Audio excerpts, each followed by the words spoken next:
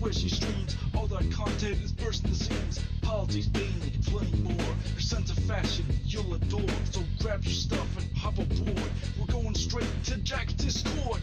Viva Bojack, Viva Bojack, Viva Bojack, Viva Bojack, Viva Bojack, Viva Bojack, Viva Bojack, Viva Bojack. That's what I'm talking about. First time singing the songs for Viva Bojack. Shout out. I don't know what I'm doing really, but I got passion. That's what it's about. It's all about passion.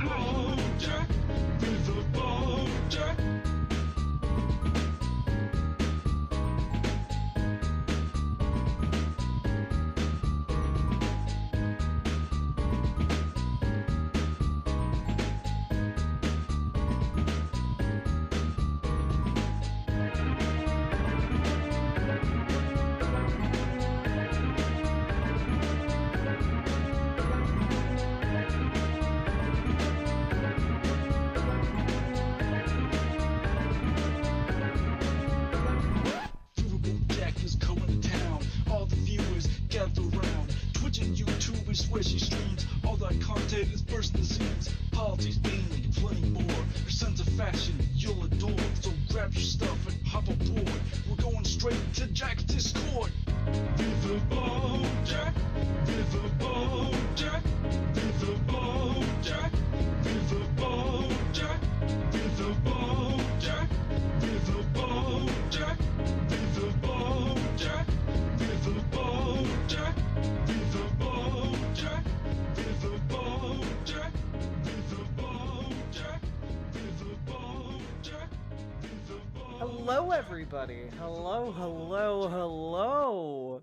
Hello, feistiest bard. Hello, German cow JJ. Hello, Charlie Jinmir. Hello, Malachi. Hello, OS Crane. Hello, Punky Gal. I'm glad you had a good time at Pride today. Hello, Mr. Miyagi. Hello, hello, hello. I know I've been doing some late streams. These are some late streams. I know that doing video game streams, we're just gonna have like the hardcore friendos here, and I appreciate all of you being here. Hey, everybody. Yeah, we're here to do like some light research and play Elden Ring, and hopefully mildly entertain you fine folks. Hi. How we doing? Also, I have this, and it's an incredibly large pack of Sour Patch Kids, and I'm here to tell you guys that for every sub, membership, dono, etc., I'm going to eat one Sour Patch Kid. I don't know how that is fun for you, except that you get to make me eat food that I like. That's your incentive for today. Can you make me eat an entire family-sized Sour Patch Kids thing? I hope not, because I'm gonna have to exercise a lot to make up for that. But they are also delicious. Hello, Jack, said as an animaniac seeing the nurse. Thank you. Thank you. Hey, Daturo dude. Hello, Penny Auntie. Hello, Trains and Bullshit. All aboard the riverboat? Indeed. Indeed, indeed, indeed. Now, folks, we have a few options today. You know, there's a reason why the name of today's stream is getting DLC ready in Elden Ring. and choose your own deep dive. It is a choose your own adventure stream. You guys here today can choose the path forward that you would like to take into the darkness of the unknown. Okay? You're sweet enough already? Stop.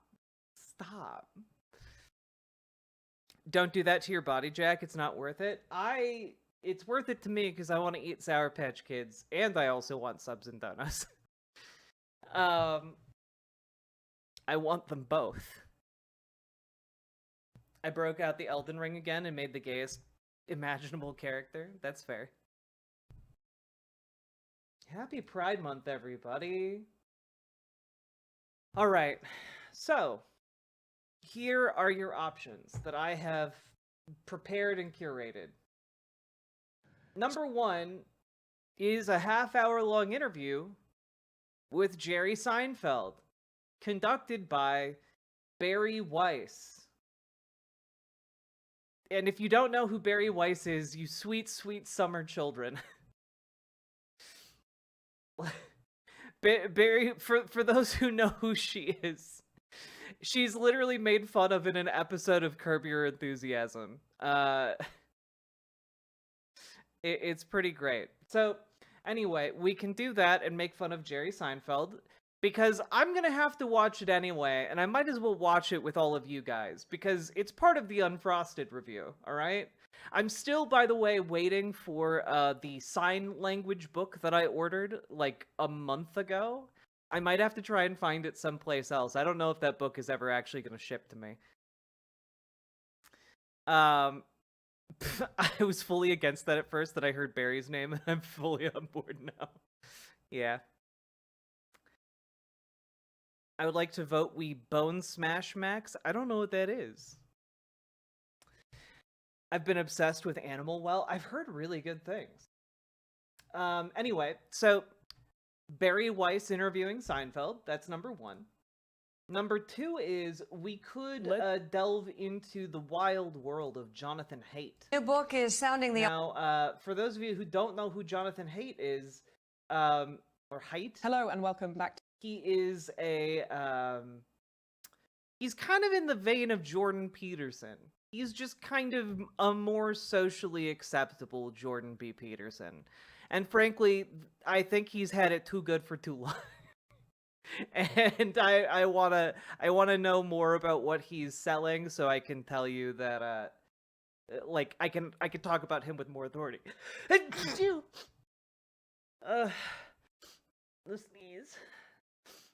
sneeze. Michelle Wolf made fun of her on her Netflix show as well. Yeah, she's kind of been regarded as like a clown by like Barry Weiss has been kind of regarded as like a clown and like a kind of one of those people who just fails upwards in their lives. And yeah, I think talking about her would be nice. Replacement Peterson, yeah, like you'll see people on like both sides of like the political aisle like talking about Jonathan Haidt and how he speaks to like, you know, certain sensibilities in the modern era, when like from what I can tell when I look at his work, it's like maybe we shouldn't allow children to have social media and cell phones until they're 16 years old. And like that's his revolutionary advice. Like, it really is like the second coming of Jordan Peterson in my mind, because it seems to me like Jonathan Haidt is getting a lot of additional clout on like unrelated topics, when his main points are like let children like play outside and be properly socialized, and also let's not give them cell phones until 16. You know, it just seems like the clean your room discourse all over again. So anyway, we'd be taking a look at Jonathan Haidt. Another option that we have is we can dive into 2 hours into more Balaji Srinivasan. I do have a 4.5 hour long interview with him that we could go over, but I don't want to do that tonight. That's too long. So instead we have if you've got a strong hand, like an hour long one that's a bit more digestible. Additionally, we have a Steven Crowder man on the street bit where he supposedly converts three ladies on the street to vote for Donald Trump. I thought it would be nice. Supposedly. And of course, last but not least, there's a lengthy debate between Jordan Peterson and Matt Dillahunty that I have not seen, but could be fun to go over. So let me type out. And if you would like to vote, please vote over in riverboat.gg. It will take you into account in the poll. If there's a tie on riverboat.gg, I will be deferring to people who put in their 1s and 2s and 3s, etc. on the other sites. So, how about some Christians crying about Pride Month? No, I have that enough in my personal life. All right, what do we got? Hello, Mr. Miyagi. /vote. What topic? Bari and Seinfeld, or... I'm probably misspelling everything. Don't worry. More Balaji, or John Haidt, or JBP plus Dill, or Crowder on the street. Let's see, was that it? Is that it? Am I missing anything? I don't think I am. I don't think I am. All right. While we wait, we can listen to all of Donald Trump's quotes from Donald Trump's Real Estate Tycoon, a real video game that he did voice acting work for. Now, here you go, everybody. Vote now. 1, 2, 3, 4, 5. Bari and Seinfeld. Balaji. Welcome to Donald Trump's Real Estate Tycoon. Have you got what it takes to buy, build, and sell better than the best developer on the planet? Now construct new buildings in each of 5 cities. It doesn't matter which type you build or where you build them. The mission is won once you have at least one completed building in 1, each 2, city. 3, 4, 5. There is a time Vote limit now. of 24 months, so don't waste time. Damn. Okay, Bari and Seinfeld by a country mile. Not even close. Okay. Chat has betrayed all of you by voting for Bari Weiss and Seinfeld. So, let's dive into this. Bari Weiss writes for does videos for free press. I am not super familiar with the site, but let's find out more. Let's see what she has to say in this segment called Jerry Seinfeld on the Rules of Comedy and Life.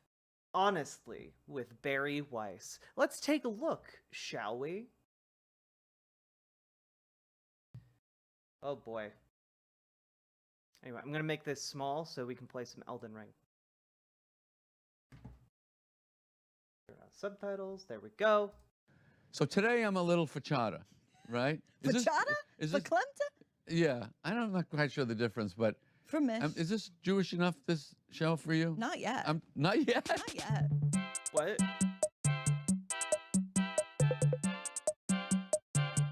Well, Jerry Seinfeld, welcome to Honestly. Thank you, Barry. It's my pleasure to be here. How's the coffee? That's pretty good. Yeah? Yeah. I have this new bit I'm doing about that coffee is the most important thing in a human's life. That when you What? get to your last thought before you move on to the next world, whatever it is, it will not be about your relationships or your accomplishments. What? Your last thought will be, that was good coffee. So as The I rest pass, was complicated. Oh man. Oh man. Oh man. Okay. Granted, I have now watched half of Unfrosted before falling asleep. But that's the new bit you're working on, Jerry? That's That's the new bit you're working on? She didn't even know when to laugh, Jerry. She literally didn't even know when to laugh. Oh my god. You had to keep going to explain the joke, man.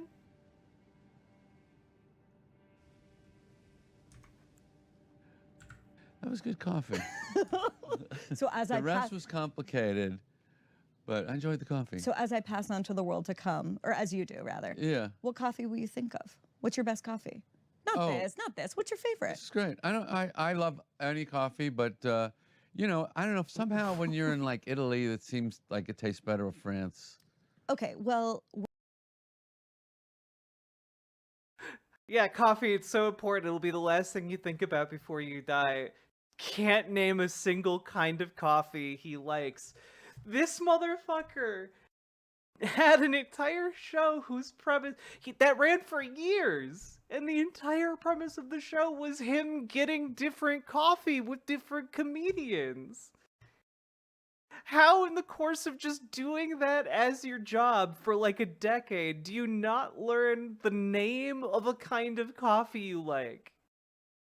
He didn't even say like a cold brew. He owns a coffee brand? Penny Ante, is that true? Oh my god, he didn't even take the opportunity for the layup shot to like plug his own coffee brand. Are you kidding me? Okay, look, I do have to say, guys, if the intent of the joke was that he knows nothing about coffee and like that's the end point of the bit he's doing, that's actually funny. But I don't think that is his intent at all here. I don't think at any point did he intend for him not knowing a kind of coffee to be the bit. I remember hearing this bit about the coffee and thinking about how specific I could get, naming specific countries, roasts, preparation methods. Yeah, he's just like, oh yeah, maybe in France or Italy or something, you know, it just seems better over there. You literally had a show about getting different kinds of coffee with different comedians, and you can't name like a style of coffee you like. There are many kinds of coffee drinks. You know, like I don't even like coffee, and I know there are many kinds of coffee drinks. Just name one, man. Hey, Lady Davina. I'm gonna assume he's too embarrassed to admit he likes the Rudy Giuliani brand. Yeah. Hey, KM Stas, how you doing? we're meeting at a particular moment in which Trump's probably going to be president, maybe. I don't like that kind of talk. Okay, Trump may or may not be president. Ivy League jihadis are sort of marching through campuses in the street. Man. Okay. You know, it's not exactly a relaxing Ivy moment. League And you go jihadis. and make a movie about breakfast. You've just come out with this incredible movie called Unfrosted. Unfrosted. Why? Why a movie about breakfast and Pop-Tarts? You know, one time I was doing a Hard-hitting show. In the early days of comedy, we often would get gigs called nooners. Have you ever heard of a nooner? I'm guessing it's in the middle of the day. It's in the middle of the day. A lot of times it was a school of some kind. And of course, we would do them. And I remember doing one, and I was doing this bit, and I think it was about cereal. And this big woman stood up in the middle of the thing, and she says, "Why are you talking about this?" And I said, "Because I like to." And Paul Reiser, a good friend of mine, said to me years later, he says, "That's when I realized what a real comedian is." That's the answer to the question. Because you wanted to. Because I want to. That's why I made a Pop-Tart movie, because I want to. Well, it has this amazing cast. Yeah. It's Amy Schumer, it's Bill Burr, it's Jim Gaffigan, it's Hugh Grant, who's amazing as Tony. It's so good. Oh, thanks. And it's just Thanks. a total distraction from everything going on Yeah. right now. Yeah. Which- Well, I mean, when we started it, Okay, look, I immediately, like, if I didn't know anything about Barry Weiss going into this, her deep-throating the comedy of this movie is, should be deeply suspect, you know? Like, it's not a funny movie, guys. by the time I fell asleep, I hadn't laughed one time.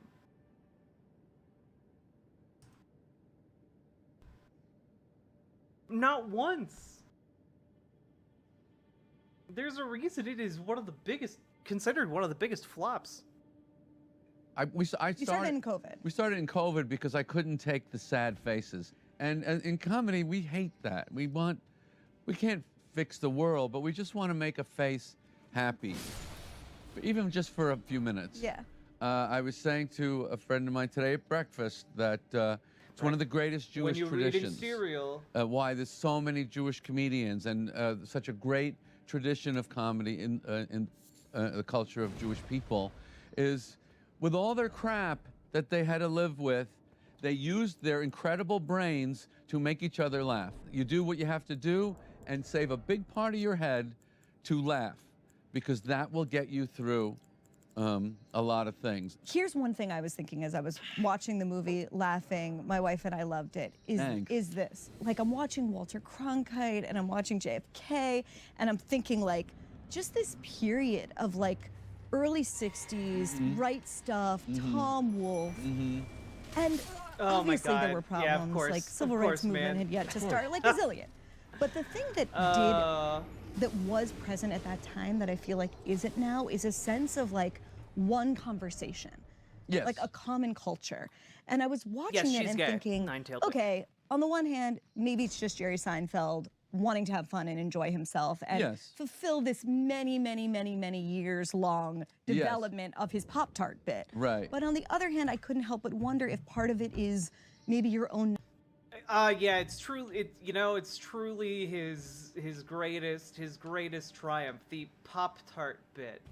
You know, what a classic thing he's done.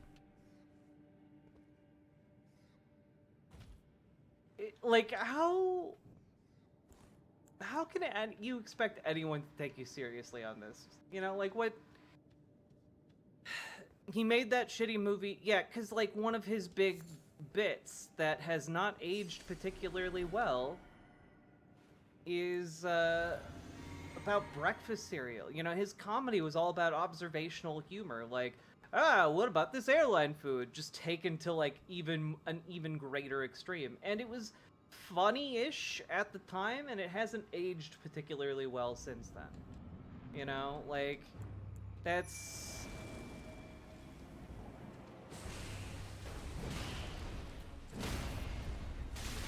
Ow.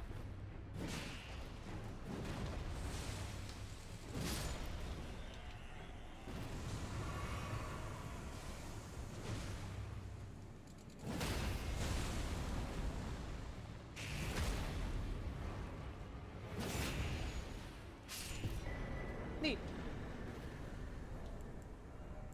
Kindred of Rot's Exaltation. What is this? Tell me more about this item I have found. What powers doth it conceal? Poisoning a rot in vicinity increases attack power? That's pretty cool. Huh. Rot for the scarlet goddess of scarlet blossoms. Flourish in distant lands and return to us, the unwanted children. A lot of great lore on these items.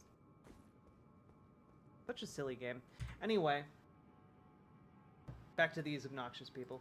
Nostalgia for this time that feels like another planet, or at least another country. Well, of course it does.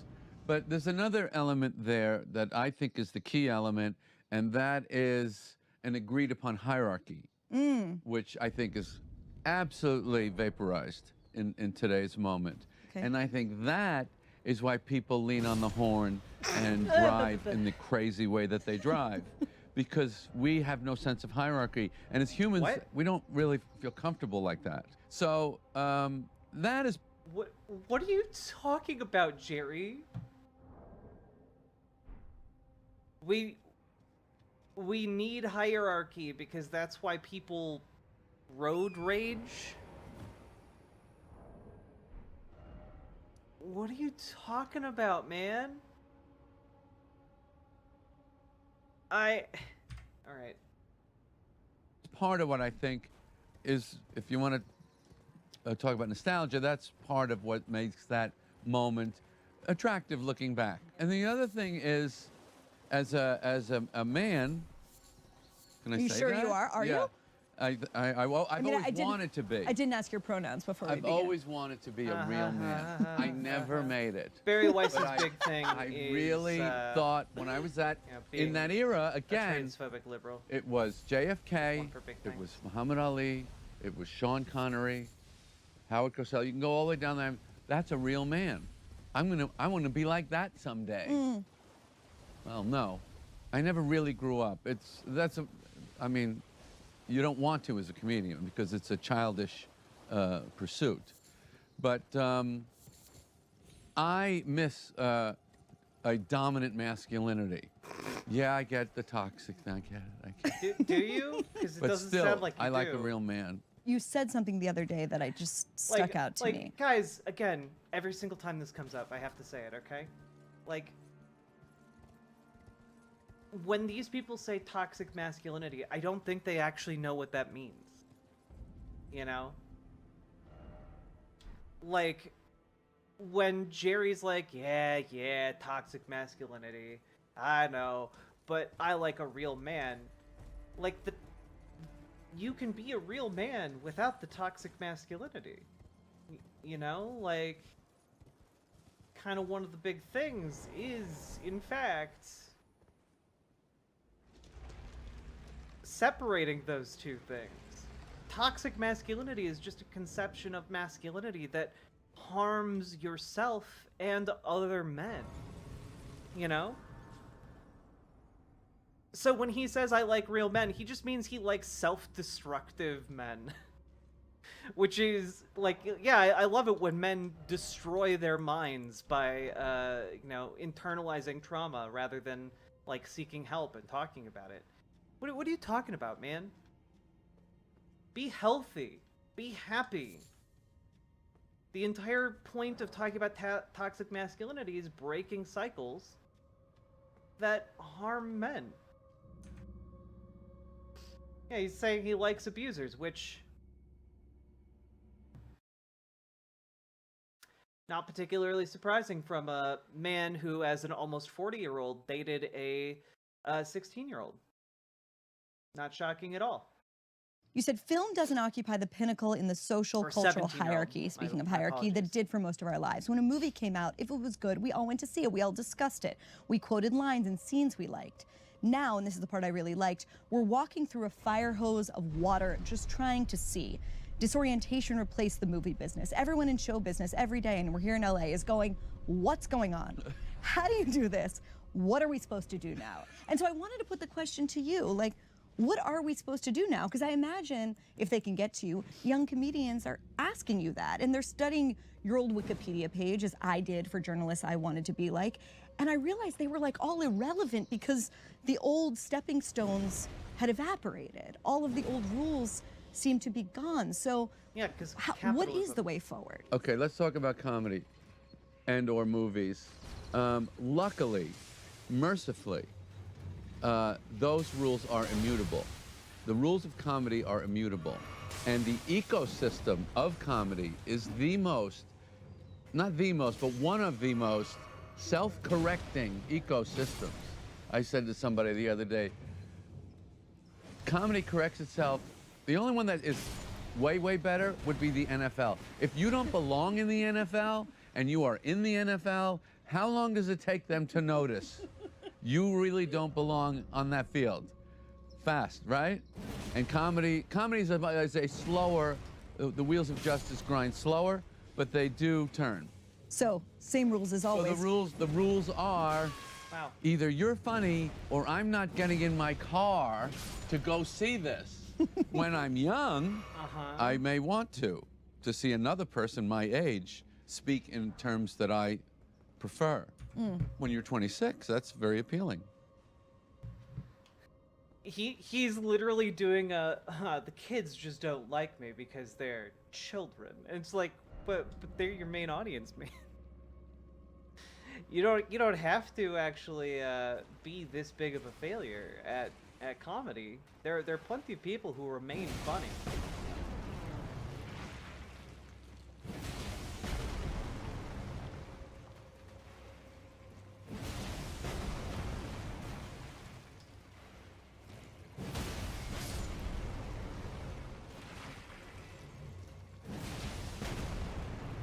Man, it is not worth it to fight these guys.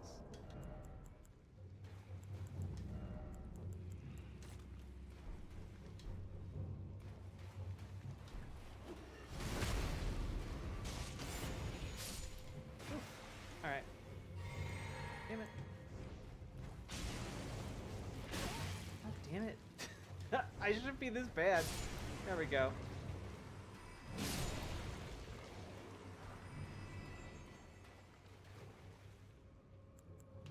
Pro Elden Ring player. Pro strats.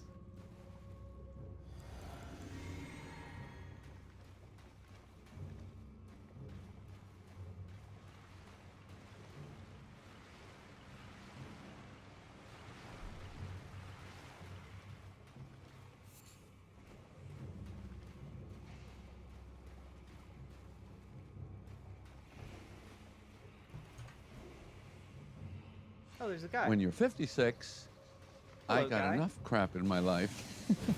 I am only going if I get the relief to go back to the importance of the relief that humor gives you in life. Humor, life without humor is a tough Oh, slog. he got me. A drudge. He got me before It's he a got off my drudge. It's a attack. drudge. And who needs another drudge? No Well one. done, No sir. one. Let's talk about your work and Paladin. the philosophy you have around your work. A decade ago, you did this interview with the New York Times, and you talked about how you didn't use computers. You Yeah. used a legal pad and a Bic ballpoint pen. Is that still true? It's still true, yes. Why do you like to write like that? It's nice. Well, that's nice. That your hand doesn't hurt? Sometimes. Yeah, what do you do when it hurts? I just go like that. Okay. No carpal tunnel. You know, when you write comedy, it's, forgive this pretentious analogy. You'll have to forgive me, but it's the best way to describe it. It's a little like poetry. You don't do a lot of writing. It's 90% thinking, 10% actual writing. But the feeling of a ballpoint pen on a thick yellow pad is very pleasant. I use a yellow pad. That's in Right. part why I'm asking you. I love it. Yeah, I mean, it's like a warm bath to me. Do you have a special place that you like to write? Or a Yes, special I day? do. This Yes, is I do. But I insipid. could write right here if you all would leave me alone. We could. And give me a flat surface. I'm good to go. This is the other thing I believe in. My daughter is a writer, and I really have hammered her very hard about this. There's no writer's block. There's no writer's block. There's lazy, there's scared, but there's no writer's block.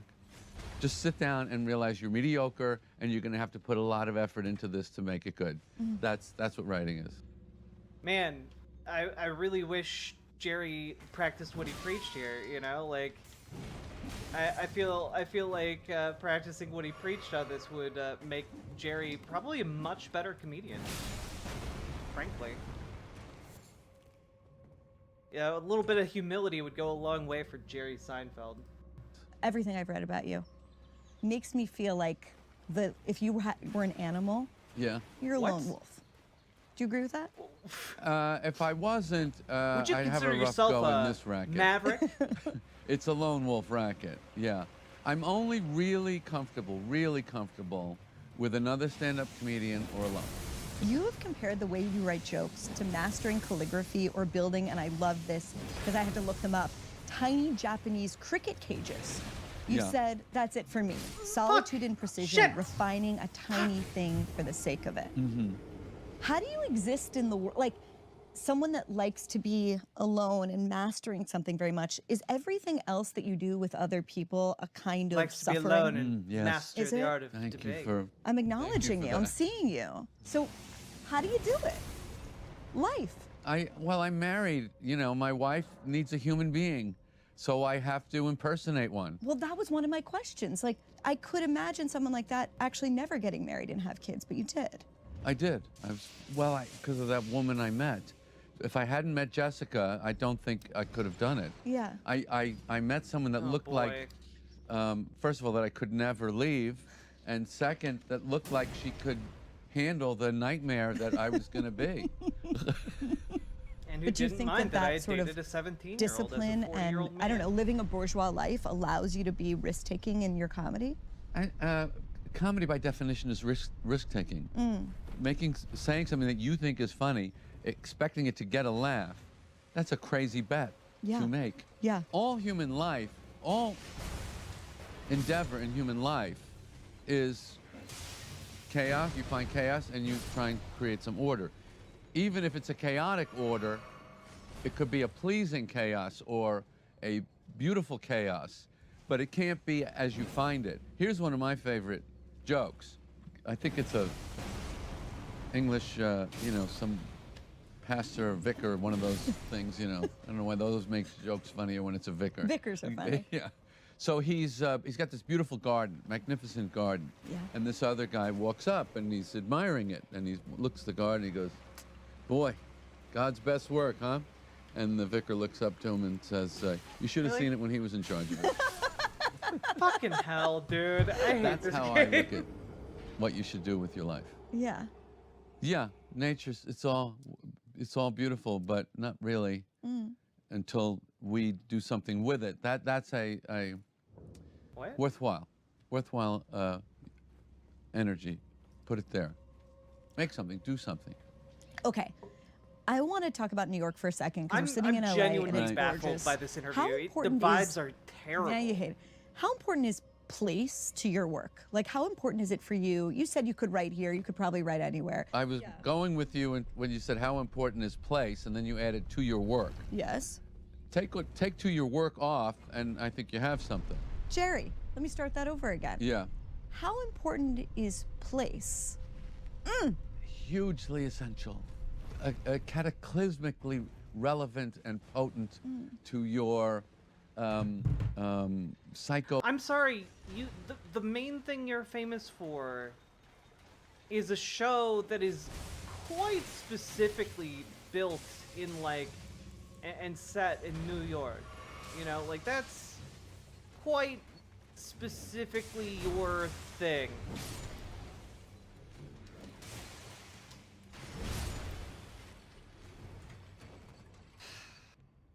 Physical well-being and productiveness. Here's my analogy.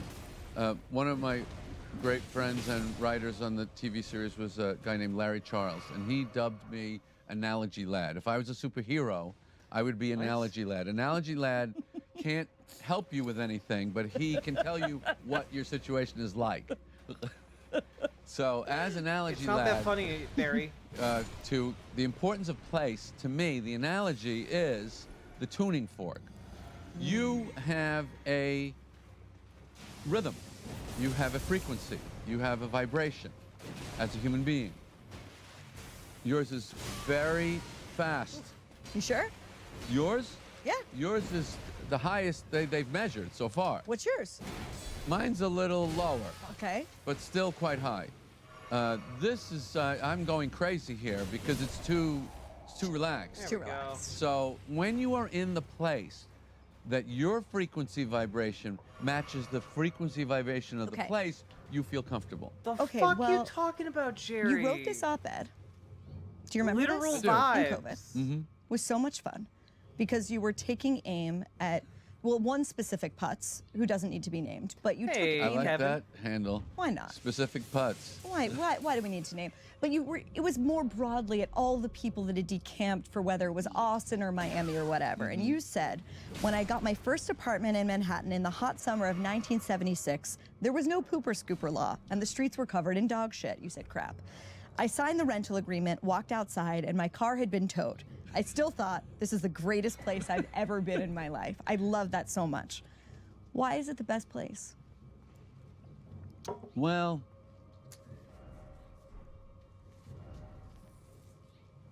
it's the clientele. You can't beat the clientele.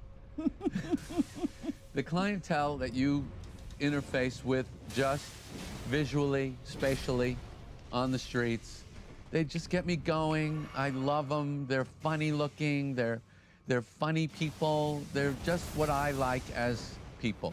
That's of course the core New York City, and they like it. And I like it, and I'm with them. It's like when I go to a Met game. We all love the Mets here. It's such a nice feeling. But New York City, to me, is a deep-rooted core of things I believe in, which is overcoming. Oh, so you would say it's very important to your work. Oh, that's so interesting, Jerry. Thanks for bullshitting for like 7 minutes. Intensity, a lot of Jewish elements. You know, it's a very Jewish city. Jews thrive there. You know, when they came from Europe, or wherever they came from, I guess, and the Middle East, and they loved it because it's business, it's work, it's complexity, everything that Jews thrive on. Nanny you the know. cat? And I did, and I always felt describe like myself as a nightmare to my the husband. gift that Oh, New wait. York Yeah, was. right? I grew up on Long Island, and I was never I feel like comfortable the there. self-deprecation just It kind of gives you plausible you know, deniability I felt for being an stifled asshole. for some reason, and I felt like New York took me and made me. I feel like it made me. I wanted to be this guy. You know, I wanted to be a New Yorker. Every New Yorker comes. A lot of them come from other places, wanting to be this type. And I feel like I travel the world showing people this is what New Yorkers are like. And if you want to see something unusual, it's something that's you don't see every day, you know, I will represent that. How much material do you get just from like being around other people on the streets? It's the attitude. Everybody's funny in New York. Do you think that Jerry spends a lot of time on the streets? Jerry Seinfeld is going out, living on the streets, finding out what people are talking about? No! He's not! He's hanging out with his super wealthy friends. Yeah. So to be a comedian, you've got to really, you got to be even funnier. So you got to really bring it. So I'm going into a Met game the other day, and I get to the gate, and there's a woman at the gate, and I go, oh, damn, I forgot my phone. I go, the hell with it. What do I need the phone? I'm going to go watch the baseball game. She goes, go get your phone. Get your phone. I go, why? He goes, because your wife's going to call, and she's going to go, why didn't you answer? I kept calling you. And this is the lady that tears the ticket. Yeah. That's how funny she is. This is New York for me.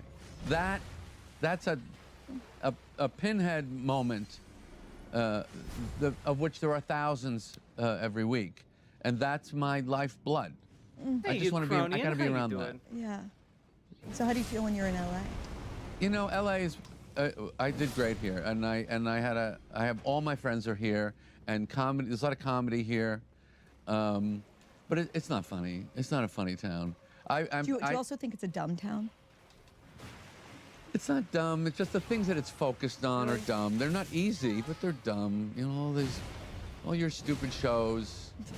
Stop with your stupid shows. It's not that great. Stop overselling everything. Everywhere you go, they're selling. Yeah, they just really exhaust themselves. I feel their what's the word? Thirstiness. Yes, the desp, as my kids would say. The desp. I love that. Yeah. The desp. It's desp. It's the desp. It's so thick. It's unattractive. It's unattractive. Don't be desp. You know, talk to me This is if you exhausting could. And to I understand listen your to. grandfather Imagine being name, so it's a married to different him. thing. But like, you're around you're around comedians. Like, how much of the censoriousness has seeped into what you think comedians will talk about, will play with on stage? Is that a real thing, or is it not a real thing? It's not a real thing. Okay. It's not a real thing. Do you think punching down is a thing? Like, is that a real phenomenon? No. I don't. What? Comedy is a extraordinarily simple binary outcome event. I love Jerry, man. Do you believe that you can in fact punch down on like the lower classes and the the least advantaged in society? And Jerry's like, no, I don't, because he considers everyone below him, man. Is it funny? Or it isn't? And nobody cares really about anything else. They talk. There's a lot of talk. What we really hate is when someone does something that's not so funny There we go. and we didn't laugh, and now I'm going to criticize it because it didn't make me laugh. Today I'm fachada because the movie, but give me a couple days Isn't he a to calm billionaire? down. I don't think he's a billionaire, but 'cause he's when you, like when you 100 spend years millionaire, or something and it probably. comes out, you get a little crazy. So I'm a little crazy today, but in a couple days I'll be back to normal. And the only thing I want to God read damn it. is the absolute worst reviews God damn it. that the movie received. Damn it. Because there's nothing funnier to me than people complaining that I didn't laugh because they want to laugh. And I relate to it. I get it. I think it's funny that you hated it because you wanted to laugh and you didn't laugh. Okay, but you actually will read bad reviews. Oh, yeah. Really? You hated it because you wanted to laugh and you didn't laugh, but why is that entertaining to you? Like, it's entertaining to read about how you're bad at your job, Jerry? Like, what are you doing? They're funny. Have you always been like that? Yes, it doesn't matter what you think of me. Why would I think that I'm going to make something that everyone will like? What sense does that make? Okay, but you got to be insane to think that. But hold on. When you were just starting out, just in the very, very beginning, Yeah. did you feel that way, or is this a luxury of having the kind of success that you've had? That it's funny. If you're built right, Yes. as a stand-up comic, Oh, Yeah. he just you built don't different. give a flying what He just anybody built thinks of me. different, chat. I'm He doing just this gig. unironically. I'm getting my He laugh. just unironically said, "I'm built different." He's the superior comedian, able to take twice the amount of booze as the average comedian. I'm getting the money and I'm getting the hell out of here. And when your review comes out, I'm in another city doing the same thing. So there's no one opinion that has any value. Comedians live on its group thing. Whatever the group says, that's the vote. We don't have to take a vote. The vote has been taken on that joke. You can hate it. It's still a great joke because the laugh is there. If you're funny, Wait, but nobody genuinely laughed funny, at your gay king joke. none of these things are difficult to overcome.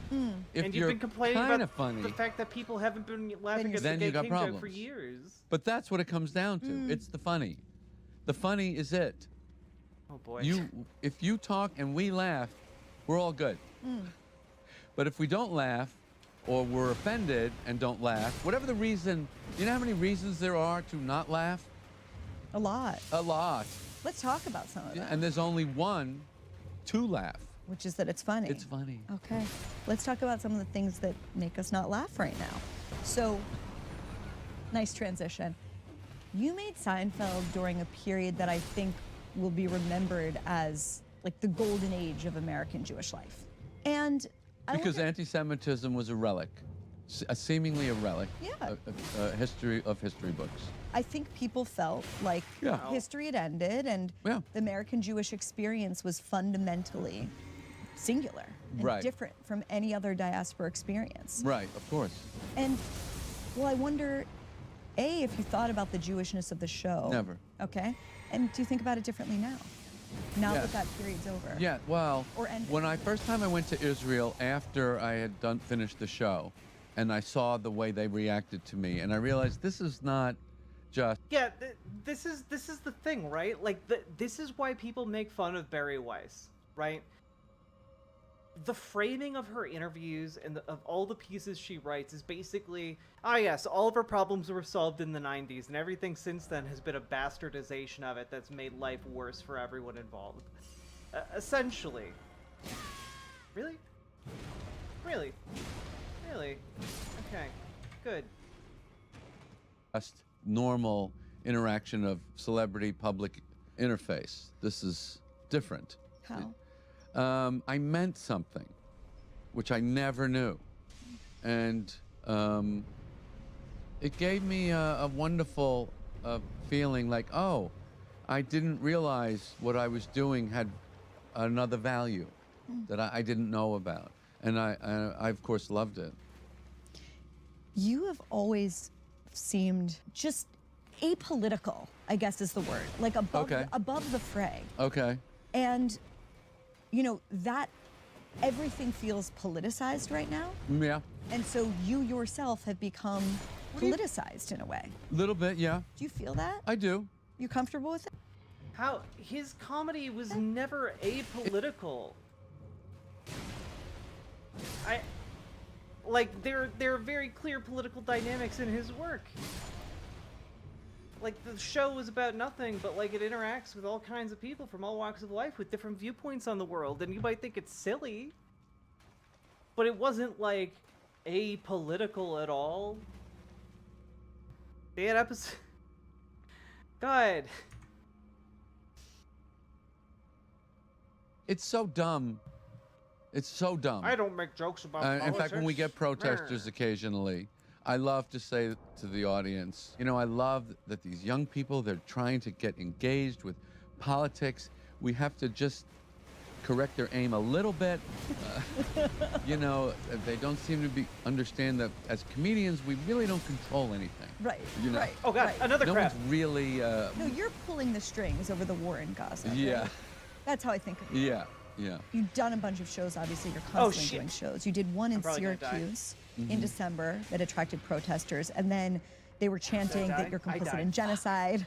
Then, when I gave this talk in There were February at two the giant Y, crabs, chat. there was this footage of you where they were calling you a Two of genocide them. supporter and Nazi scum. And the thing that jumped out at me was not the things they were saying, of course, because they say it to anyone. Yeah. It's that you were smiling and waving and genuinely seemed to be enjoying yourself. Yeah. Were you? Yeah. Why? It's so silly. It's like, Hey, chat, someone should they drop some wanna- subs they or wanna, donuts so I can eat these Sour Patch express Kids. this, you know, Just say it. sincere, They're sitting here taunting me. intense rage, but again, a little off target. Right. Right. Little off target. So that's, to me, comedic. Beep boop. You know. You were in Israel Yes. since the war started. How was that trip? The most powerful experience of my life. Really? I'm sure. Why? Yeah. You know, you just.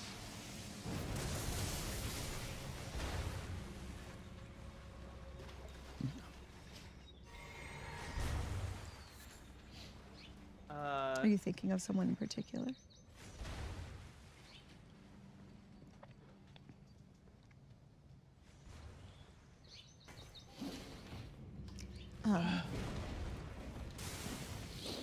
Sorry. One thing that I've been thinking about is God damn it, dude. I'm so bad at this how game. a huge part of the way you think about Like, I think it's one thing if his family has been personally affected, right? But like, in this interview, I feel like there needs to be like a follow-up. Like what? No, like what? Like what's going on with this reaction? a comedy is how the audience never lies. Mm-hmm. Yeah, Right. I don't know if he But lost what anybody or happens not. if a lot of people are wrong? In other words, there is I don't think Jews do well in an age of mobs. And I feel that right now in our culture, it's really easy to form mobs. Yes, really easy. And what's the difference between the audience never lying, but when does the audience kind of what tip into the mobs? I mob? Do don't you see where I'm know. going with that? I don't know, do. man. I do. There's something, Yeah. but I really have been wanting to ask you about, like, for someone that relies on the truth telling of the audience to tell you whether or not something is funny. Mm-hmm. What does that same principle apply to a mass of people? You see what I mean? Well, you can't act like we don't see this every day in many realms. Let's just talk politically, left and right. You're watching mobs. They're mobs. They're mobs believing their own crap, right? Yeah.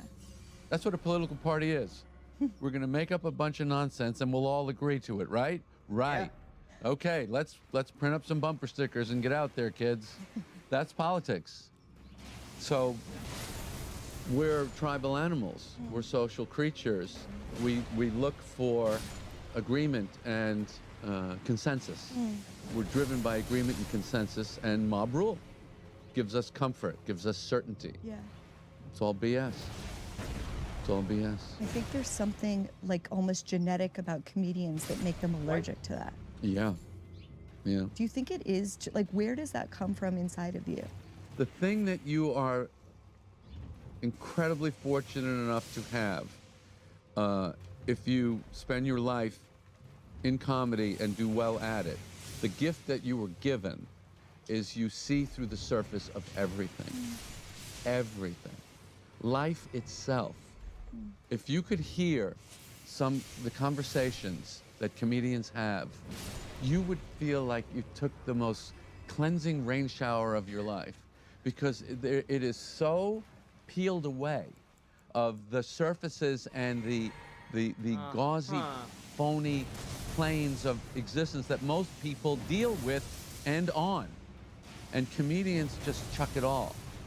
The residue is your comedy product and your act, and hopefully they laugh at it. They don't even realize what they're laughing at is I'm seeing into your life in a way you can't even see it. Can he suck himself off any So harder? if you heard comedy conversation, the profanity of it, the misanthropy of it, I think you'd find it incredibly refreshing. And sadly, I never hear it anyplace else. Never. No. Everybody else is like 8 layers of fake, cream and veneers Totally. of waterproof wood coating, You're on that, that's where most people live. That's why they come to see a comedian. How do they know these things? The other night when I saw you, you said something that made me laugh as I was thinking about it later, which is I was like, how are you? And you're like, I'm done. I'm dead. Like, you're not really even looking at a person. Like, I'm almost 70, I'm dead. I could die and it's fine. do you feel that way? Of course. Okay, but how This is what I'm getting at. just your, you've kids. vapid. I did great by my kids. I was a Yeah. good dad. Yeah, And they feel loved forever. that's it. Sure. So we're cool. But it could end tomorrow. Right now, before I get out of this chair. I don't want it to. I don't either. But What are they talking But about? Jerry, you This love is- life. Yeah, I'm fine dying. I don't want you to. Jerry, please don't go. Please don't go, Jerry. We still need you. Wow, okay. Why the hell she's always laughing? Yeah, it's just the dick riding is wild. I do. I also love death. I have so much death in my act, I have to edit some of it out because it's just too much. Okay, you're a very happy person that hates everything. What do you hate the most? Like, What do I hate the most? Boredom. how can you ever be bored? Because I've struggled to have conversations with people that want to talk about things that are on the surface. What do you do when you're in that situation? Drink. Or do you ever just like be like, go right to death or go right to something real? I start asking them, what do you weigh? Yeah. What do you weigh? Are you still in love? Yeah. You want Ozempic? Right. A natural question. Yeah. Okay, we're doing a lightning round. Ready? Okay, yeah. Okay, last 2 minutes. Lightning round with Jerry Seinfeld. Favorite comedian of all time? Robert Klein. Zabar's or Fairway? Zabars. Woody Allen, innocent or guilty? Don't care. Favorite baseball player? Tommy Agee, 1969 Mets. Best place to perform for you? I'm sorry. You know what? That might be the most sus but predictable answer you could have imagined, dog. I just fucking killed myself walking into a trap. Jesus Christ. Yeah, of course he doesn't care. Yeah, I'm sure this guy who dated like a 16-year-old, 17-year-old, has some very non-feelings about Woody Allen.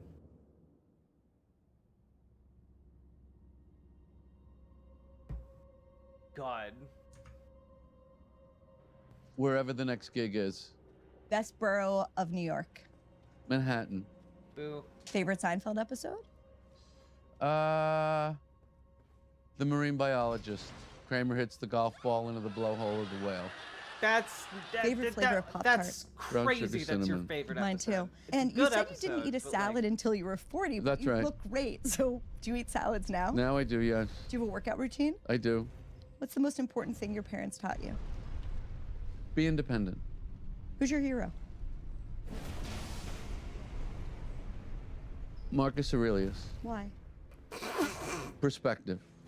The most important single word in life. Jerry Seinfeld, it's been a total pleasure. Thanks for coming in, honestly. Thank you. It was a treat. Dude, what a weirdo. Oh my God. Oh my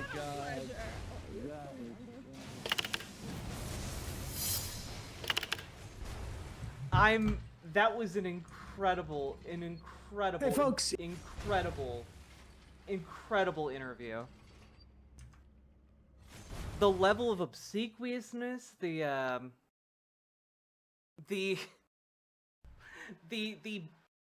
wildly non-introspective answers to the questions. Huh.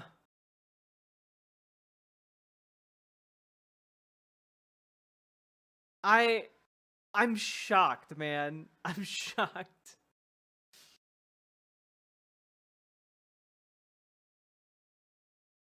Well, folks, we can't really continue doing more Seinfeld content because I have no more Seinfeld content. However, I can tell you we've been going for over an hour now. If you've been enjoying the show, I know it's been very laid back and chill. But consider hitting the follow button on Twitch, the subscribe button on YouTube, the like button on the YouTube stream, and consider dropping those sweet, sweet subs and donos. Because one, I will eat one not gummy bear, Sour Patch Kid. I have this entire family-sized bag for every $5 dono, sub, or membership. And I want to eat that entire goddamn bag. But I'm restraining myself for you, chat. It's sitting there taunting me. Background looks more spare than usual. Well, I'm in a different location at the moment, Banana Brains. I have a streaming spot at my partner's place. And that's where I'm at right now. So some of the presentation, etc., is a bit different and wonky over here, but yeah.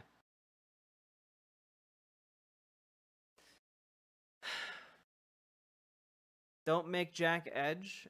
Yeah, don't make me edge, chat. God. Stop it.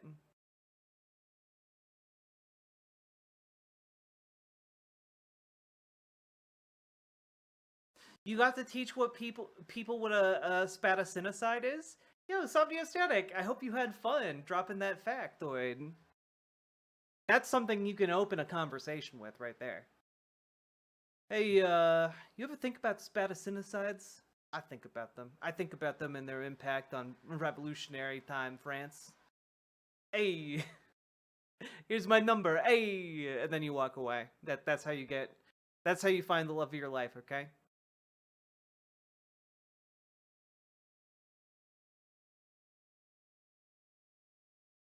Troll Magic the Gathering tools are just that. True.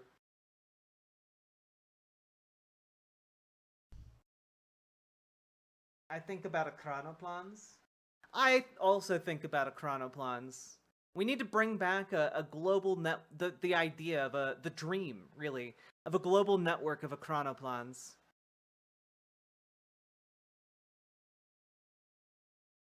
One day, chronoplans will replace all shipping containers on Earth. Not shipping containers, but like, you know,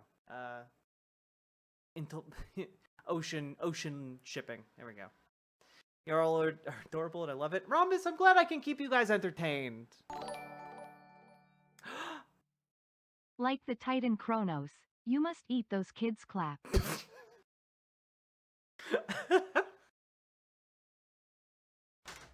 Matt at the Yahoo, thank you for being the first person to support stream today. I will eat them kids. Thank you for the $5 dodo.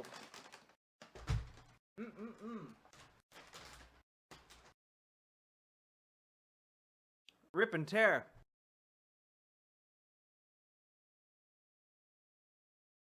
All right. Hell yeah, that was good. But folks, we need another piece of content to consume. So, that means another vote.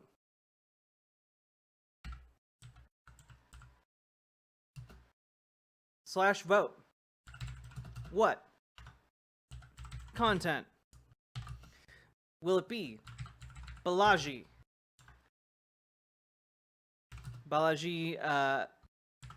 fascism, or Crowder on the street, or what's the other one I prepped for you guys? JBP. Wait. JBP versus Dillahunty. Okay? We got a debate between them about does God exist? That could be interesting. And I also pulled up a few other things we could go with. But let's take a look, shall we? Anyway, you have approximately a third. You have approximately 30 seconds after I press this button. All right. Here you go. 1, 2, 3. Wait. Do one more.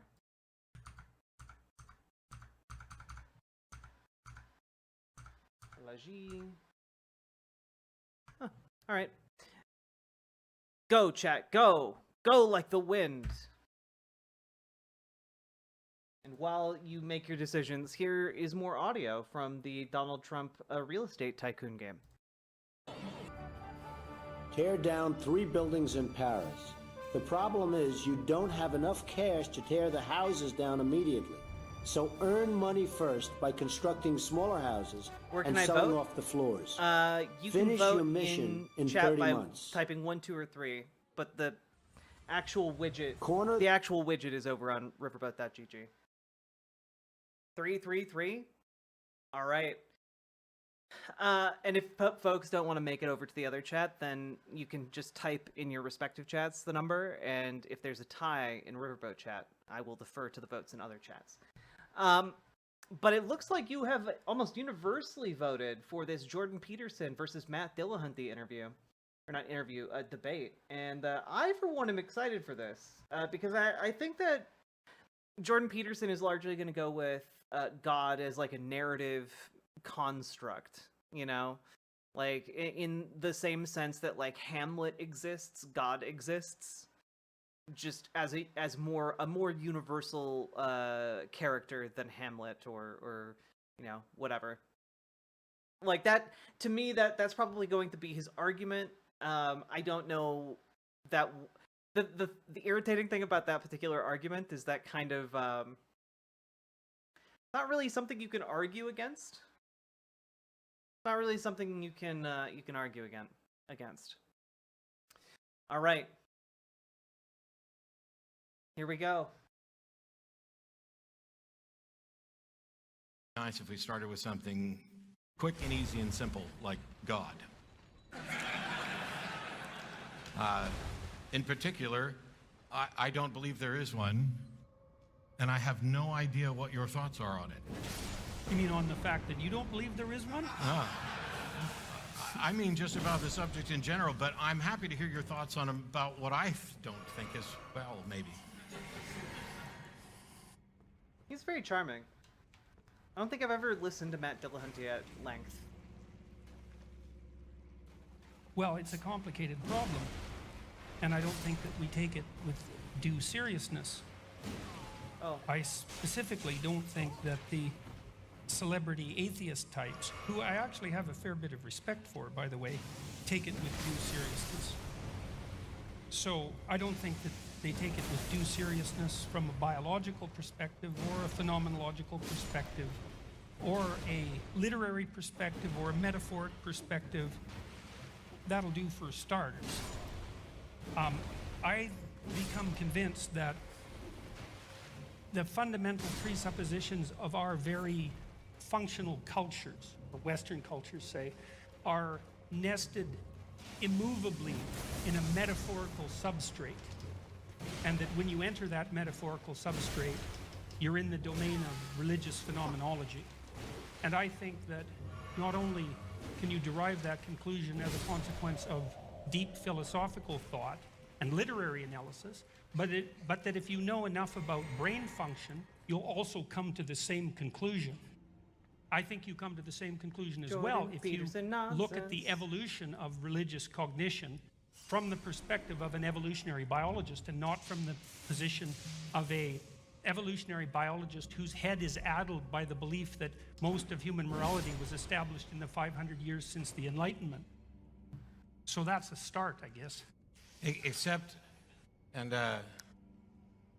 so you have to bear with me. Yep. Because I'm from Texas. That's okay. I'm from Alberta, you know. It's bigger than Texas, just as bad. Yeah. So the curious thing for me is all of that applies, seemingly, if I'm understanding it, to religious thought, religious tradition, the value of religious identity to individuals. And I don't see that any of it relates to whether or not there is a God or whether or not there's sufficient reason to believe there's a God, which is my sticking point. I'm fully fine with the idea, we'll try and get through this without, like, raucous applause, but, you know, hey, at least I got one. Yeah, you don't never complain about raucous applause. Because that's the sticking point for me. I have no problem acknowledging that people derive value from their beliefs, whether or not they map to anything in reality, that they can be inspired and motivated, educated, and enlightened by poetry, prose, metaphor, allegory. But my concern is, having grown up a fundamentalist Southern Baptist, the people who I know and some of the people who are working to enact legislation on behalf of their beliefs are convinced that they have good reason to believe that there actually is a God, not just that it's useful to them. Well, it's not that easy to distinguish between what's useful and what's real. So I think that distinction can be made, but it's a lot more difficult than people generally think. And I also think that there's no doubt that there are different levels of sophistication of religious belief. You know, what I see happening in this sort of discussion, say frequently, you know, and again, like I said, I have a fair bit of respect for the atheist types because they spend a lot of time thinking, and that's generally a good thing. You know, I see most of their thinking, however, directed at the fundamentalist types, the fundamentalist Christian types, mostly of the American persuasion, who suffer from the somewhat understandable illusion that the biblical corpus has the same epistemological and ontological status as a scientific theory, when it clearly doesn't, right? I mean, if you're Okay, now we're closer to the same page. Okay, Yeah. if you're a religious thinker, let's say, if you're a serious student of religious thought and a serious philosopher, one of the things you can't claim is that whatever story the Bible is telling is a scientific theory. And that's just self-evident. First of all, like, when was the first scientist? Descartes, Bacon, Newton? Maybe you could chase it back to the Greeks, but no farther than that. And so the idea that whatever the people who conjured up the Old Testament creation account were doing was something akin to scientific theorizing is a mistake that would only be made by people who don't know how to distinguish between different kinds of truth. And so the fundamentalists, like, I feel for the fundamentalists, you know, because what they're trying to do, to give them credit, is to maintain a corpus of stories in which an ethos is based, that would be the Western ethos, in this case of Christianity, because they believe that the ethos is of extreme value. And I also believe that the ethos is of extreme value, and that it is nested in those stories. And so they don't like to be confronted by the rationalist, atheist, evolutionary types, because it blows the foundation of their ethos apart, and they feel that it's worth preserving. And I think, well, yeah, it is worth preserving. Now, that doesn't mean that there aren't philosophical problems associated with the manner in which they construct their arguments. But, well, what I'd like they're still worthy. But it doesn't address the issue. There's a deep issue here that we're not contending with. You know, here's an example. This is, maybe I'm wrong about this, but I don't think so. I just finished, well, I thought about it a lot, you know, and I do try to think about where I'm wrong, because I would like to figure out where I'm wrong, because then I wouldn't have to be wrong anymore, right? And being wrong is actually not a good thing. You fall into a pit if you're wrong. And this is what I point out in the... Did you know? Oh, that's not it. My name is Jordan B. Peterson, and I'm here to tell you that you need to make your bed. If you don't make your bed, then you are merely making a spot for the Chaos Dragon to sleep next to you at night. Full of questions, pregnant with purpose. Now, some of you might have been under the impression that it was okay to be incorrect, but it turns out it is actually contrary to God, this concept that we have in our heads, created out of the intermixing of cultural realities and socially constructed spaces. A real being mishmashed in the unknown and unseen network that exists between all living things with understanding and empathy. Oh God, it's one of these lecture things. on skepticism, since you didn't get to see the show, is that being wrong feels exactly like being right. Nobody runs around going, oh, I'm wrong, but I'm going to keep believing this. We all assume that we are correct about a great many things, and it's not so much that being wrong is the thing we're afraid of. It's, I think, that being exposed as wrong is the thing we're afraid of. We're also sometimes afraid of being wrong, because if you're wrong at a deep level, chat, it can really hurt you. Oh, I agree. You know, it can really take you apart, and so people don't like to be taken apart. Like if you're wrong about your wife, for example. I want to see that tends to be a very JBPD-based painful Kermit the thing. Frog. And that's something that's worth pursuing to try That's to figure why I out why had the that frying is. pan. That should make you popular. Okay, so one of the issues that I have, and you can respond to this, is that let's say the celebrity atheist types, because I actually like that phrase. Okay, but like, well, also, Catalina Gibbard, thank you for $5 dono, being the second person to support stream today, and make me devour my children. Tasty, tasty kids.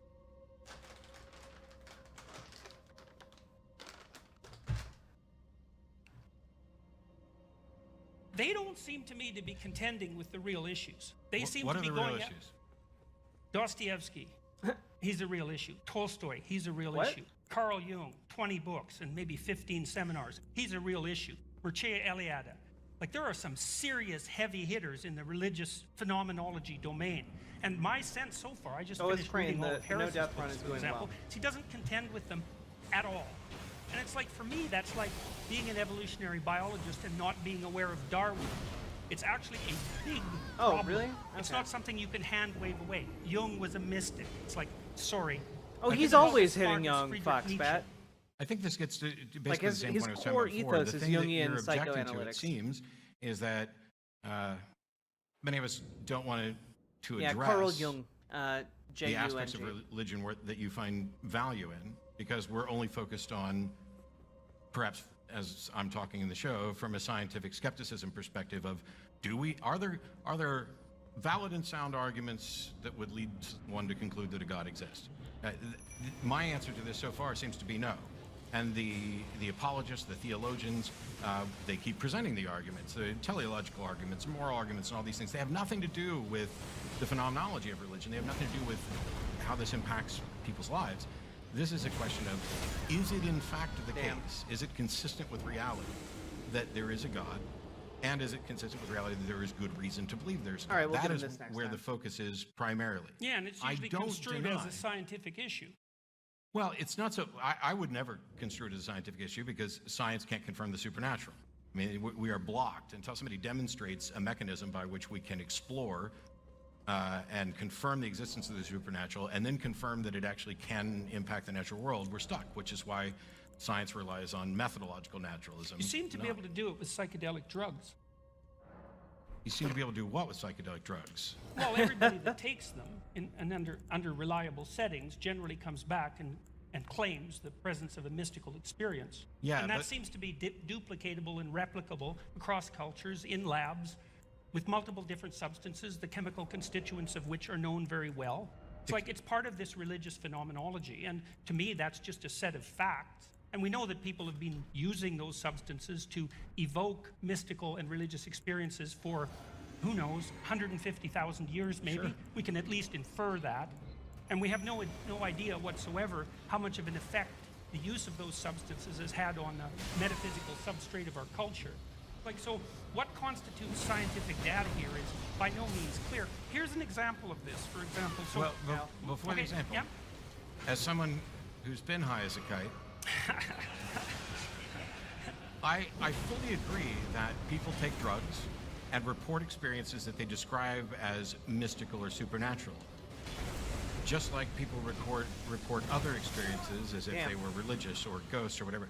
We have no way of confirming that this something mystical or supernatural actually can happen. What this is about the language. Stops people from smoking.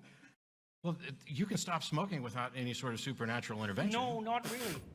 You can't stop smoking without supernatural? There aren't really any reliable chemical means for inducing smoking cessation. You can use a drug called bupropion. I think that's the one. It's whatever Wellbutrin is. Is that supernatural? No, you don't need a supernatural effect, but it doesn't work very well. But if you give people magic mushrooms, psilocybin, and they have a mystical experience, they have about an 85% chance of smoking cessation with one treatment. But that's kind of like evidence, you know. It's kind of like evidence. It's evidence that you can take mushrooms and increase your chance of quitting smoking. No, it's not. It's indication that if you take mushrooms and you have a mystical experience, you'll stop smoking because it doesn't work. Okay, if you take mushrooms and you have an experience that you describe as mystical, then you'll increase your chance of smoking. That doesn't tell me whether or not there was something to this notion that they had an experience that was supernatural in any sense. Well, it's not definitive evidence. It's not evidence at all. Oh, sure it is. No, it's not. How is it? Wait a second. Wait a second. That's wrong. Okay. It is evidence. So, because look, no, he's right. You want to speak. He's right. You want to think through this skeptically. Okay. You have a pharmacological substance. It's psilocybin. You give it to people who are trying to quit smoking. The psilocybin doesn't directly have an impact on the smoking behavior. It has to elicit what's described subjectively as a mystical experience. And you can get physiological indicators of that mystical experience. And you might say, well, that's not enough to prove that it's a mystical experience, but, you know, you're conscious and I accept that. It's like you accept all sorts of things without being able to demonstrate their validity on every possible objective, with every possible objective criteria. So don't get in too much of a hurry. It's a serious issue. If you give people psilocybin, for example, and they have a mystical experience, not only are they much more likely to quit smoking, which is really something, but they're also much less likely to suffer from death anxiety if they have cancer. Like, that's quite the thing. And not only that, if you test them a year later and they've had a mystical experience, which the majority of them regard as the most significant one, two, or three experiences of their life, including such things as getting married, their personalities are permanently altered in the direction of more openness to experience and more creativity by a standard deviation. Like, that's walloping effects. So we can't get too much in a hurry Walloping about effects. dispensing with all that. Skepticism, as I repeatedly point out in the show, is not about cynicism. It's not about debunking. And I'm not saying that there is no supernatural and that there is no mystical experience.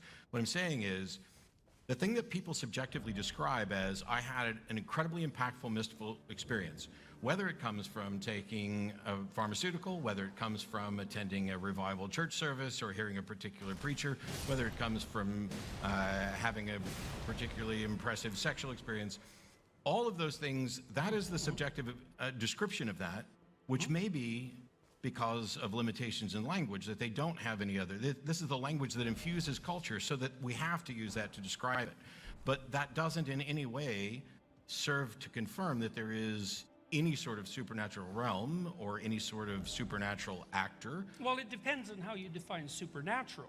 Like, look, I get your point. Okay. And I'm not claiming that the phenomena of psilocybin intoxication is direct proof for the existence of God. I'm not saying that. Kind of seems I am like saying Although that'd be it might awesome. though. Well, people do report personal experiences of that sort of thing. So it's not completely out of the realm of the experience. But it's also because of the problem of the border between the subjective and the objective. It's difficult to probe deeply enough to come up with anything definitive. More of you should know, bake and some I subs understand and that donuts, that's a 'cause problem. The But Sour Patch Kids are staring into my soul. the supernatural I don't like issue, the way they're looking that's a at me. different They issue. think Like, they think they're people better than me. are capable of entering different experiential realms where things are qualitatively different to them. The perceptions are different, the thoughts are different, their response to the world is different. They feel that they've died an ego death and transcended their normal mode of perception. Like, maybe that's not part of the supernatural, but then you're starting to define the supernatural pretty narrowly. Like, No, do you require miracle, like here and now? Something that defies the laws of physics? Or what's your definition of the supernatural? So there is the natural world, Yeah. and then there are people who make claims that something is not part of the natural world, that it has some external supernatural origin. Those are the claims that I don't see how we can make any sort of epistemologically sound confirmation of. I'm fine with accepting that people have these experiences. I've been, I was, for many, many years, Very knifey duck. fundamentalist Southern Baptist, and I remember standing in church and feeling what I would have described at the No time as the banana Holy brain. Ghost, These are sweeping mine through and me. mine alone. Now, many years later, I look back at that and I say, why did I describe this particular Wouldn't be experience Nom this way? nom It is nom. it's a unique experience. It's of the same quality as something you might experience from a drug. Or now, I've experienced similar things from music and drugs Right, and right. sex. But they're not all exactly the same. And I'm this is kind of the experiencing some caveat that, godlike that the believers, for delusions any on one of them, would these. use is, oh, the thing you're talking about, when you had the awesome sex or you were on Who drugs, needs that's not psilocybin the when you same got as what I these felt the Holy Spirit. babies? I felt all of them. The reason I would have said at the time that I had been filled with the Holy Spirit is because everybody around me was saying that too. It's not like I have any sort of any way to demonstrate a causal connection between Thank a you, Holy Wendy and Spirit Very and Knifey my Duck. experience. It was, I had an experience and I, like everyone else around me, attributed it to the Holy Spirit. What was the experience like? Elation, euphoria. I don't think I ever had visions, but certainly it was an overwhelming sensation. You get the goosebumps or hair on your head. awe. And I remember fairly distinctly the first time I had a very similar experience outside of church, because it was from listening to secular music that my church would not have allowed.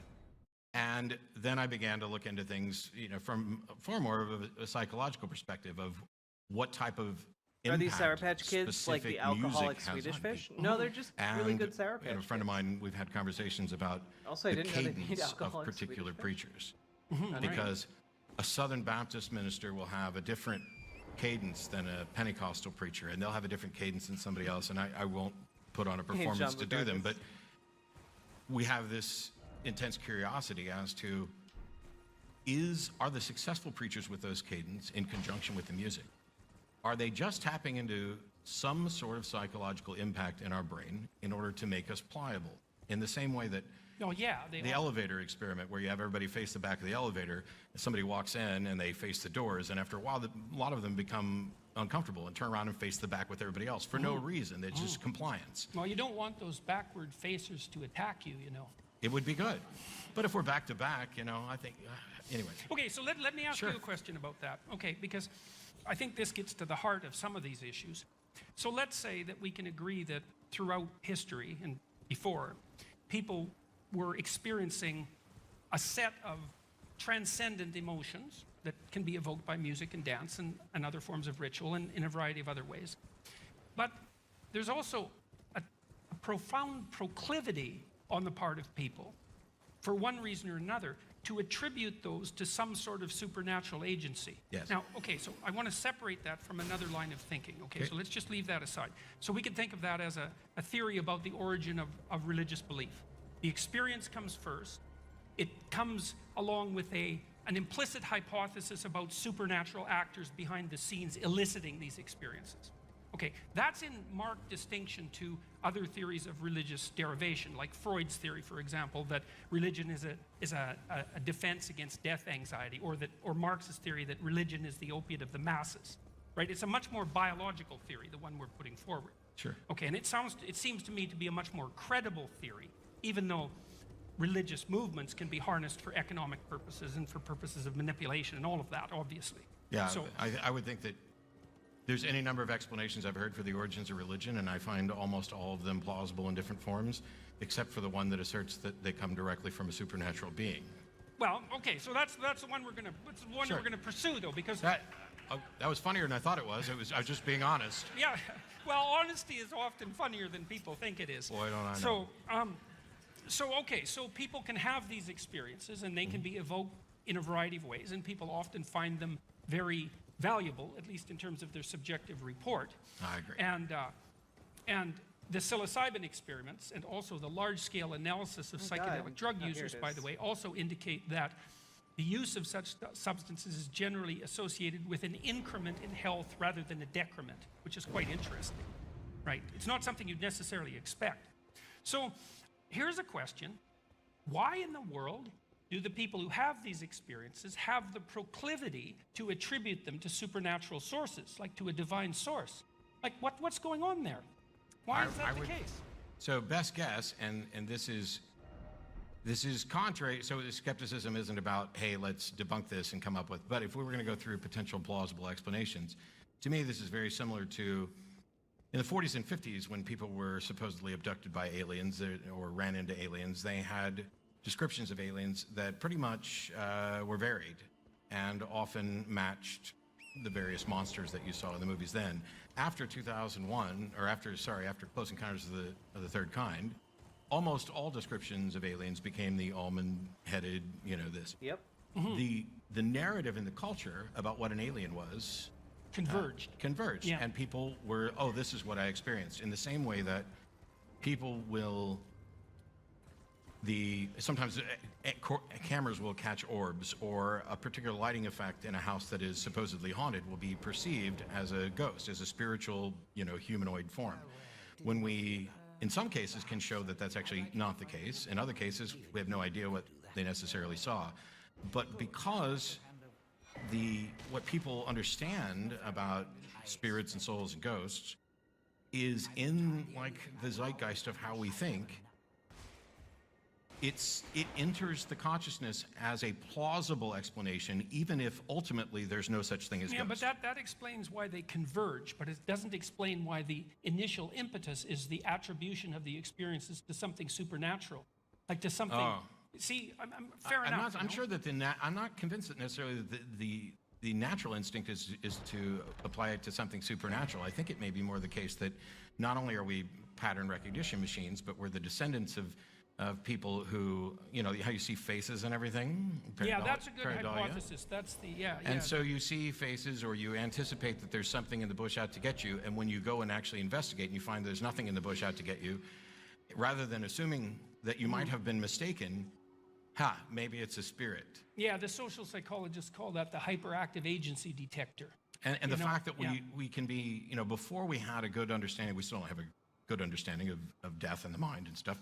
But if I'm standing here talking to you and I drop over dead, there's a clear undeniable difference in me sitting here as an animated being and me laying there as no longer there. And so it seems a natural inference that something that about me has left. That doesn't mean that there's actually something about me, like a soul or whatever, that's left. You know, we don't tend to think the same thing when the radio stops working or the television stops working. It's not like the man in the TV has left. It's just off. Not yet, anyway. But it seems give us some time. That those I don't know sorts if of you natural. want to use that analogy because it suggests that whatever's in the TV is coming from an external source. And you're definitely not making that argument with regards to the soul. Well, the TV You know what I station mean? isn't in my living room, so there's at least some external source sending it Right, to there. but that's exactly my point. Yeah, that's is all that I was you, going for. You make a case that consciousness isn't exactly in your head either, even though it's localized there. So why would I think consciousness is anywhere other than my head? Well, how do you account for consciousness? Well, I'm not sure that we can account for consciousness. This is definitely true. But yes. See, and I that's have another no reason to think well, that that's it's another, beyond, what the brain produces. The fact that something's mysterious doesn't mean that. Well, if something's mysterious, consciousness isn't just mysterious. It's like really mysterious. It's the most mysterious It's thing. super Right? mysterious. It's not like ordinary mysterious. the fact that something is really mysterious to the point where I think you and I would agree that we don't have an explanation My for name is Jordan it. B. Okay, if there was Peterson, something like that, we'll say that and it's maybe I consciousness. We am a agree we man don't have an of explanation, super or at least a mystery. complete one for consciousness. Or even a partial one. I Okay, would sure. say. So, it seems vaguely so associated consciousness with the is brain. really mysterious, and you and I have no explanation for it. As human beings, we're uncomfortable with saying "I don't know." This is something I'm trying to teach people to become Asterisk, more comfortable asterisk, with. asterisk, is to say "I asterisk, don't know." asterisk, them And Sour so, Patch when you Kids. ask me about consciousness, my answer is VWA. "I don't know." But for other people, Paladin, they're thank you so for the uncomfortable with "I $15 don't know" dono. that Let's they go. posit an explanation that they cannot justify. Something is untestable and unfalsifiable, and that is that there's a ghost in the machine.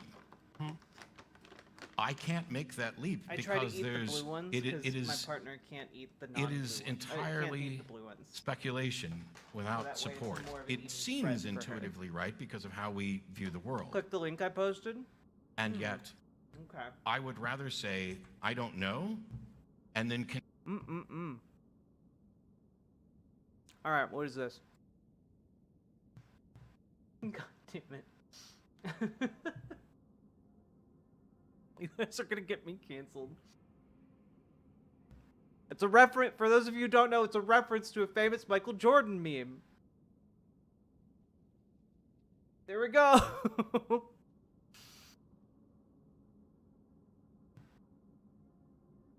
continue to explore it because I worry that by asserting what the explanation is, you stop looking for the actual explanation.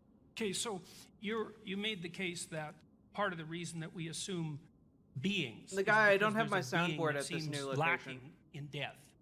And that was When I'm at my associated- house, I can do I had that, asked the but not question here. about why people attribute their mystical experiences to supernatural beings. So we kind of went off It has on a the little bit of a Jumpman tangent logo. there, but it was related. So we could say, well, your idea is something like people personify the soul for obvious reasons, and they also have a hyperactive agency detector, and so it's the combination of whatever there you go. mechanisms that produce that allow them Damn, to my boobs are attribute booping in that pic. supernatural personification to the source of mystical experiences. It's something like that. Yeah, okay.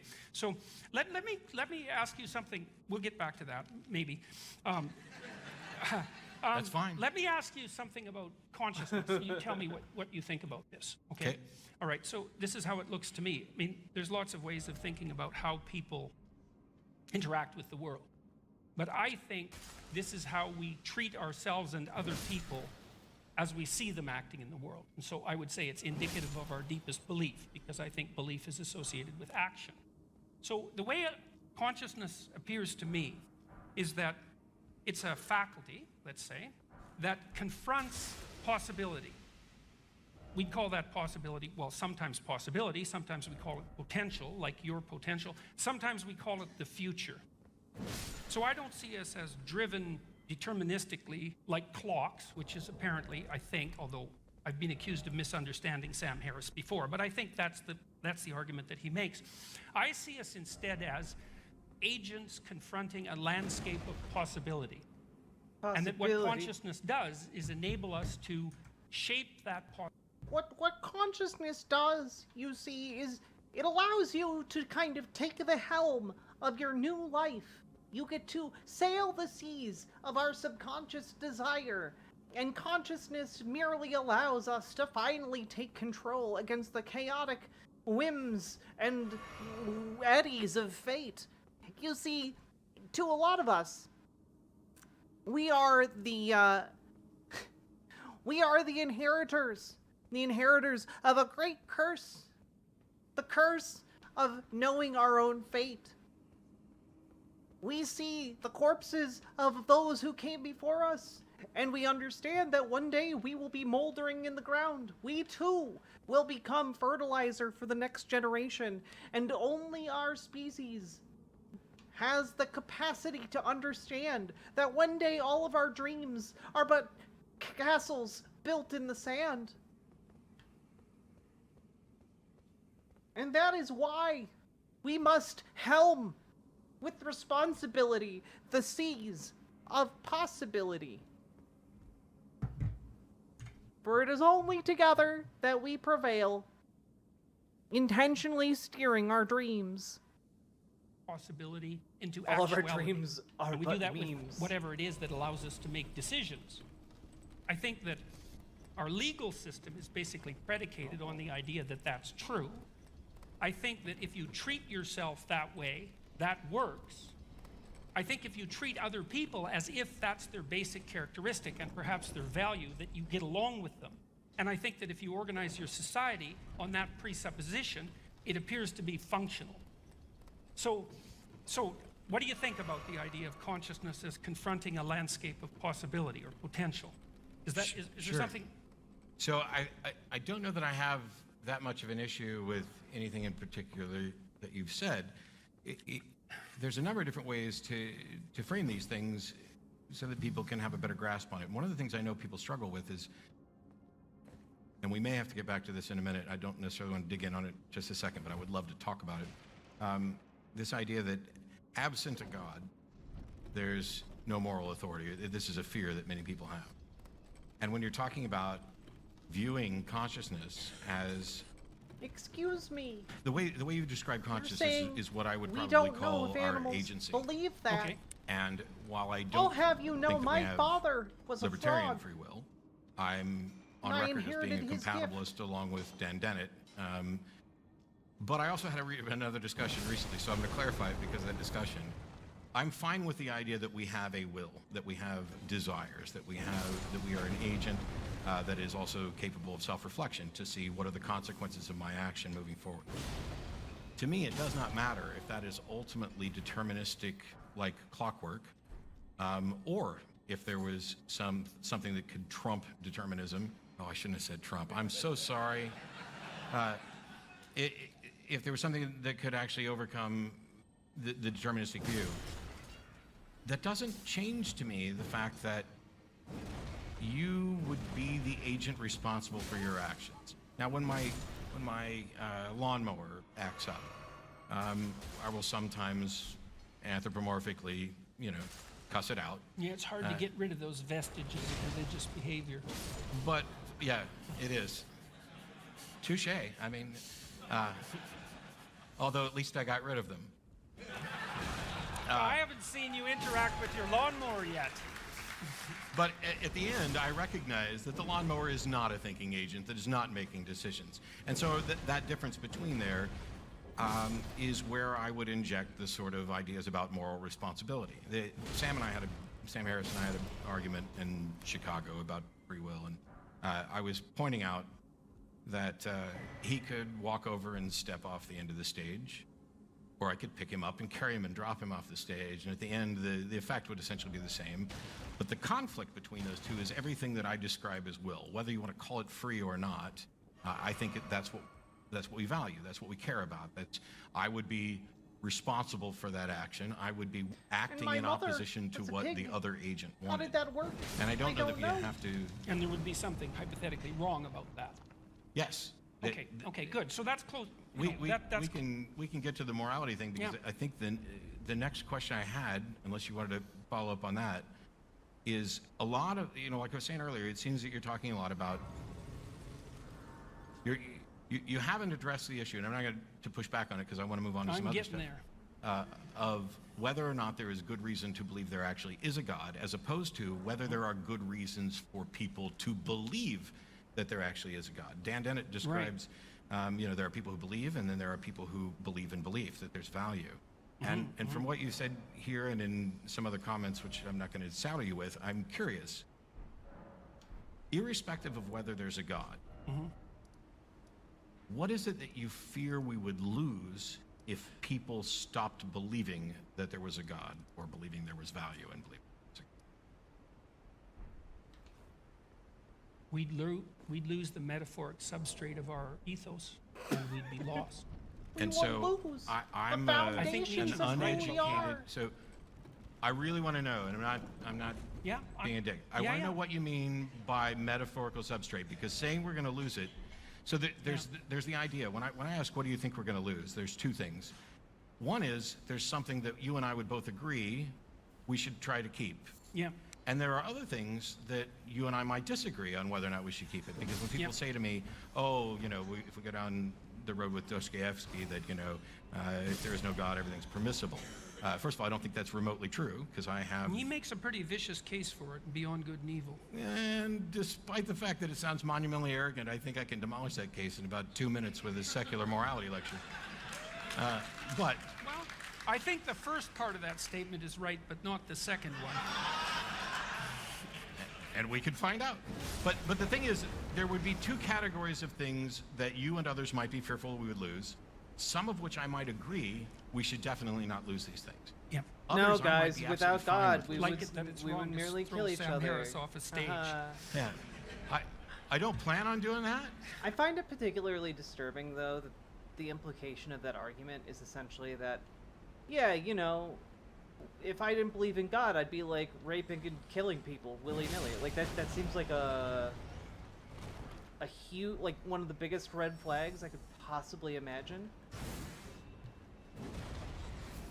Like you are not a safe person to be around at all.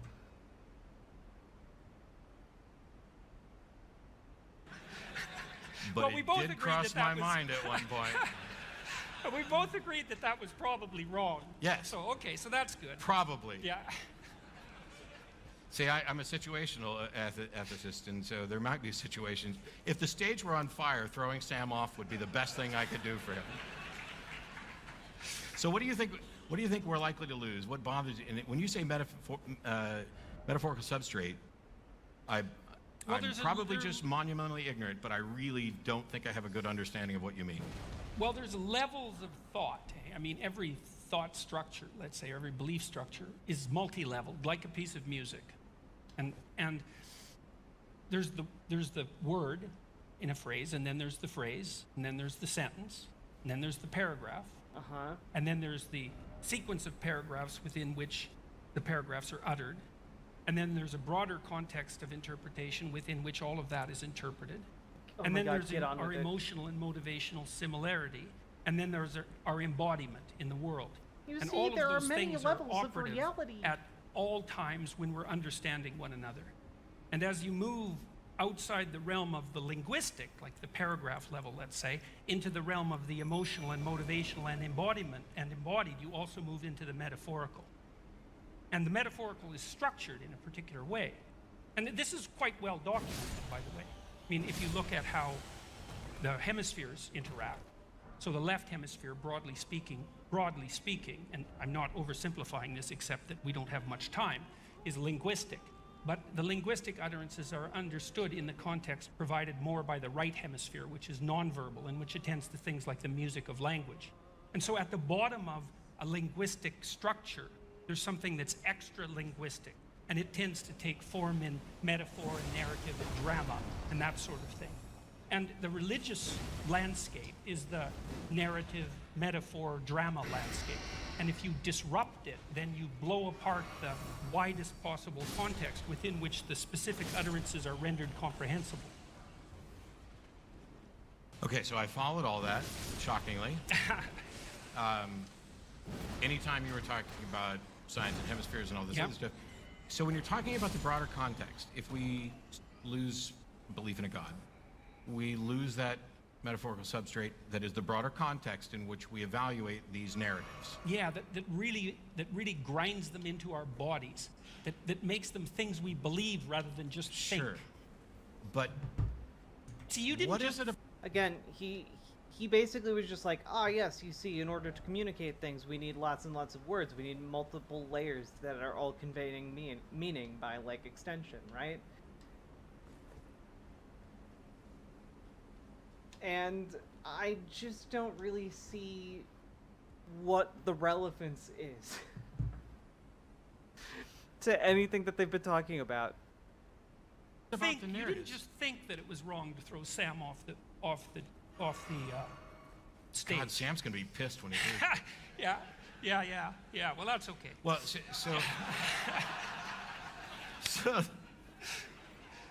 See, there's a difference between thinking something and believing it, because to believe it, it has to be thought incarnated in some sense. It has to be embodied. when I talk about it, belief is the state of being convinced that a proposition is true or likely true. It's everything that I try to do, I tend to view in the form of propositional reasoning. So when we talk about the narrative, Yeah, that's a problem. okay, Yeah, well, you can't reduce the world to a set of propositions. why not? Oh, look, Show me something that is No true problem. in the world that is not a proposition.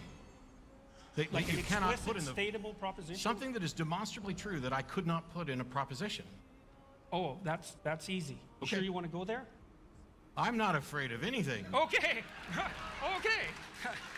If I'm wrong, I want to know I'm wrong. But Yeah. I'm trying to. For years, I Are had you this thing ready going to where tango people would say, with the "Oh," Dragon of and this is Chaos, kind of what we're getting at from a different buddy? angle. I would say they would be afraid of what we would lose if we lost religion, and I basically said, demonstrate to me any benefit. Oh, you'd lose art and poetry and drama and narrative Why? and story. Are there no godless artists and poets? Well, there are artists and poets who think they're godless. So we might have crossed over into a problem area because Yeah, no doubt. I don't actually, I can't draw for crap, although I do draw during the show. But one of the individuals who came to the show the other night handed me something that she had spent a great deal of time drawing. She's a wonderful artist. I'm very grateful to get it. And, you know, while I pretend to read minds on stage, I constantly acknowledge that I can't actually read minds. So I can't tell you whether or not she actually believes in a God, but I can tell you that I actually don't believe in a God, and I could write But you act poetry. like you do. Huh? But you act like you do. That's why you didn't I want to throw act poor like- Sam off the stage. No, now you're making a claim. Okay, so I'm telling you I don't What? believe there's a God. And Yeah. your response to that is, I really do, because I have a moral sense. But my moral sense is utterly without any appeal to a God, Explicitly. or implicitly. Maybe. The That's not so obvious. Okay, it's really See, because it's you easy. regard Sam Harris as an implicitly valuable entity, because otherwise you just throw him off the stage. And then the question is, well, just exactly why is he an implicitly valuable entity? I don't What's your think he's- metaphysics of that? I don't think he's implicitly valuable in the sense, in the.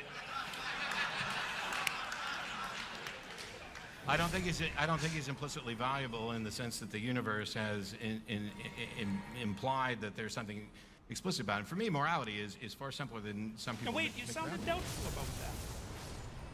You know that, like Maybe you've you're been the sounding- mind you've reader. been- well, maybe.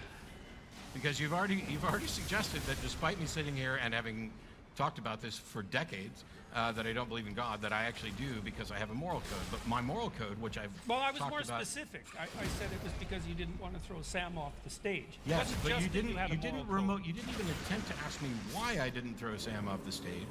Instead, you went to why do you think Sam has implicit value? Because it Okay, seems so, that in okay, your I'm- narrative, I'm willing to that's go the there. only justification. Well, maybe you were afraid of being punished. I think you no. Oh, I think okay. you can have a perfectly acceptable foundation for secular morality, even if it fundamentally centers around selfishness. I'd rather not be thrown off the stage. It's in my best interest to encourage that sort of understanding in others, and therefore I will not throw him off the stage. I would rather not have my stuff stolen, and it's in my best interest to encourage others not to do that, so I will not steal stuff, and I will work It feels with like others Matt is to having ensure to that the walk people him who steal through stuff like are the punished. most basic It is possible a virtually understanding of these issues, pragmatic which is kind of insane. moral system. Why do you think it's not in your best interest to have stuff stolen from you or to be thrown off the stage? Why is it not in my best interest? Yeah. No, you don't get to think, oh, that's self-evident. It's like nothing's self-evident to the skeptic. Let's keep that in mind. Oh. I mean, we can keep going down that road, I guess, but all right. Well, so, Hey, Zuni, Because if how we're you going to doing? get skeptical here, we might as well go all the way to the so bottom. If we're gonna get skeptical for here, Sam and I, the you better foundations, roll up those and we're not the only fists, ones, but buddy. I tend to reference Sam just because if I say this, then somebody will say, well, that's exactly what Sam Harris says, except that, I was given this lecture before he wrote his book. But his book is better than my lecture, so read his book. When I talk about this, I'm talking about well-being is the language that Sam uses. Oh, I don't Sad. I don't care whether or not somebody else considers that morality. I would think at a minimum, would you and I agree that That whole well-being thing, man, as a basis for a metaphysics, that's just a non-starter. we're not basing metaphysics on it? Sam is. No, he's not. Yes, he is, because he's out to Well, maximize well-being. You can take it up with Sam. Well, okay, sorry. Do you think Because- I'm wrong about that claim? that's what I understood. I from don't reading think such Sam's a saying weird anything back and forth. metaphysical about it. I think, so here's the thing. We are physical beings. Well, it's his Chat- fundamental claim, so it's sort of at the basis of his ethic. And so he says, well, we should work to maximize is Matt Dillahunty people's well-being, or a at least decent to- dude? Well, he He does a seems bit like a more than decent that, dude. because he says we should so minimize their not- suffering. He's not maximize, minimize in this sense of simple consequentialism. Let me do this. Okay. We're physical beings in a physical universe, and the laws that dictate how things work in the universe. So God is when they you are the don't ultimate throw someone off a arbiters of stage. what Exactly. is or isn't in our best interest, Bingo. whether we know it or not. So, for example, so far as I can tell, Then why do you need free will? I don't. He's pretty good. think Why we do you need believe free in will. it then? I- Why I know do he you- does a why do you show with attribute Ardent agency to Heart. things? If the laws of the Can I universe can get to that one point? And I like her. well, so. but there was a contradiction Because that was free confusing me. will isn't relevant to this. It is if the laws of the universe are what are dictating what's good for us. No, because if you chop off my head, that is clearly not good for me. And it doesn't matter whether it was an act of free will or if it was It's my clearly- lawnmower. It's clearly not good for you because you think you're valuable and worth preserving. Yes. Okay, that's the issue. Why do you think you're valuable and worth preserving? Because I am the descendants of people who thought they were valuable and worth preserving, and the ones who didn't think that have killed themselves. But this is not a statement about. This is not a statement about intrinsic value. I don't know. Yes, I think No, it is. it's- Okay, but I think it is. Okay. The reason that we talk about this in terms of well-being is because irrespective of whether or not I care about well-being, there are facts about well-being. Sure, let's hear them, man. Line those suckers up. If you chop off my head, it's in contradiction to my well-being. I mean, but the point. No, I wasn't willing to grant that, actually. Okay. I'm saying that's a metaphysical presupposition. You're just saying I have to accept that. It's No, like- I'm not telling you because at all what to Sure accept. you are. You're saying that your death would be I'm wrong. trying to explain what my position is. Okay, but you said All right, that guys, wouldn't be time in for a accordance boss with your fight. well-being. Okay, that's a metaphysical statement or philosophical statement. It's not an obvious fact. I think we got this. That That's not chopping a off somebody's fact. head is contrary to their well-being. Depends on how you define well-being. Sure. Yeah, but it matters. But if you define well-being as this glass of water, we're no longer talking about the same thing. Well, you can define well-being. That's fine. That's what I'm waiting for. This is what I'm. Well, You can't do it. You can't define well-being. It's well, then very, why very should I try? I difficult. certainly can't do it if you keep telling me I can't do it. Okay, sorry. Okay, I'll back off. There's a. Go ahead. I'm all ears. So, the primary objection to mine and Sam's position that keeps coming back is, why should anybody care about well-being? And we both will acknowledge that this is, in fact, a subjective preference. There are people who are going to care about well-being. There are people who aren't. Oh God. Oh God. The second oh God. objection is that well-being is not clearly defined. Both of us have acknowledged this. It's not as if we're saying we have all the answers to how to go about living a better life. We're just saying that however we're going to define well-being, which is, I say you can start with a couple of foundations. You can start with death is preferable to life, but you don't get very far that way. And Stop so, suffering. no, I'm saying you could start with death is preferable to life, but you don't get very far that way because Yeah, you do. You stop suffering. You just die. yes, Right, so you can start with the presupposition. except that when you're dead, you're not being, so there's no well-being. No, well, that's...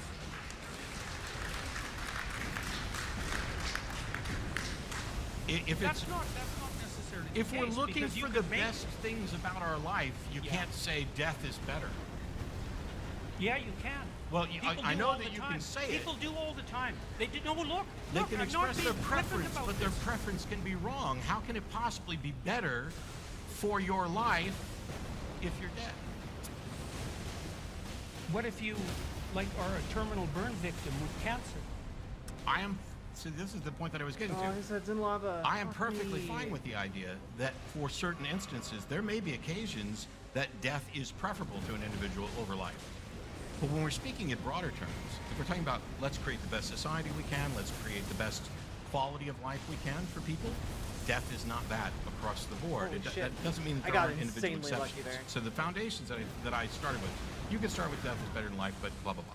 If you start with life is generally preferable to death, health is generally preferable to sickness, happiness is generally preferable to sadness, none of these are absolute locked in stone rules. From those things, Okay, so if you start with it, yes, if you so start... you're not skeptical about those claims. Wow. Well, I'm asking. You know, I I'm asking- came out and said that I wasn't going to be trying to straw man you left and right.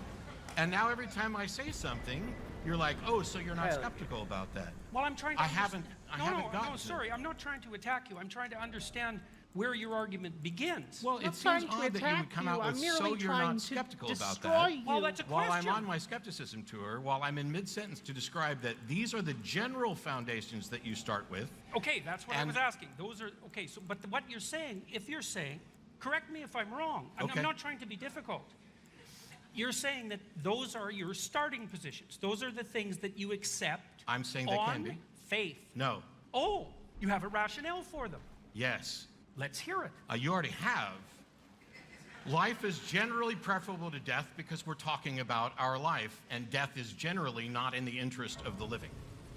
It can be an exception. This is the point that I was getting to. So you could start with those foundations. You could start with any three that you found. You could pick three arbitrary foundations.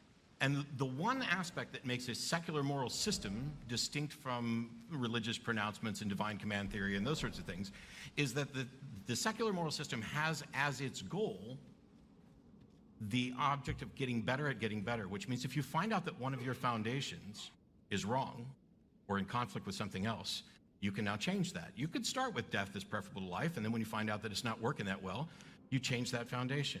I think that these foundations, based on the evidence of how people tend to live their lives and what they care about, are a good set of three. There could be better ones that somebody come up with.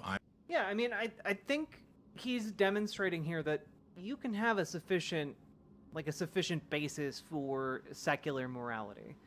You don't need the assumption of like an almighty deity to form a basis for morality. And by the way, I didn't believe that you needed a god to do that, even when I was like in the evangelical church proper, you know?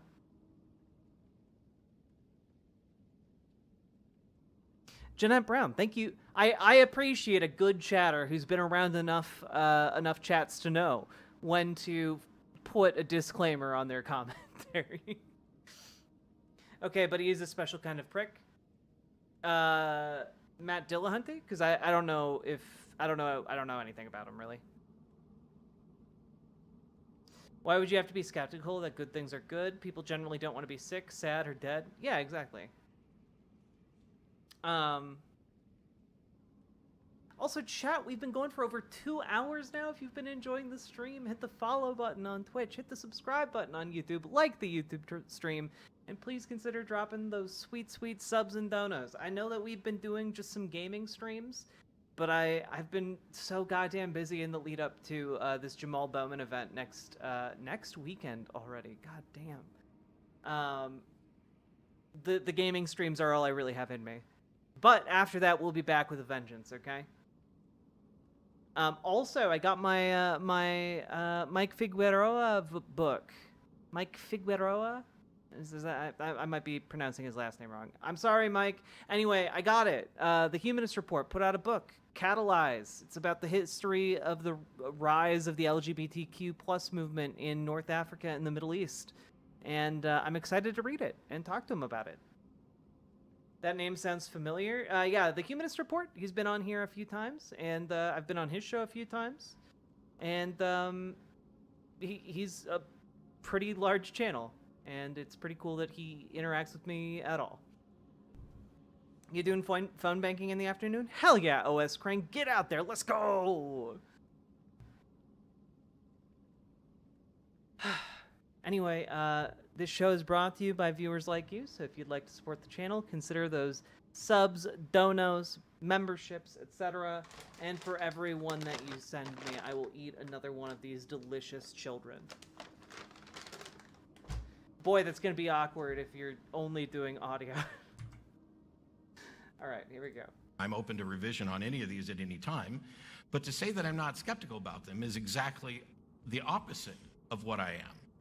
Because skepticism is about, I'm not going to accept something as true without good reason, and it's about being open to revision should there be evidence. If you and I agree that we care about a good life isn't very well defined. And we may have different ideas about what good life is. But if we could actually just sit here and take notes, I think that we'd come across maybe a handful of things that we would agree would make for a good life.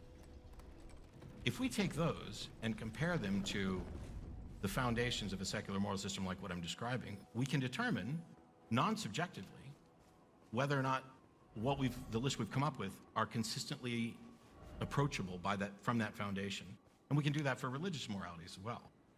The analogy that I've used in the past is, for example, a game of chess. Hell yeah, Paladin Jukes. There's nothing Nice about to the have universe that requires that we care about chess or care about the rules of chess. The rules of chess are arbitrary. Somebody made them up. We changed them. We added en passant. We added castling. We did things like that. We have the rules of chess. We don't always know what the best move is. But if the goal of the game is to win, or at a minimum, not lose, Janet, then we can nice to analyze the meet you, moves Janet. with respect to the consequences and with respect to the goal of winning, and determine which moves are better and which moves are worse. That is what a secular moral system does, because it allows revision, whereas religious systems don't allow for revision. There's not a Bible 3.0, there's not a Quran 2.0, there's no new revelation from God to say, Yeah, hey, if the Bible's so great, why I isn't said there all a this stuff Bible about too? slavery, now I'm opposed to it. Or hey, I was really down on homosexuals, but now I'm okay with it. Hey, when I said that here's what caused diseases, or that you were unclean and shouldn't enter the temple, all those things are actually wrong. The germ theory of disease is right. And none of that's come out. Well, there is kind of a Bible 2.0. And that was the New Testament, right? Well, so that's not exactly right. That is the update for the Christians. Yeah. Except that it's worse than the first one. Well, that's not exactly the point. The point is there was an update. So. Well, okay, so in the update, it's not like Jesus came along and said, hey, in Exodus 21, where I was saying you could have slaves and beat them, we got that wrong, or you got that wrong. That correction's never given. That thing about, in Leviticus, where we point out that women are worth 2/3 of that of a man, we got that wrong. None of that is corrected. In fact, the reason I say it got worse, although I didn't know we were going to go down the biblical route tonight, is that if you look at Jewish tradition, when you're dead, you sleep with your fathers. There's no real clear notion of an afterlife. And then with the introduction of the New Testament, what you get is infinite torture and punishment for finite crimes, which is immoral.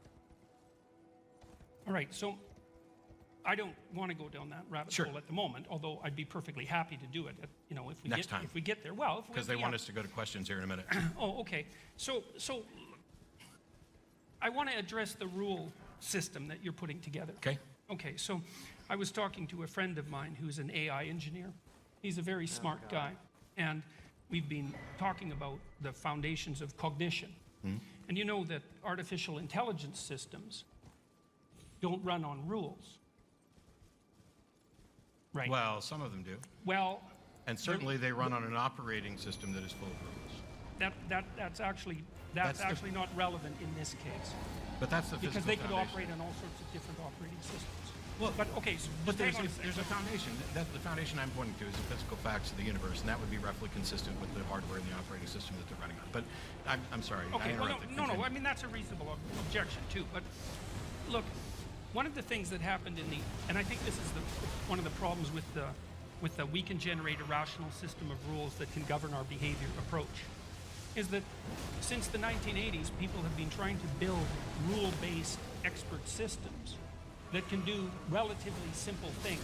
Oh, really? Simple. They're not that simple. Damn. Like basic medical diagnosis. They don't work. Rule-based systems don't work. You can't get them to operate intelligently, which is why machine learning came about to begin with. Because whatever machine learning is doing and allowing for predictions, it doesn't seem easily decomposable to a set of listable rules and a map of their interactions. The world doesn't seem to work that way. And I would say, back to the metaphysical substrate argument, you know, you laid forward a set of propositions, and the reason I was perhaps inappropriately torturing you about them is because there's a metaphysic under them. There's something that's driving you to put those forward as reasonable. You say, well, they're self-evidently reasonable. See, my question is, I didn't actually say that. well, it's something like that, because you said, well, reasonable people could agree on these three or something similar. Like, it seems to me that what you're saying is that there's a set of finite axioms that reasonable people could conceivably agree on, from which you could generate a rule-based moral system. Have I got that wrong? Like, I thought that's what you said. It's curious because I didn't say that, but it's very close to something that I have said in the past, which is, for any given situation, there's a finite set of actions that a person could take. I got this wrong, And but some I set think of I those can do it too. actions are better than others with respect to whatever the goal is. If the goal is to continue, you know, a decent life or improve the quality of your life, some set of one or more actions that you could take in this instant produces results that are better in ways that we would agree they're better. Like throwing Sam off the stage. If we were in that situation, Must be an unconscious fantasy going on here or something, eh? Because we keep returning to that. And it's fun. But one of the possible actions of this set of actions would be for me to throw him off the stage. Another possible set of action would be for me to, you know, like shield him. It is clear, and you can say that I'm just saying it's self-evident, it is clear that one of those is going to be more in Sam's best interest and perhaps even more in mine than another. That's all we're saying. We're not pretending remotely that we have the answer to every possible scenario, just that we have the foundational tool set that allows us to come up with the right answers. And we do this in opposition. Yeah, but you also think that you can do that with a set of rules. Well, so first See, of all, and I actually don't think that's technically tenable. I don't think there's any evidence for that. I don't know why it wouldn't be. Well, you can't build expert systems, for example. Well, you can't say that you can't, because... Well, we've tried for about 40 years with no success. Gee, 40 years out of 13.7 billion, and we haven't cracked it yet, so it's impossible? No. But 40 years of exponentially increasing computational power with no solution on the horizon except for AI. So, and the latest AI thing, which I absolutely love because I'm a chess player, is the DeepMind AlphaZero thing that learned the entirety OMG, of what I get humans it. know about playing. JBP is doing the same thing Spirit Science does and include all the BULL shit. Well, yeah, that's exactly why I sometimes take the time to go look at Spirit Science's channel, because Spirit Science just does, like, more obviously what a lot of these other conspiratorial figures, like, and among which I consider Jordan B. Peterson, you know, like, his entire thing is spreading conspiracy, spreading, like, pseudoscience as science, and, like, creating kind of this hodgepodge mishmash of anti-empiricist ideology, you know? That's what he does. And I think in the same way Spirit Science is a cult, much of what Peterson peddles is basically cult-like mentalities. Chess in 4 hours or so and then beat the best previous chess computer. And people are saying, oh, it's the beginning of Skynet because now we have this sort of thinking. However, that method produced better results of letting it play itself with chess, giving it no opening book, giving it no history of chess, nothing. Well, that's my point. It didn't give it no rules. It gave it the rules of chess and the goal of the game. Also, Kettle and Yes, the but it Gearbox, didn't thank you give for it granting rules me the about how to gift play the game. of another Correct. Sour Patch. Right, And and my that's view- because rules-based systems. That's because rule-based systems about how to play a game aren't optimal. No. That's why. What happened is the AI took the rules of how to play the game and what the winning goal is, and it experimented and found the best ways to achieve that goal. And I think that's what human beings have done throughout the entirety of history. We're beings in a physical universe. We have the rules. The goal is to survive, and I would say the goal should be to thrive. And we are continually finding the best rules and the best methods. This exactly mirrors the moral system I'm talking about. The idea that there is someone on high telling the computer, don't play H4 as your first move, we threw that out because that's not the best way to find out things. Instead, we plopped the computer down just as we were plopped down in a universe when we gained consciousness and began interacting. And the computer, in the span of a few hours, discovered everything that humanity has discovered about chess. And now they are applying it to the sort of diagnostic things you were talking about. I think that that is directly analogous to what the best explanations of what human beings have done. And what happens, from my perspective, is that the thinking about morality is so difficult for some that it's just easier to say, this person told me, or this God told me, or this is the case.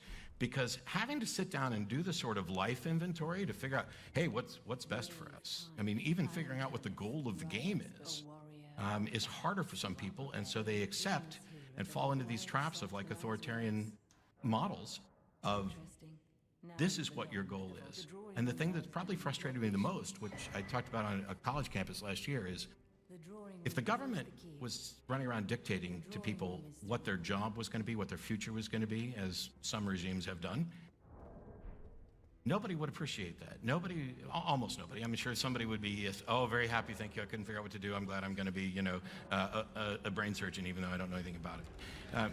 But if the government was dictating things like that, there would be revolts. There have been revolts. And yet, curiously, when people think there's a God or a divine being or some cosmic consciousness or collective consciousness that has dictated a goal for them, they celebrate it. And that contradiction has bugged me for years. Yeah, well, there's no doubt that systems of belief, let's say, including religious systems of belief, can devolve I'm into scared a of kind AI, of not gonna lie. totalitarian rigidity. I hope it ends up like Eddie I don't instead think of you can Skynet. necessarily lay that at the feet of Yeah, religious Olympians, belief. I agree. Human No, Like, I'm laying it AI all has a lot of at potential to humans. do a lot of Yeah, scary I mean, things, right, and it's I don't broken, believe so many it's I fine. humans. just It's view broader humans phenomena using than- religion in that way. Yeah. Thank So you what for do we the do $5 to close? dono, Because I and for the heard you Sour said Patch that we Kid. have to take questions. Hey, we're going to take some questions. Because I could actually... Sorry, I didn't mean to commandeer that. I was No, just no, no, curious no. about timing. You could have just as easily said it, and I'd be happy for another 5 hours talking, but then they'd charge us a fortune, and all these people who have questions that are better than the ones I'm going to come up with. So there's microphones actually up, like, yes, where that guy, oh my gosh, he's lit up where we can see him. A couple quick notes about questions. And by the way, thank you, this has been great, and Thank you. We'll talk Yep. some more.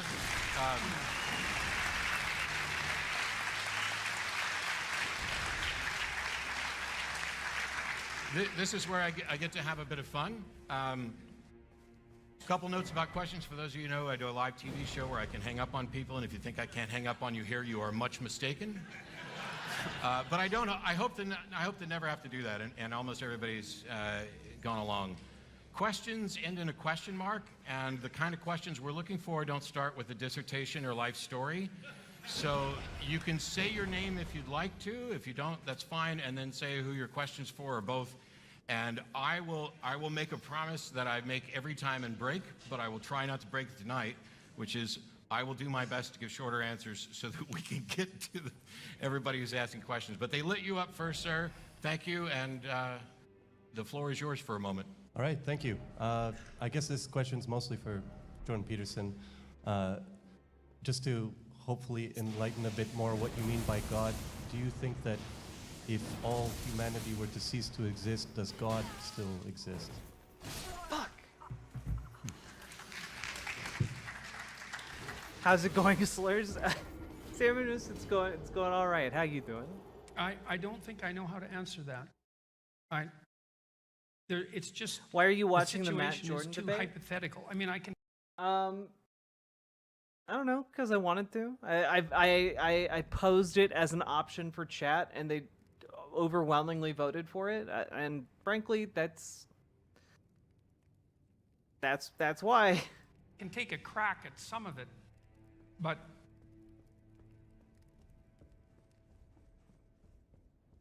so human beings are characterized by consciousness and by self-consciousness. No, I just think that, and the latter in particular seems to be something okay, relatively unique.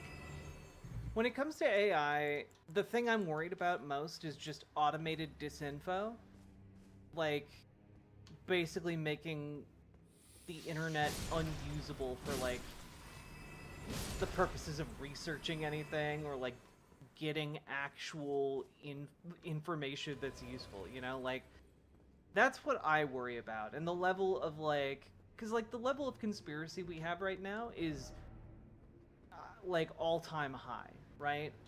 And I think that that's going to get so much worse in a relatively short amount of time. And I don't really see a way for us to get around that, unfortunately. There we go. Thanks, Dingus. Anyone who thinks AI is close to anything related to the singularity is out of their minds. Large language models are interesting things, barely smarter than Google searching. These early adopters of AI trying to replace humans are going to have a real reckoning when they realize just how incompetent it all is. Yeah. Frankly, yeah. Yeah. Yee.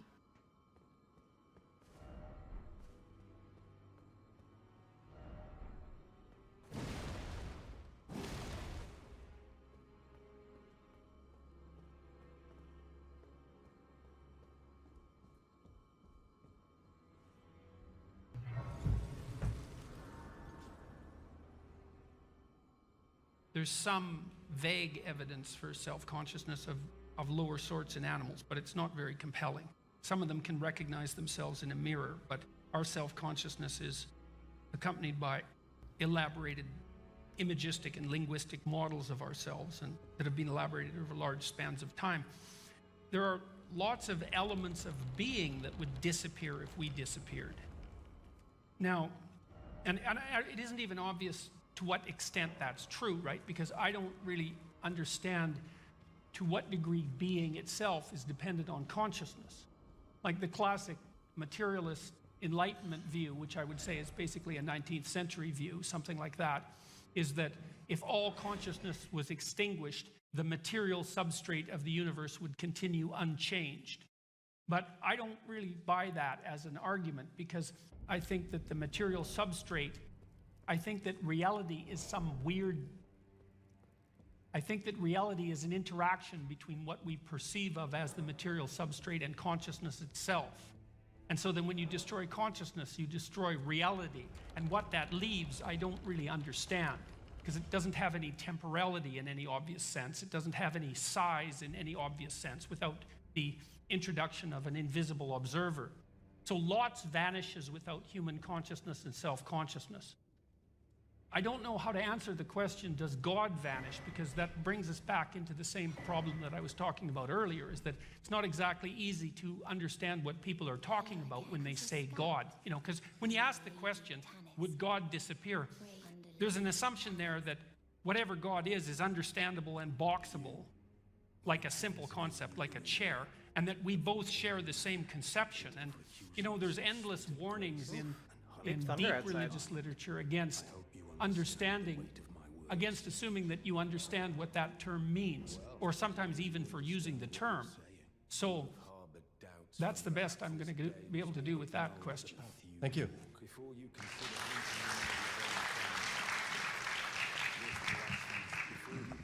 Hey there. So my question is about something that Matt said, but I'd actually like to get Dr. Peterson to address it first, if that's okay. So Matt, you said that some people are not willing to put in the work of developing sort of their own moral system, and they like turn to religion to free them from the burden of that thought. But doesn't it make sense on some level to view religion as like an archival system that holds truth? Like, if we abandon that, are we not then just in a place where everyone is forced to invent their own morality for themselves throughout their life, and then like a baby born has to try to achieve that again? Like that No. seems like, from an operative level, just an impossible system to set up that would ever get you anywhere. So I'm just wondering how you would resolve that conflict. That was Nietzsche's critique, essentially. Well, I'm not trying to set up the system. I think the system's already set up. So my goal is not to rid the world of religion. That's just a fortunate side effect from my goals. BWA. My goal is... BWA, you say? BWA? Why, I think we have just the song for this occasion.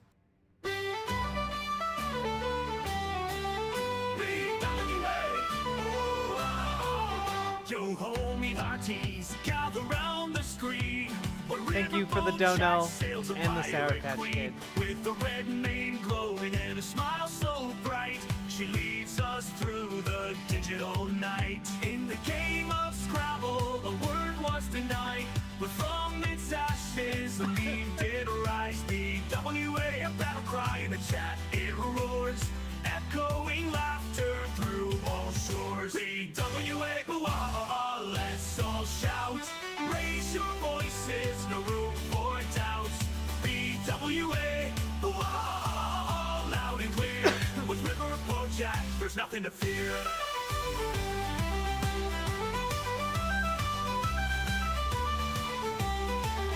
Through the seas of pixels, she guides our way. With politics and games every single day. Her partner by her side, a bond so tight. Together they shine, a beacon of light. From Scrabble's lost to a meme so grand, the WA will take a stand. In the chat, it's our rallying cry. With Jack at the helm, we reach for the sky. BWA, let's all shout. Raise your voices, no room for doubt. BWA, loud and clear. With River Jack, there's nothing to fear. So join the crew, let's sail the stream. With River Jack, it's a pirate dream. BWA, forever will stay. In her ship of laughter, we'll always stay.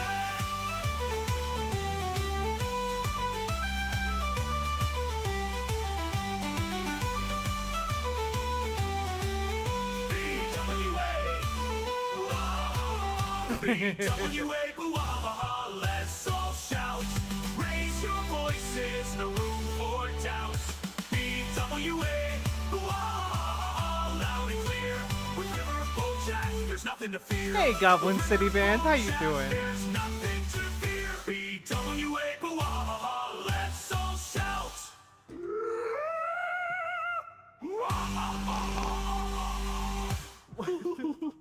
From the boot, Jack. Forever will say, in her ship of laughter, will always stay. It gets so sinister for no reason. Hey, gay fetish. Oh god.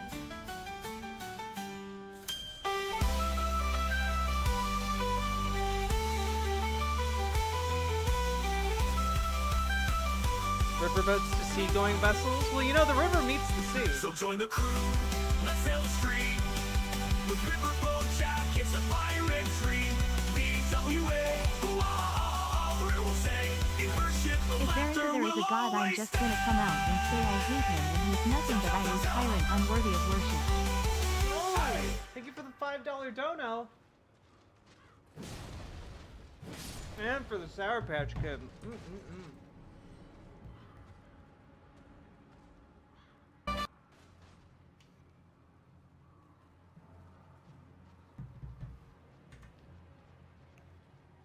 Hey, Gay Fesh. I'm glad you enjoy. Oh god, oh god, oh god! Okay. Goblin City Band, thank you for gifting Gay Fesh a sub! Let's go! That's another Sour Patch Kid for me. Yes, Salmon Moose. For every $5 dono or sub or membership, I am eating a Sour Patch Kid. Because I have this family-sized bag of Sour Patch Kids.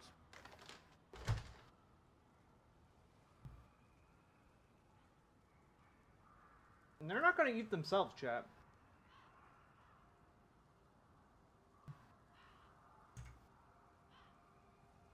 To have the best understanding of reality that I can, and for other people to do so as well. Now, when I talk about religion, there are things within religious histories, within religious teachings that are passed down, which are true and good and useful. And there's no reason to think that any of those things would go away if we stopped believing in a God, because they are true and good and useful, whether there is a God or not. If the thing that we're worried about is, and I've asked people before, and I apologize if anybody's bothered by this, but there are people who are like, oh, if you don't believe in a God, what keeps you from running around raping and killing people? Yeah, no, yeah. And I was like, so if you became convinced today that your belief in God was unfounded and you were forced by reason to give it up, would you run around and start doing that? And there are people who will say yes, and yeah, it's crazy. I hopefully, optimistically don't believe them. And the fact that there is 3 religions that view this tyrant and enabler of genocide as good and loving is insane to me. It's true, but it is part of the line that is sold to them. Salmon Moose, thank you for the 5 gifted subs, my god! And I need to find 5 blue Sour Patch Kids, because my partner can't eat the blue ones. I need to find one more of the delightful Olympians donating there. Excellent. We are going to rid this of all the blue ones. Let's go.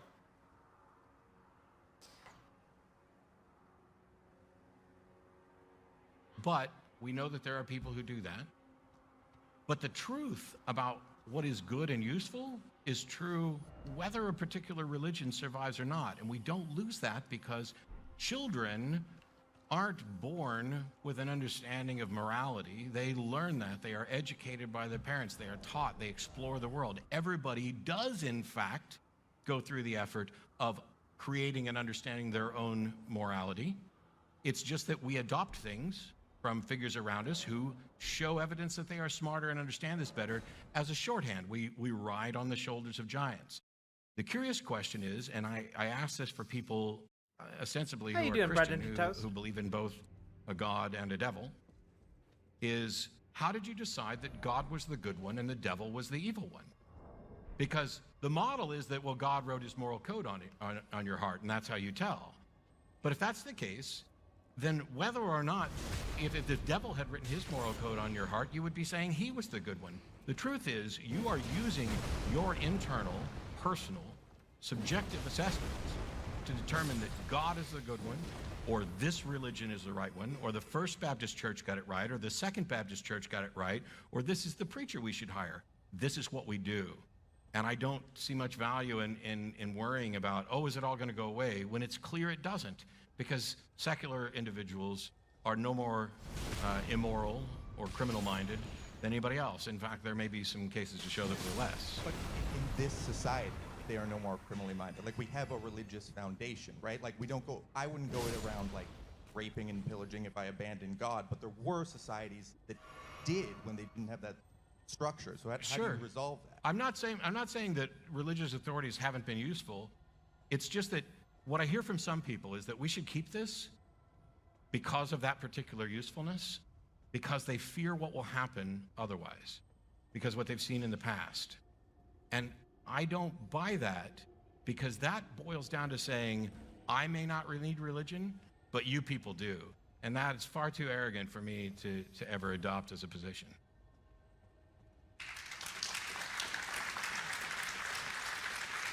I respect that. Okay, So I don't want to take up too much time, but did you want to I speak have to a that? quick comment on riding around on the shoulders of giants, which was a central theme in Matt's answer.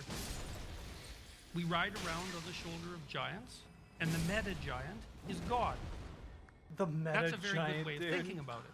Oh, so we I think metaphorically about that ride as- on the shoulders We can think of about giants, that not as actual giants. I don't care You're about not that far gone the yet. metaphysical implications of that. I don't have to care about that at the moment.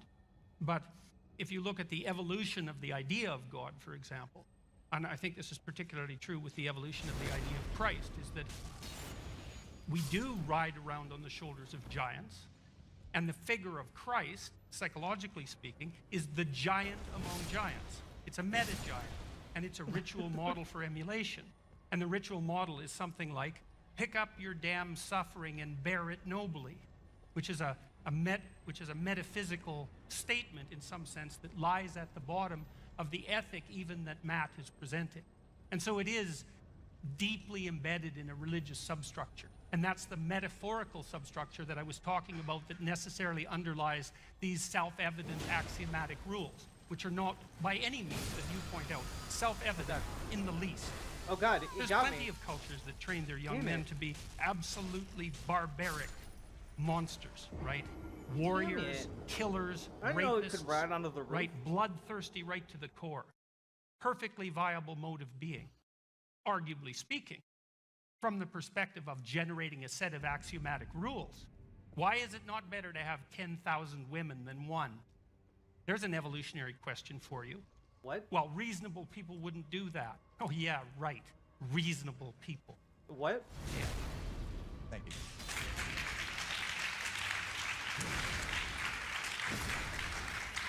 So if it's not clear, I can point to the giants. I can't point to the mega giant. And It's because it's an abstraction. Sure, but when you hold Christ up as a particular figure, the only information that I have about Jesus comes from the Bible.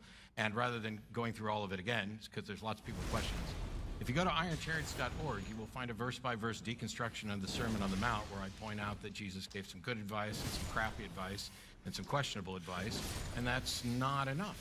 And there's not a secular humanist organization or country on the planet that has ever produced as a good thing, an intentional good thing, rapists and murderers. So, well, that's highly debatable. What? That's highly debatable. Actually, I mean, one it's of the things absolutely true, because there's never been a secular humanist government on the planet. I don't know. I think the Soviets were pretty secular. No, humanists. Then, I know with all due apologies, you do not know the first thing about what secular humanism is. You should read the Secular Humanist Manifestos, because what happened in Russia, in communist countries, was an institution of a religious-like structure centered around an individual and forced atheism, none of which is consistent with humanism. None of it. And we can talk about this later, and I'll be happy to point you to this, because you can say that it was an atheist thing that went awry, but you can't call it secular humanism. It's just not there. There's no humanism in what was done. Damn it. God damn it.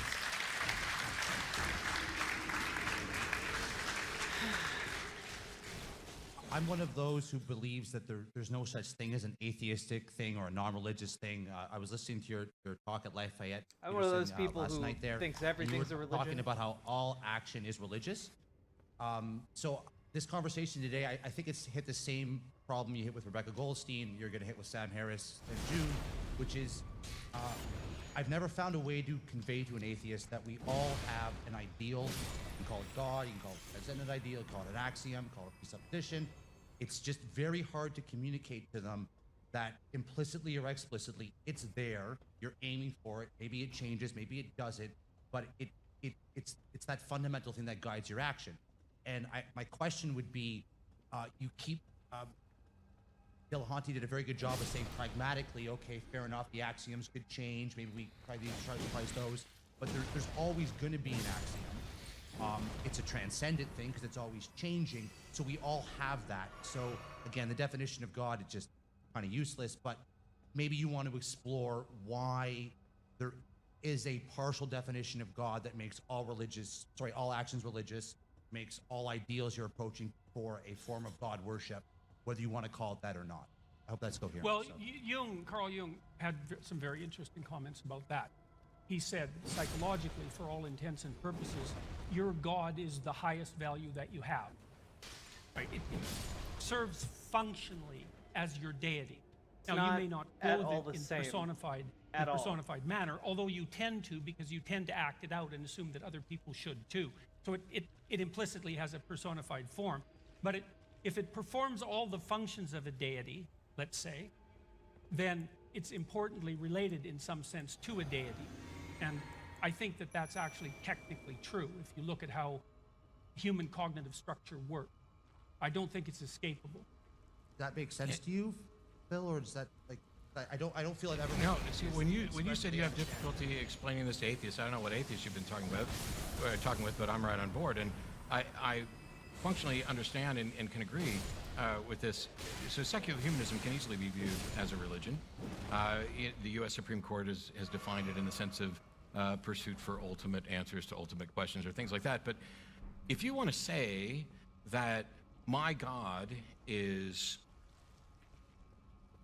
truth or goodness or whatever thing, Sure.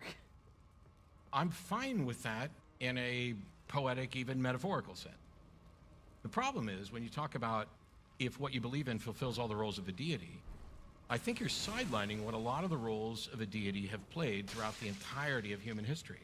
Because they're advocating, many of them, not all, most, I would say, are advocating for an actual thinking agent, supernatural, that is the creator and or sustainer of the universe. And nothing about my pursuit of truth or goodness or secular humanism fills that particular role. So already we are cherry picking the aspects of God traditionally and saying, Matt has these particular aspects that I also attribute to God.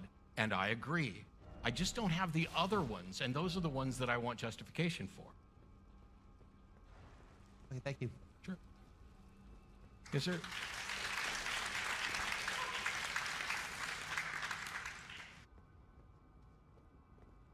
You have to move up the mic, I believe. Can't hear you. Can you hear me? Thank you. So the question is for Matt. So why is the language of secular humanism, these values that you just espoused, or talked about, why is that better than religious language? And then for Professor Peterson, why would religious language be better than those values? Yeah, and I don't want to be overly pedantic about, I don't know that the language is necessarily better. The ideals of secular humanism have the goal of getting better. The foundation, if you read, and there's various versions of the Secular Humanist Manifesto, and I have disagreements with all of them, and but the nice thing is that there are revisions. Okay, this is one of the biggest benefits of a model, is how do you convince somebody that Christianity is right? Well, there's coercion, conversion, conquest. How do you Example. Sorry? Example.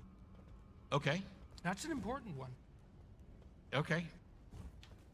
I'll have to think on that some more, because a lot of the things that people do that they think are exemplary or examples of Christianity, I don't think that they're in any way not necessarily tied to Christianity. Like, it's not, there's nothing a Christian could do that is good that I couldn't also do.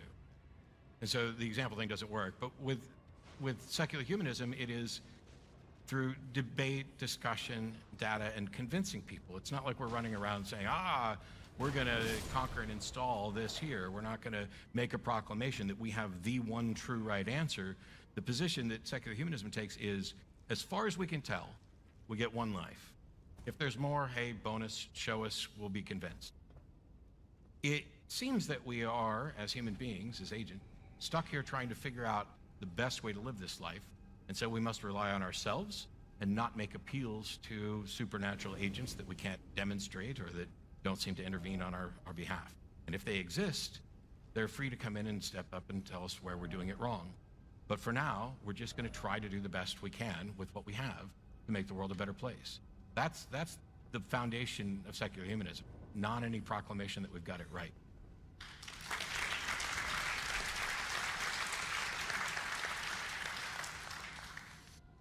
So I would say that the primary religious language, insofar as there is such a thing, it's something I tried to detail in Maps of Meaning. It's the first book I wrote, a very complicated book. But religious propositions are, in some sense, abstracted generalizations about what being consists of and how to act in it. It's not the same thing as a set of hypotheses about material reality. And it's partly because in the religious domain, the moral imperative is primary, whereas in the empirical domain, the Damn, I gotta do all that again. The factual domain is primary, the sensory domain is primary, something like that.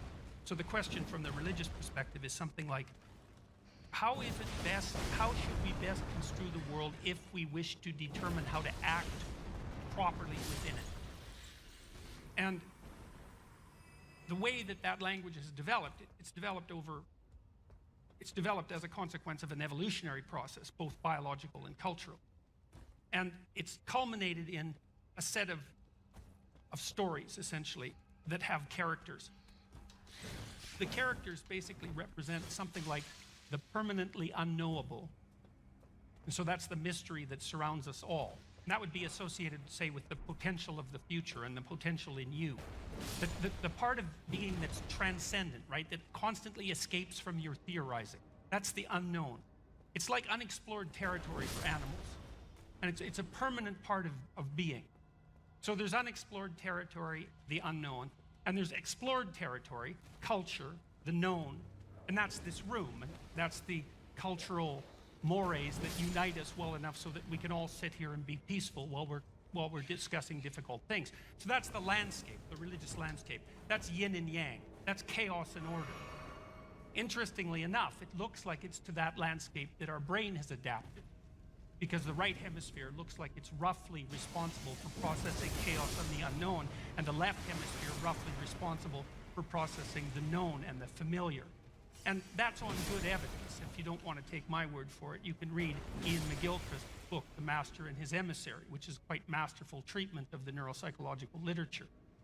And so that's the religious domain, yin and yang, chaos and order. And it places human beings at the center of that. And the idea is that we're always confronted by what we understand and have to adapt to that, even in its tyrannical manifestation. And we're always faced with the permanent reality of the permanently incomprehensible that can burst into our life at any moment and disrupt it. That's reality. And then the religious question is, if that's reality, how do you orient yourself in relationship to those two permanent domains? Yes, what represents? And the answer to that is something like pursue the instinct of meaning. Across the because it looks like meaning is the instinctive response, neuropsychologically grounded in the orienting reflex, I would say, which is a very primordial reflex to the unknown. Meaning is the response that orients us in that world. And so when we're engaged in a meaningful enterprise, it's a signal from the deepest elements of our biological being that we have the balance between what we know and makes us secure and what we don't know and have yet to explore properly synced. And that makes us secure, but not totalitarian, and engaged, but not terrified. And by staying on that midpoint of balance, that's Tao, by the way, that's the way from the Taoist perspective. By staying on that midpoint, we do what's best for us, what's best for our families, what's best for our community, and God only knows beyond that. We do all of that simultaneously, and we can tell that we're doing that. It speaks to us when we're doing that. And that's the deepest of religious instincts. And it's that capability to orient on that border between chaos and order that's exemplified in great mythological heroes like St. George, who goes out to slay the dragon, or Christ, who welcomes death, who embraces mortality and vulnerability and strives forward nonetheless. Oh no. And there's nothing outside of the religious language that communicates that kind of grandeur. There's nothing that you can use to communicate to people who are in the direst of straits what's most important about life in the manner that will help set them straight and put their soul at peace. Nothing else could do it. It has to so be that's religion, the advantage of the religious language. Apparently.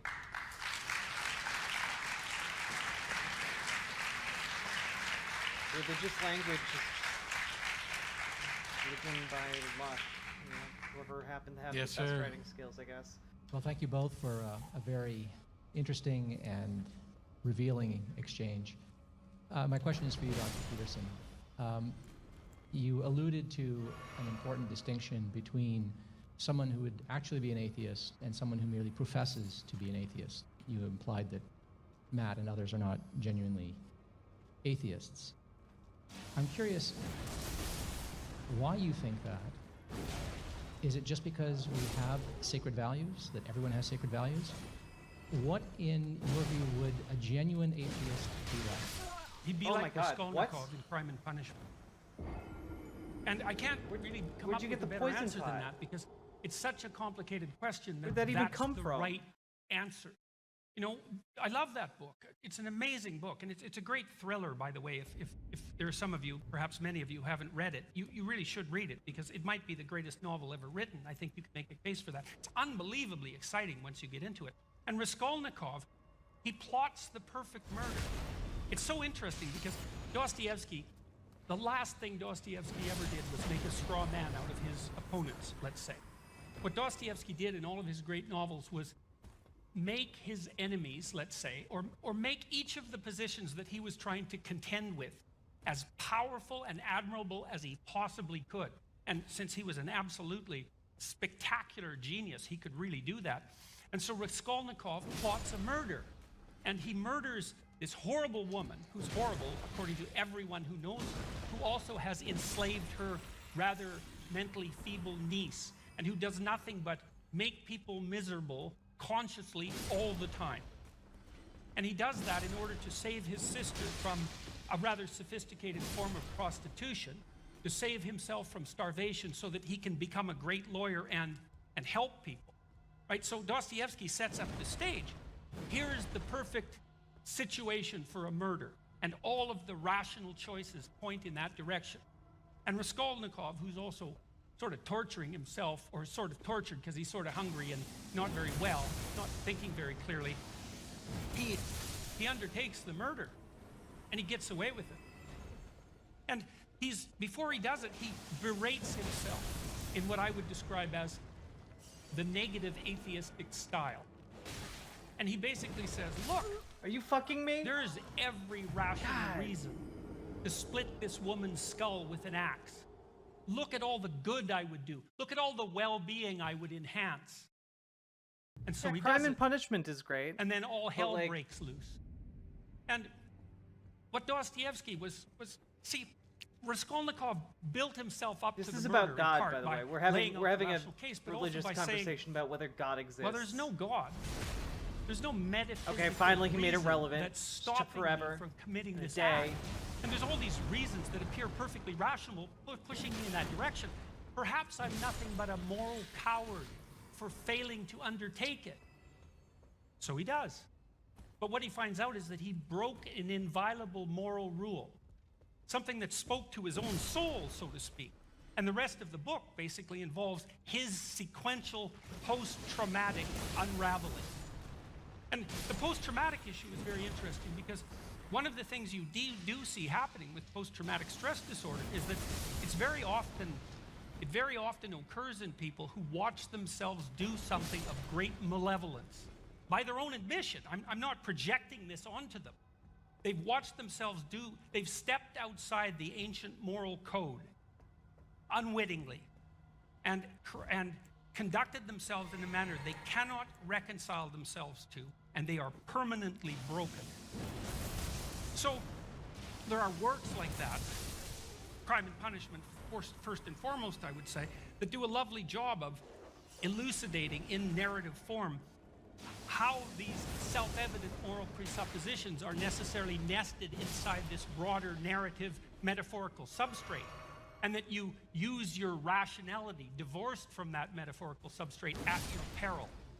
And I believe that to be the case. I think that's an accurate psychological summation. Thank you. I'm curious if Matt has any thoughts on the matter. You think? I have plenty. So it's rather surprising, and I promise you I don't mean this to be insulting, because I definitely place you considerably higher than most of the apologists that I've engaged with. But there's a common theme from the apologists, and that is me. You're not really an atheist because. Now, in Dr. Peterson's case, it's you're not really an atheist because, in my mind, an atheist is someone who would be a murderer. And so I'm just, rather than saddle you with that, you just think you're an atheist, but really you're not. From other apologists, it's you think you're an atheist, but you're not, because God's written his moral code on your heart. Is what this is essentially, as far as I can tell, what was expressed in some way. That there's a moral foundation, a moral center that God has viewed people with, and that we all know this, or we all recognize it, or you're not really an atheist, or this is what an atheist would do. An atheist is somebody who doesn't believe there's a God. I am not convinced there's a God. That doesn't necessarily mean I'm convinced there are no gods, although that is a subset of, hey, I don't believe there's a God, and then there's a subset that is, I believe there are no gods. This is, as I talked about previously, independent of whether or not I can be a moral being or do good things, independent from whether or not there's awe and wonder or purpose and meaning in my life. In much the same way that, previously they wanted to kind of say, oh, this is a secular humanist, regime that was just awful. Well, it wasn't secular humanism. There were atheist fans who wrote me that were like, oh man, I can't wait to do this conversation with Jordan. And I was like, cool. And still, I hope that we have many more conversations as well. Because just saying one thing that I find irritating is never going to be enough to get rid of me. But I asked them, great, I'm not that familiar with him. What is it about him that you like, and what are the concerns? And they came back with a bunch of things. None of them said anything about agreeing with views on religion. They seemed very confused on those things.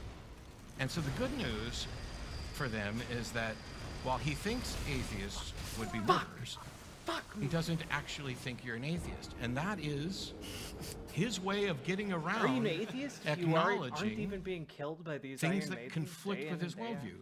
I don't get to decide who is or isn't a true Christian. I didn't even get to decide that when I was a believer. I definitely don't get to do it now. So if somebody tells me they're a Christian, I'm going to have to accept that. I have a model in my head of what that means.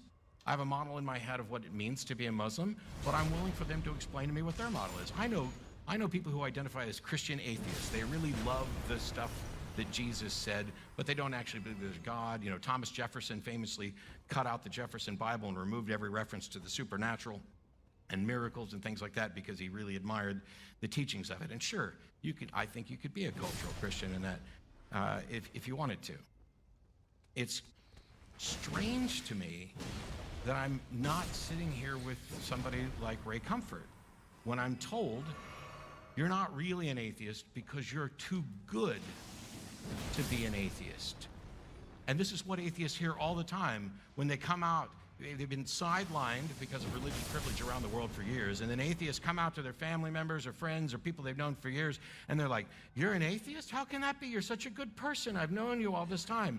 It's because the mindset of what people have about what an atheist is has been poisoned by religious proclamations. We have been denigrated from the pulpit, and it has seeped into every aspect of culture, right up to the height of intellectual pursuits.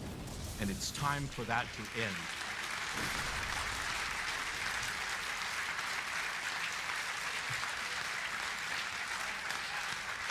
And I hate to tell you, you get the last question for us.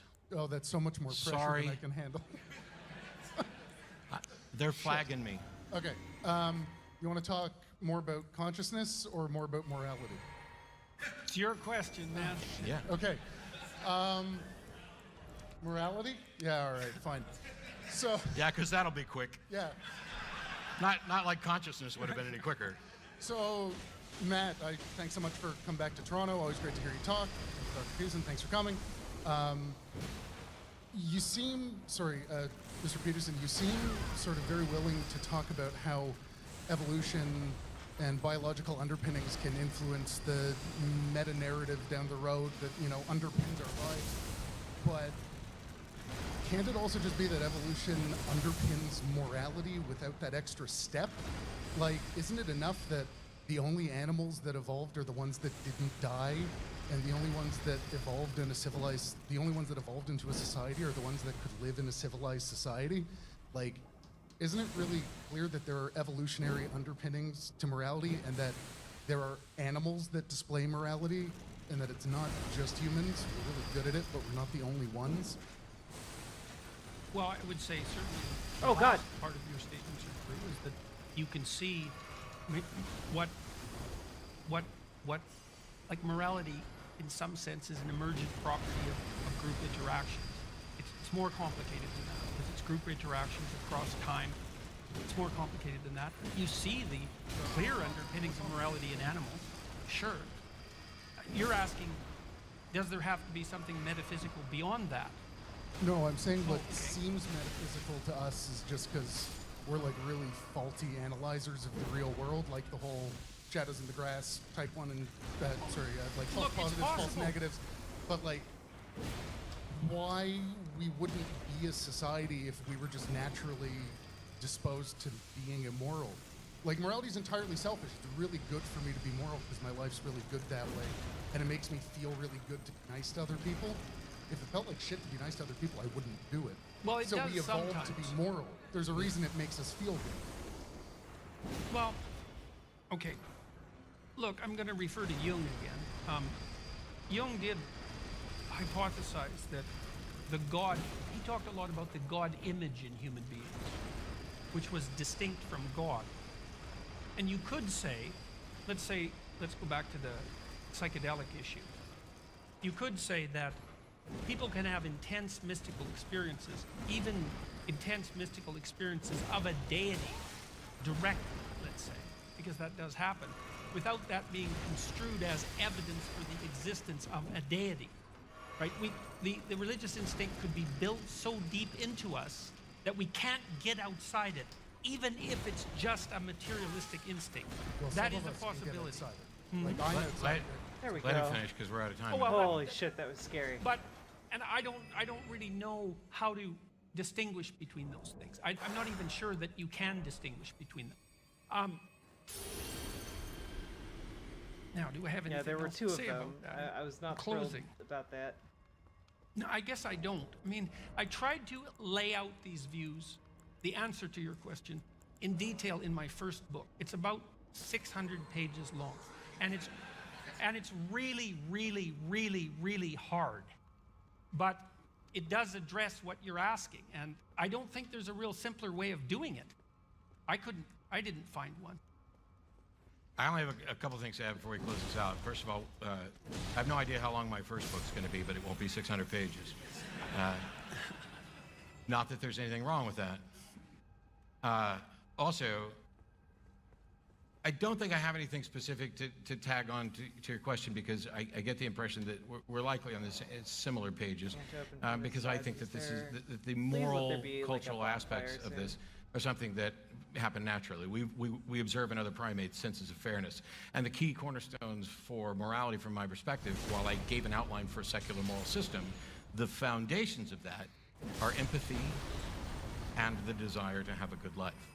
And the last note is, one time when I was on LSD, I was staring at the wood grain on the bathroom door. I don't know why I was in the bathroom, but I was there. And from the wood grain on the bathroom door, an image formed. This is not a joke. It was a strawberry with an S on its chest, and a face and a cape. And Super Strawberry flew off that bathroom door and did a lap around my head before it smacked right into the door and became wood grain again. Coolest trip ever. And despite that, I don't think it points to the reality of Super Strawberry or his abilities. Matt Gillahunty seems pretty charming. And because that was an incredibly unfair applause line to end the night with, I'd like to let Dr. Peterson give one last remark, and then we will thank you all and say goodnight. So if you have anything to add or close with on anything we've discussed this evening. Well, I only have one thing to say. I mean, I'm very pleased, for what that's worth, that these sorts of discussions are taking place and that there's an avid public audience for them. It's like, great, you know? Yeah.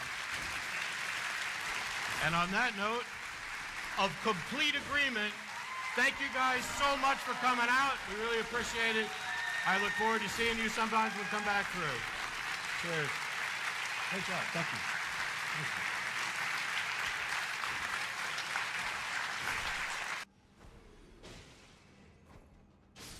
I thought I would dress as much like Satan as possible. Oh God. Oh God. Oh God. Okay. You know, round 2 with Dinesh, just real quick. Are we doing, where does it get to the what is a woman bit? All right. Fine. Fine. We'll do it. We're doing it live. Okay.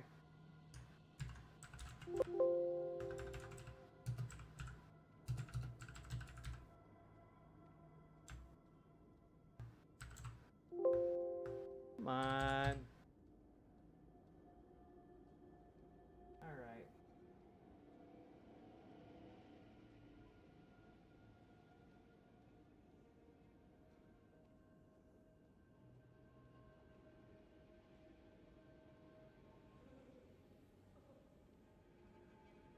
Still 30 minutes in. It looks like maybe they're about to get to it.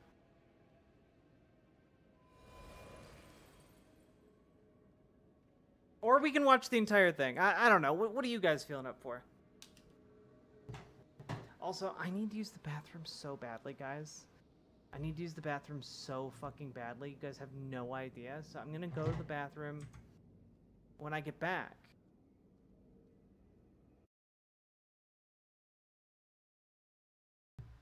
When I get back, we'll do some more, huh?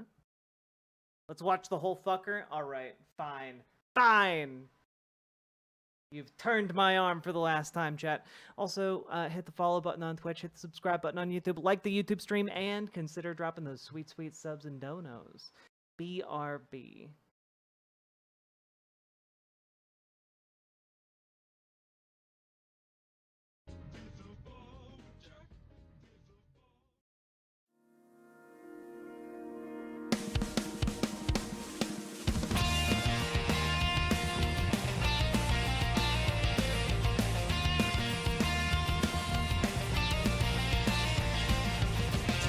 Pressing their hearts and times.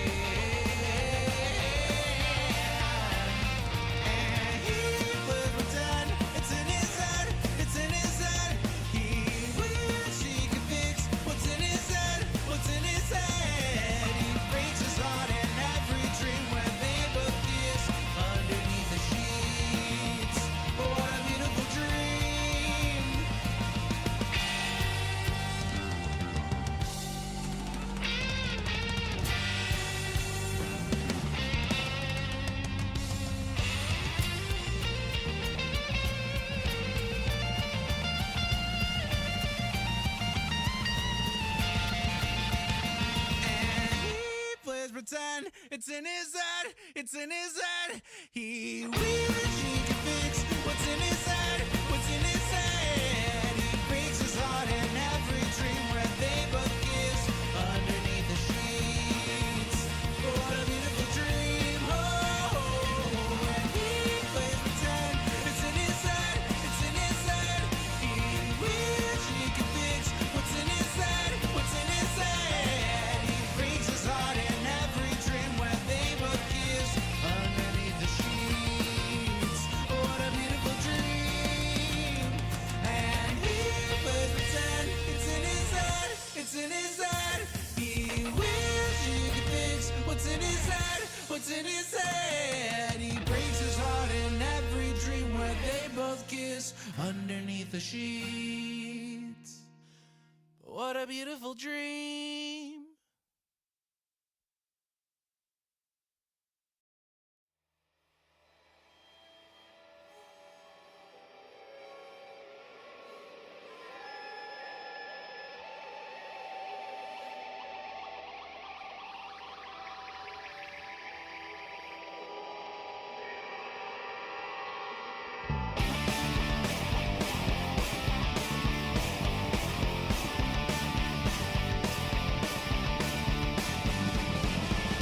What does the bad jazz say when the lies are sold in spades? They say they need our civil rights while we work hard and die.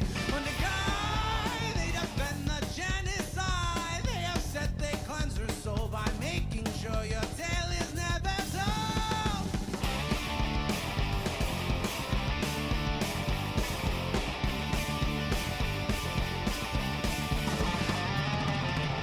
No matter how hard they try, through guns or laws or religious rhymes, they can take your arms, they can take your eyes, but when we sing your name, you can never die. You are true, they can't deny. To live is sweet revenge, you strike great fear into the hearts of men. The voice of nature can't be tamed, and that's why you're a pain.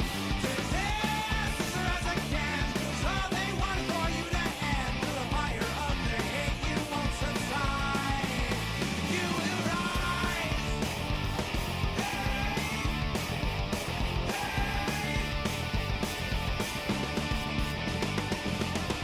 They thought they could make you hide, disappear right before their eyes. And no man says to me, here come the 40 thieves, riding into battle, wrath and power, this is stopping me. No matter how hard they try, through guns or laws or religious rhymes, they can take your arms, they can take your eyes, but when we sing your name, you can never die. You are true, they can't deny. To live is sweet revenge, you strike great fear to the hearts of men. The voice of nature can't be tamed, and that's why you're on me. To resist as far as I can, 'cause all they want is for you to end. Through the fire of their hate, you won't subside. You are true, they wish they can't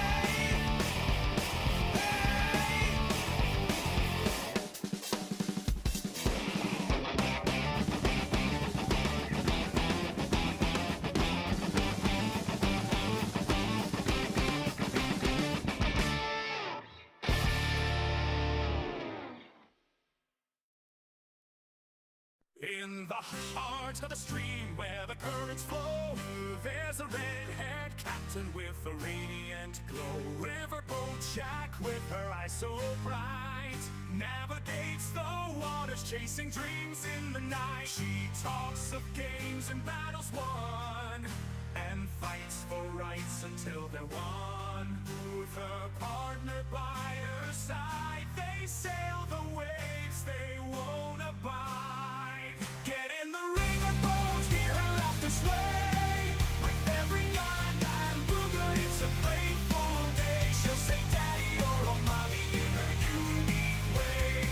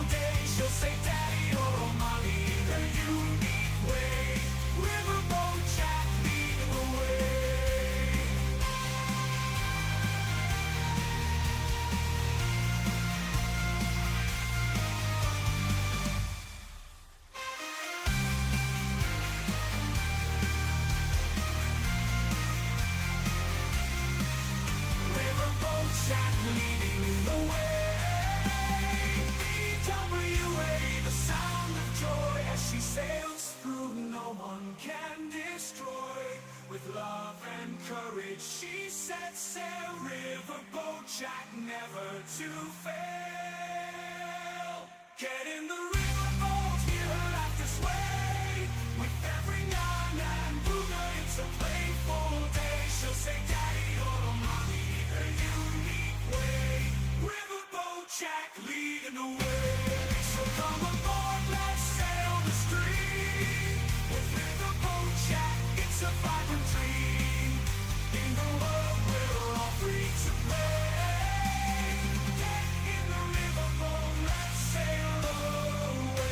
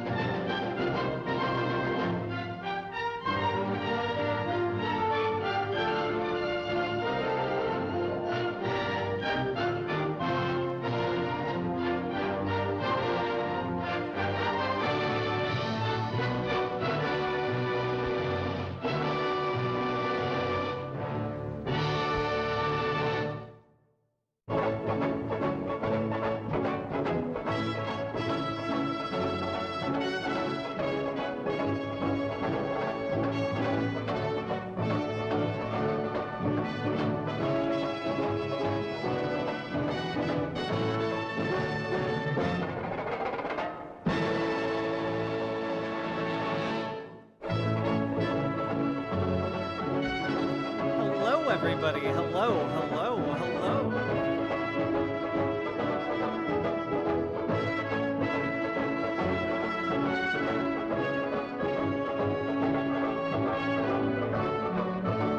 Play with multiplayer and summons, more fun that way. I agree.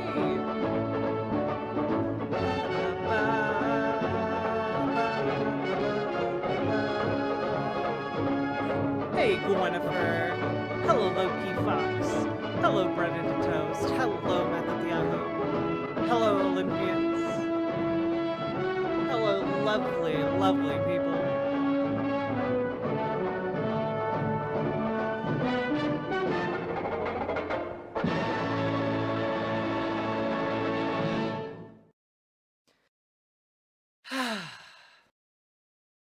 You're getting sucked into Satisfactory? Send help? Oh no, a Satisfactory experience. The horror.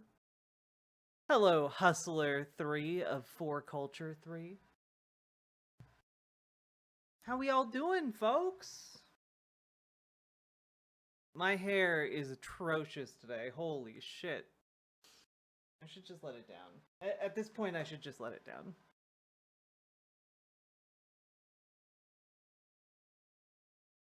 I'll embrace the mussy librarian aesthetic for today.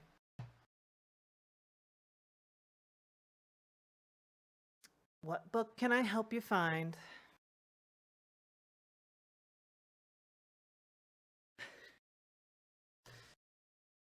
God. You look great though. Thank you. You know, I haven't been doing my makeup as much, but you know, I'm gonna be hitting the exercise again heavily in the lead up to there's a latex event that I go to, and in the lead up to that, I'm gonna be working out a lot to try and get in latex shape. So I'm gonna be wearing some sultrier looks in the near future. Let's see here. All right. Okay. All right. Actually, you know what? I forgot. This is a choose your own adventure stream. Okay. Do people sweat in latex? Oh god, yeah. It does not breathe. You are either incredibly overheated or incredibly cold in latex. There's no in between. What do people use instead of latex if they're allergic to it? There are some other acceptable fabrics at the event, but you have to like read the fine print. All right, /vote. What content?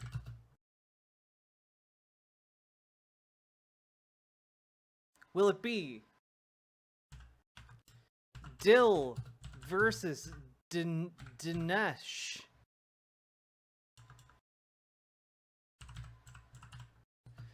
Or will it be Crowder on the street? Or will it be Balaji fascism? Those are your options. Go! You have 30 seconds and a bit more of this Trump audio from Real Estate Tycoon. Corner the market in London in 60 months.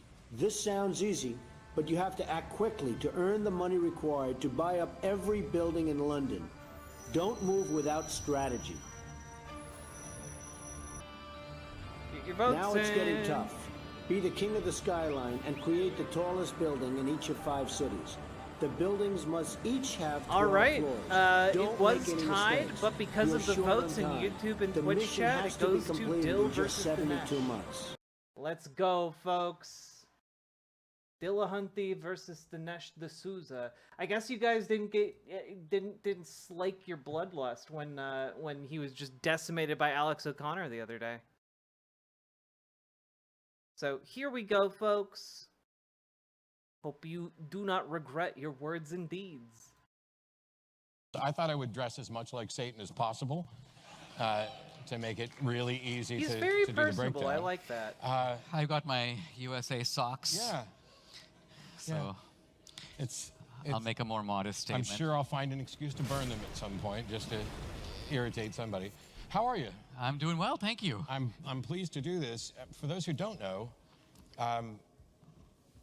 once upon a time we would have agreed incredibly strongly. I think we'll find out because we're just gonna sit here and kind of have a free-form discussion for 80, 90 minutes or something, and then we'll be taking questions. There's mics set up on either side, so you can get your questions ready, and you can, I don't know, if you want to really be obnoxious, you could Google and fact check either one of us, and I got you.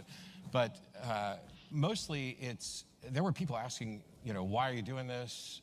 I have no idea why you're doing this. Why am I doing it? Yeah. Well, okay. First of all, I want to commend Travis because debate has become kind of rare in our society. Debate used to be pretty common. In fact, you could go on CNN, you had Crossfire, Michael Kinsley on the left and Pat Buchanan on the right. Now, if you watch a CNN panel, it's 12 guys who think the same. I concur, and I concur, and I concur. So this has made impoverished, I think, our public debate. So, A, I like the idea of debate, and B, debate on these topics that go beyond politics and engage philosophy, cosmology, God, or even rarer. Me, isn't he? Yeah. Fuck and me. so, for this reason, I thought this is fun. When the late Christopher Hitchens was alive, I did a bunch of these debates, mainly on campus, and I haven't done one in a lot of years. I've been focused on the political. Died, unfortunately. Well, yeah, it was unfortunate because I really. He and I got along well. We'd, in fact, often sit after the... There we go. Random, but it's kind of funny when I forget to close a tab, then the stream raids and raids from chess guy to chess girl to chess playing DJ to Sasha Grey gift sub. Amazing stuff. the debate and put down a bottle or two of wine, and then he'd tell me gossip about the Clintons. and about the time that the mullahs chased him down a street in Iran, and things like that. So we actually had some political common ground. So it was interesting. Yeah, that was one of the things that I noted. Because while Hitch and I only met briefly, we have a bunch of mutual friends, and there were political areas where I disagreed with him. But I've spent most of my time. I spent a good chunk of time, like I was as a Rush Limbaugh Diddahedda, and then I was kind of apolitical, and of course now it seems that everybody is more political, and a lot of people will say, oh, well, in the olden days it was we shouldn't discuss religion and politics, and I'm like, those are the things that matter most and the things that I'm most interested in discussing, although I tend to lean more on the religion front, because I was a Southern Baptist. You, I believe, if I'm correct, were Catholic but are non-denominational Christian now? I mean... Yeah, I was raised in India. My family, going generations back, was converted by Portuguese missionaries and to Catholicism. That's kind of how I got the Portuguese last name, de Souza, which my parents then married to an Indian first name. But we were just, it was a social Christianity rather than a devout Christianity. And then when I came to America, obviously largely a more Protestant country, I began to think about these things a little different. And so I would say I actually adopted my faith more in adult life than I did as a kid when I was a believer, but in a very routinized Sunday Mass kind of way. So the title of this event, when it was being promoted and everything, is God, Trump, and the Future of America. So, I mean, basically... Trump would probably like to switch the order of those. Yes. But nevertheless... I would like to remove one of them. I thought, God, I know. Trump too? No, remove one from the discussion. The other one, I don't need to remove because I don't have any reason to think he exists, but the discussion is good. Well, don't you make your life talking about him? I do spend a lot of time talking about it. It'd be like if I spent my life talking about unicorns. It would be, except that you don't live in a world where the overwhelming majority of people believe in unicorns and are trying to legislate what other people can do based on what they think unicorns want. Such, what is, since we're into it. This is how it goes. Yeah. What is a specific, concrete example of someone trying to do that? Of trying to... well, somebody who says, God told me X, and I want you, Matt, therefore, to do Y. Oh, it's Who says that? Who takes that position that you're spending your life fighting? Sure. So, are we in any way suggesting that there's not a particularly loud and well-financed fundamentalist religious right who are stacking the courts in accordance with their ideology, which is influenced by their religious things? I have family members who are primarily single-issue voters. Like, if there's two candidates and one is set out to end abortion and the other one's not, that's the only thing that matters to them. And so I think it puts people in a position where they're probably voting against their own best interests. Can you name, just pursuing this to see what we're talking about, can you name a single Supreme Court justice who, in your opinion, does not arrive at their judgments for any constitutional or jurisprudential or moral or philosophical reason, but simply consults a divine oracle in order to make a ruling? Can you name one of them? Oh, no. I'm not in any way suggesting people don't genuinely have these beliefs. It's just that if people's views, like people within all of them, whether they're Supreme Court justices or not, they're going to have particular views on how the way the world's going to work. You and I are. And sure, there are people, I have no idea comment, if but the messy hair librarian look there are is people gorgeous. whose Thank you, view Rhombus. on how the world should work I've should been be feeling really everything bad should be about how working in I accordance look with my lately, 'cause understanding of transphobes. this deity. I'm just gonna pause. Well, I've been feeling really bad about how I look recently because transphobes keep being mean, and I know that they're big old dumbasses and should not be listened to, and I generally don't. It does get very tiring day in and day out to be called Buffalo Bill or like the nasty things that people say, and I know none of it sticks, too long. It's just that it's exhausting. Yeah, Pride Month sends them all into a frenzy, They just cannot, for the life of them, abide any, trans or queer people being happy during this time. It is a little sticky. Yeah, like I can't pretend it doesn't have any cost. It's just that, you know, generally speaking, if I admit that that cost exists too much and too loudly, that just encourages them to do more, you know? But, you know, one thing I take solace in is the fact that the people who are most vocal about it are literal Nazis, and, like, no matter what they say about me, it doesn't really change the fact that their entire existence is predicated on, like, deep-throating the ideological and metaphorical and literal moldering dick of Hitler. So, nothing they say can be worse than that. That truth for them. I feel you. I've been in days-long comment war with the most rabid transphobes. They're literally crawling out of the woodwork. One thing I would say, Gwynnifer, is, like, just recognize when it's no longer healthy for you. Like, it's fine to engage, just don't let it hurt you.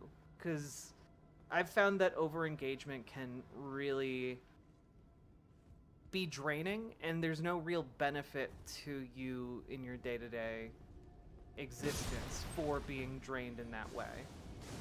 You know? So usually I'll go back and forth a little bit, and then I'll just mute them, and I will never have to hear from them again, and they, for all intents and purposes, will just be screaming into the void. But they'll never know that I'm not seeing their comments. You know, they'll think very, very highly of themselves, and it turns out I have no idea who they are.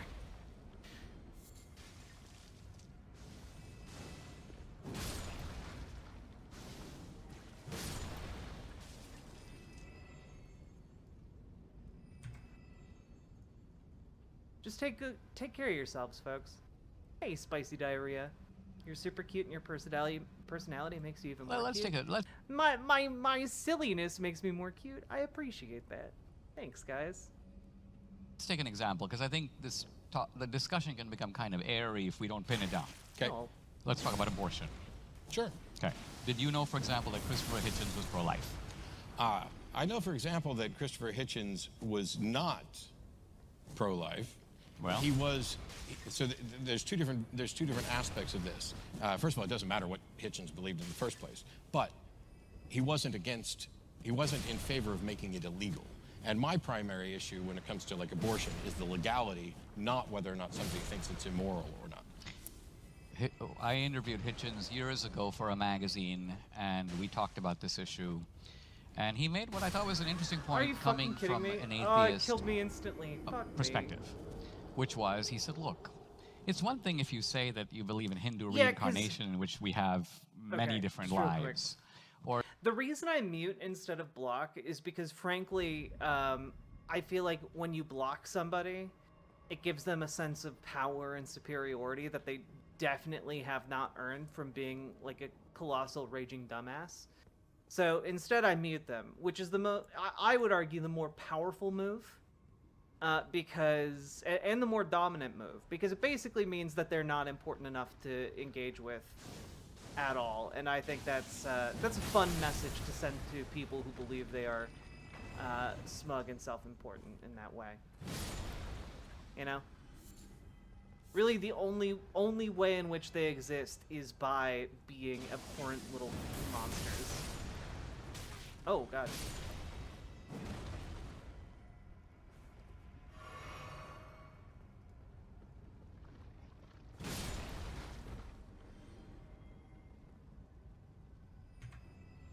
Hot and dominant? Exactly. Always strive online to be hot and dominant, even if you're not dominant. Or if you believe that there is a life to come in which if you happen to be terminated in the womb, you're going to go to life everlasting. He goes, I don't believe any of that. I believe we have one life. This is it. This is the only one. And so ultimately, it is the greatest value. And if you have a life that is coming into being and it's snuffed out, all its choices interrupted at the outset, he goes, you got to think before you do that. right? Now, let's leave the legality issue, because I think the abortion debate has become radicalized since Hitchens died. Whether Hitchens would have supported late-term abortion, we don't really know. But what I'm trying to say is that here's Hitchens. And I don't really care. You don't really care. But the point I'm trying to make is this. You're saying that religious people apply a worldview. And I'm saying you do too. Hitchens does too. All of us have a worldview. I'm not. I think I just said that like 3 minutes ago. The issue is whether or not. So if somebody's saying that their worldview is right because it comes from the divine, and there's no demonstration that A, there is anything divine, or that they have any good understanding of what the divine would want, then I would hope that we would agree that that is at least a fallacious appeal to an authority that can't be demonstrated. Well, Thanks, Method but I would Yahoo. argue I like that, this T-shirt a first lot. of all, none of us in America conducts a voting test in which when somebody comes into the booth and decides, for example, why do you want to have an abortion? Someone could say, because it's fun. Someone could say, because I think it's a form of birth control. Someone could say, in other words, what I'm trying to get at is we don't conduct a rational scrutiny test to make sure that people who vote about climate change, someone says, I believe in climate change. I'm like, don't you own a house that's on the water? Yes, you do. Has that house gone down in value? No. Now, if is that the test for whether? No. What I'm trying to say is we don't subject people's political views to a scrutiny in which we ask, are there irrational? In what way?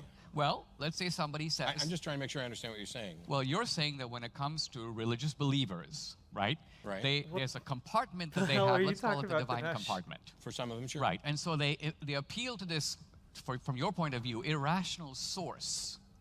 And they Ooh, try to Aaron import Signal. that source into politics, which according to you is fallacious. They shouldn't be doing that. And I'm saying all kinds of people who are not religious say the wackiest things But and that's have a the two-bouquet fallacy. That's whataboutism.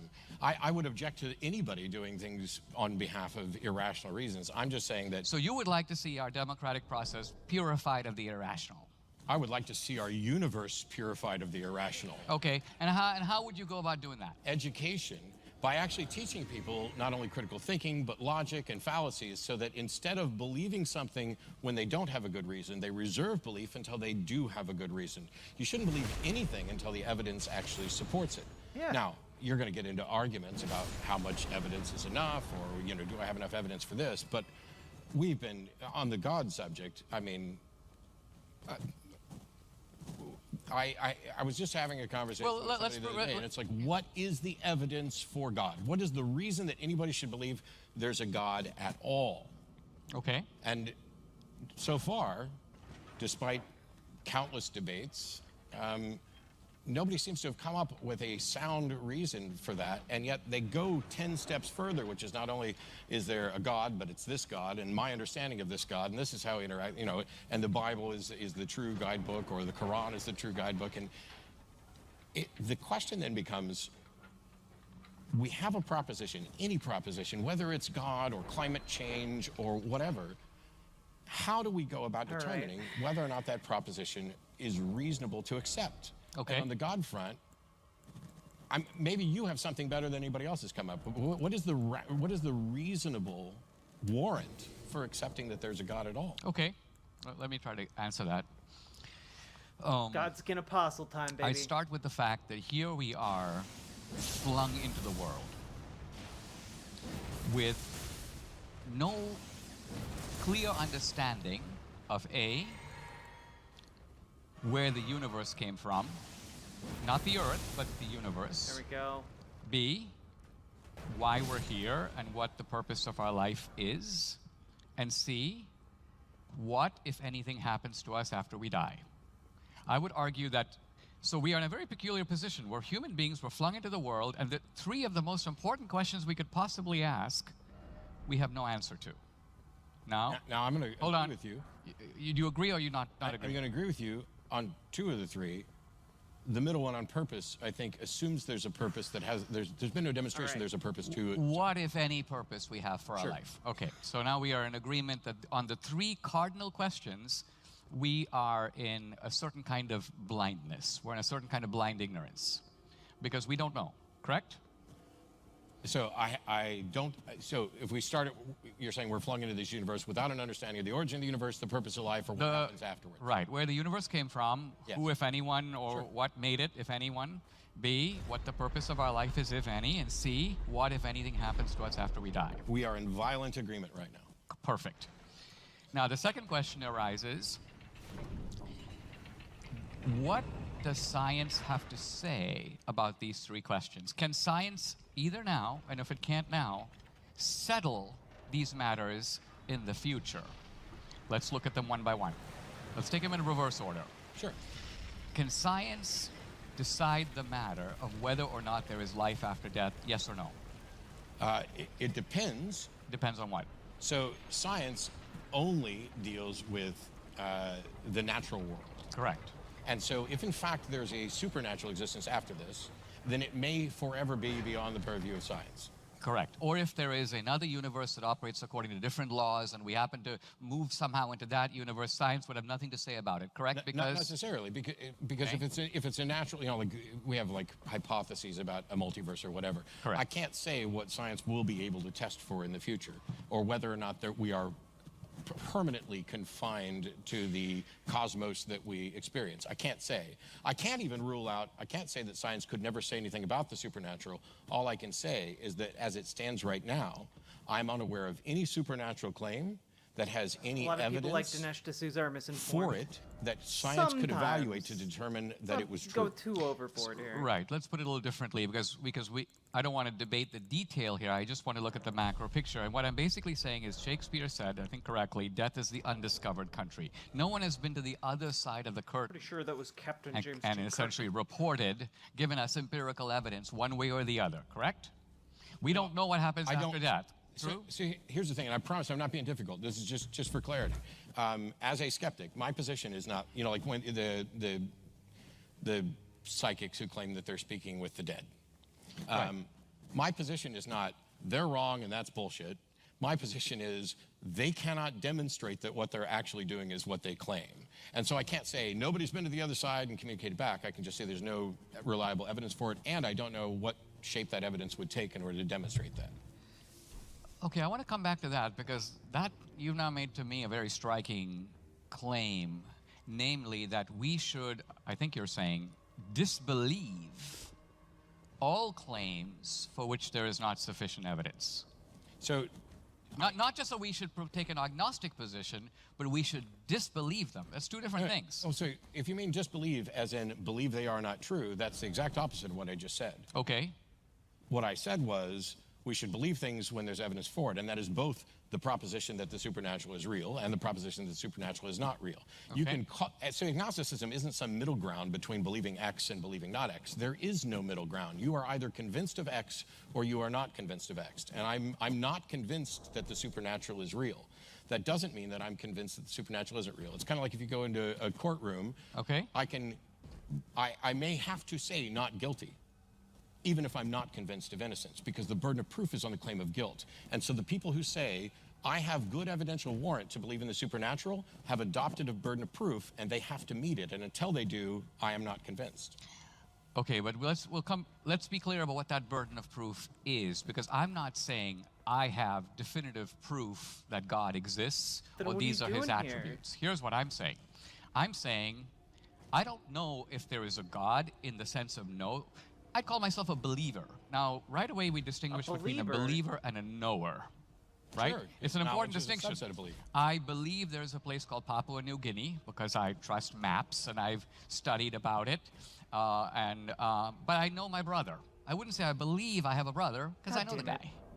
So knowledge. Are you saying you don't know that there's a Papua New Guinea? No, I'm saying I know it in the sense that I accept the authorities from which I learn about it. Sure. I trust it. Well, and if I went there, it's not just relying on authorities. It's actual evidence. like so being cold. you have a belief in a Being cold is proposition. nice. Right. It means Whether or not I'm it qualifies as knowledge is a stressed or separate question, because knowledge is a subset of belief. In philosophy, it would be justified true belief. I tend to use a more kind of colloquial, because I'm a dilettante. I'm an uneducated oaf who just talks a lot. But if you have a proposition and you accept that it's true, that's all I mean when I say I believe it. You either accept it or you don't. If I say I know it, all we generally mean all most people mean when they say I know Back from something muting is that combos? they Hell yeah, really, Gwyneth. really believe it. They're talking about the confidence level that they have in that proposition that it is likely true. And when Really? we say I know Was it a something, huge generally shock we're when you saying first encountered like a I believe this genuinely to the extent religious that it would be person? worldview altering to I guess discover I've never it was really wrong. thought about that. And so I believe there's a I imagine pathology. that must be pretty weird. I would actually argue that I know, I have evidential warrant that there's a Like, did pathology you just without think that, actually, like, people without actually didn't ever actually having believe been that there. stuff? This is, you know, people used to do the, oh, well, you don't know there's an Australia. Well, I do now because I've been there. But even before I was there, I think that I had evidentiary warrant for it. Yeah, but okay, I agree with that. And I know that there's a Papua Guinea in that sense. Let's take a different example. If, let's say I were to tell you I'm from India. Okay. Okay? You have no reason to doubt me. You probably believe I'm from India. Yeah. Now, you don't actually know that. It depends on what you mean by know. Well, and it are you 100% sure? No. Is 100% certainty required for knowledge? Not necessarily, but I would what's agree. your bar? So I don't think you can be 100% certain about anything. Okay. Which is why I abandon the notion of certainty, which is why when I talk about knowledge, I talk about it as a subset of belief and that it's a confidence level. But also, You on PS5? I Nah. genuinely PC. don't really, I'm unimpressed when someone says they know something because we don't wait till we have knowledge to act. We act in accordance with our beliefs. And whether or not your belief rises to the level of knowledge doesn't change what your action's gonna be. All right. So let's sort of circle back to where I was going with the three big questions. And I think we started with death. You were in violent agreement that the cause, that we don't know, the cause of the universe, we don't know any prescribed purpose for our lives. We try to discover it, but we don't know it. And we don't know what happens after death. Yeah, I'm not convinced that anything does, but I definitely would agree. We don't know. Fair enough. Now, let me ask you this question. What do you do about belief when you are in exactly this position? If something is true, it would have tremendous implications. For example, you would concede that if there was life after death, that would greatly affect the way we think about life on Earth now. It would. Depending on what that life looked like. And depending on whether or not anything in this life had any impact on that life. Correct. But right. Yes. So let's just say if the religious narratives are correct, and there is some sort of cosmic justice in which, let's just say, the crimes that are the undiscovered crimes of this life have to be accounted for in a future life, we would probably have to start thinking about all the stuff that we get away with in private, because even though we escape human accounting, there would be some sort of presumably divine accounting. So in other words, all I'm trying to establish is that there's a relevance to these questions, even if we don't definitively know anything about them. Anything about the answer matters, which way we go. I agree the answer matters. It's just that the answer right now is, I don't know, and you can play the what if game for any one of them. What if there's nothing? What if it's the end? What if there's a being who's going to judge you based on whether or not you fell for things without sufficient evidence? What if that's the criteria? Okay, so what you seem to say is, I think about something, and if I really can't Your answer dad the tried to get question, you to like Dinesh? Oh, right? I'm sorry. I take the default He is position not that an that intellectual. something doesn't not exist cut out for until this. evidence shows up that's going to convince me it does. Of course. That's your view. That is sound epistemology, that Sound epistemology according to whom? According to you. Sure. We'll just go according to me, because I don't need to cite anybody else. Right. Because I'm right. Because Okay, hold on. So let's see if you're right. Let's see if you're right. The alternative would be to say that I'm justified in believing something before there's sufficient evidence for it. But I would argue that you do that every day. Let's give you a cardinal example. But that doesn't change the fact whether I should. You The fact should. that I'm saying you do. We're all going to make mistakes. You do and you should. Look, our life is always lived in anticipation of an unknown future, right? You're dating a woman. Yes. And so what you do is, you, being a very reasonable guy, plug in all this data, right, about this woman, and you're trying to make a rational decision. Let's say, is this the woman I want to spend my life with? Let's assume you're thinking about that question. Or for the sake of your argument, we'll assume I'm thinking about that. Okay. Wait, why Now, can I would not argue summon that, in reality, a little given the jellyfish? way human beings are, you could never really know what life with this person is going to be like, let's just say over the next 30 years. First of all, you'll be different people in 10 years, different people in 30 years. So this question about what it's going to be like is unanswerable with any high degree of certainty. Correct? Yeah, which is one of the reasons why I, unlike many religions, actually support the notion of divorce, and I'm opposed to the notion that there's a soulmate out there that you're going to be everything to forever. If we're both in agreement that we don't know what the future holds, I don't make a decision but to if say... you'll pardon me, that's a tediously predictable response. I'm not going there. Where I'm going with is the fact... I didn't think you were going there. No, because... Right. Where I'm really going with is the fact that in making a decision of whether or not to be with this person, yes or no, you are necessarily taking a huge leap of faith. No. But I haven't heard anything bad about it. See, that's the thing. The way I operate my life, and maybe I'm a weirdo, is, so, for example, in this case, I have no plans to end this relationship, and neither does she. But we are both adults, and there were 2 rules. Be honest, have fun. That's it. That's all. Be honest, enjoy life. And as long as we're both honest, we can reevaluate the nature of our relationship at any point. I am friends with every one of my exes, including my ex-wife, who I just spoke to.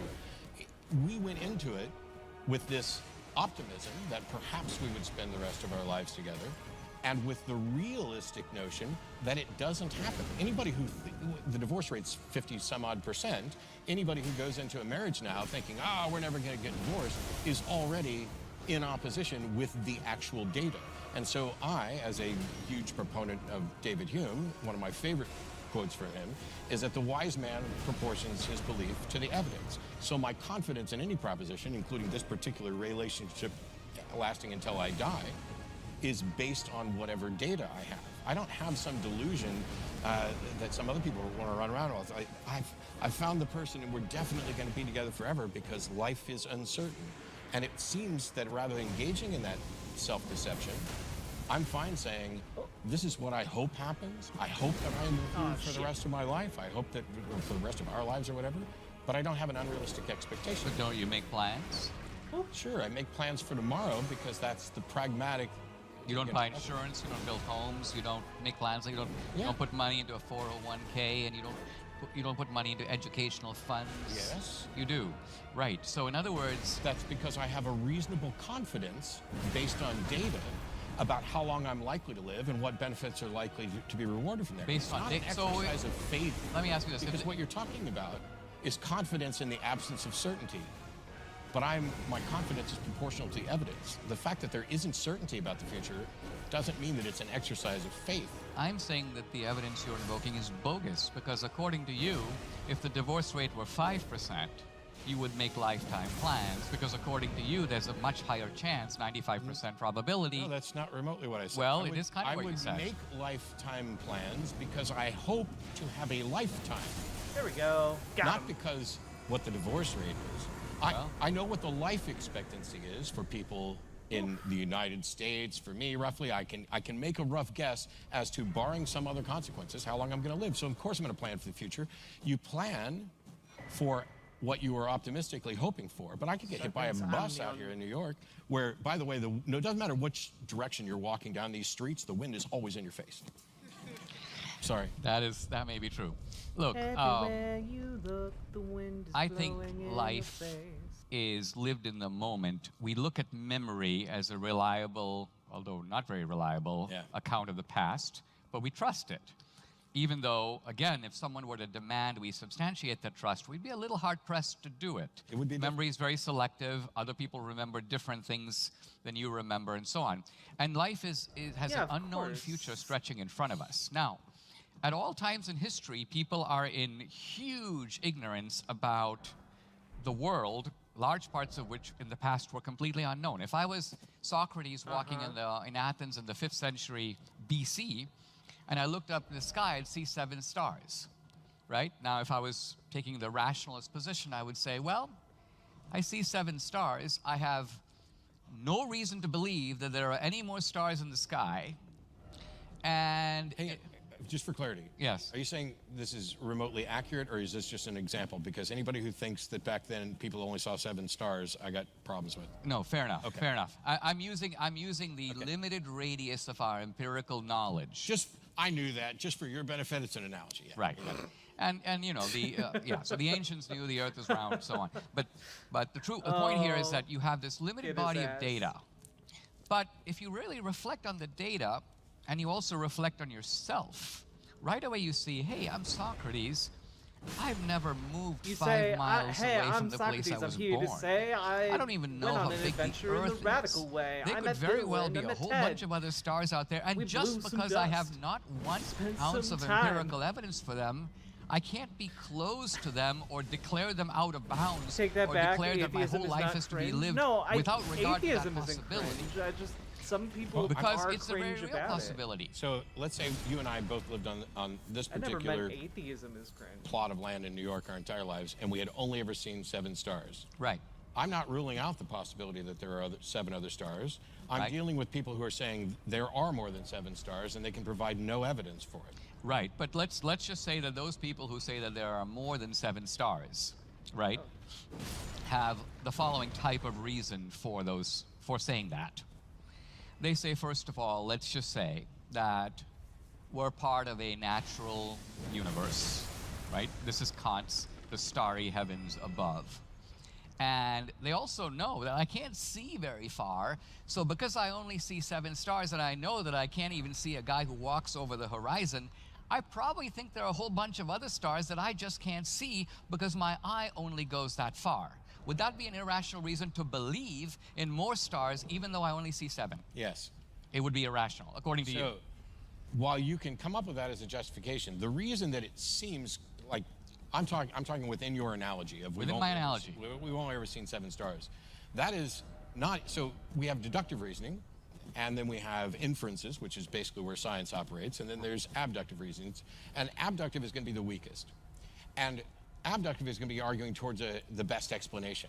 And in that case, we need candidate explanations. What you're talking about is an inference that seems intuitive, but has no evidence to actually support it. It does. The fact that I can only see so far should guide my brain to say I should not be reaching conclusions about what is beyond my ability to see.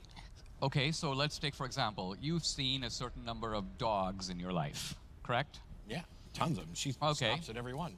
Right. Above and beyond that, you haven't seen other dogs that are outside the radius of your empirical experience. Is this True? a boss? Correct. Do you believe that there are other dogs other than the ones you've seen? Boss. I have evidence of other dogs on Earth. What's that evidence?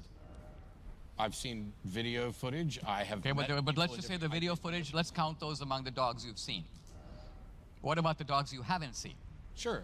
You believe they exist? On Earth, yes, but if you tell me that I should then believe that there are dogs on Saturn, that's the level of thing we're talking about. No, it's not. It's not. You know what? That was not. the best this is the heart of the possible matter. timing This is the for heart me of to the matter. equip that Because twig. according Holy to you, shit. religious people believe that there is a God who, like in ancient Greece, inhabits the natural world that's living on another planet.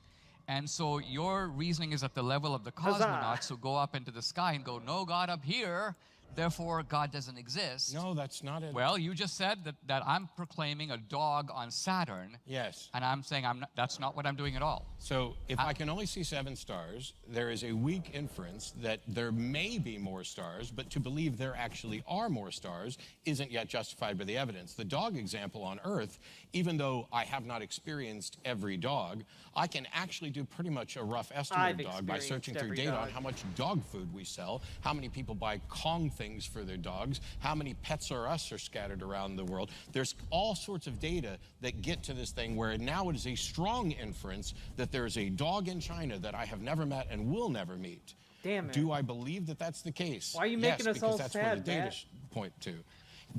To go beyond what the data show. I want to meet To say that just because I know that I have a limit to my vision and I can see 7 stars, therefore I believe there are more. That is to go beyond what the data presents. You could, though, invent a telescope and improve your vision and get new data, which is exactly what we did to discover that we don't just live in the one and only galaxy and that the Earth isn't the center of the universe. Once we got that data, we began to have a better understanding of it.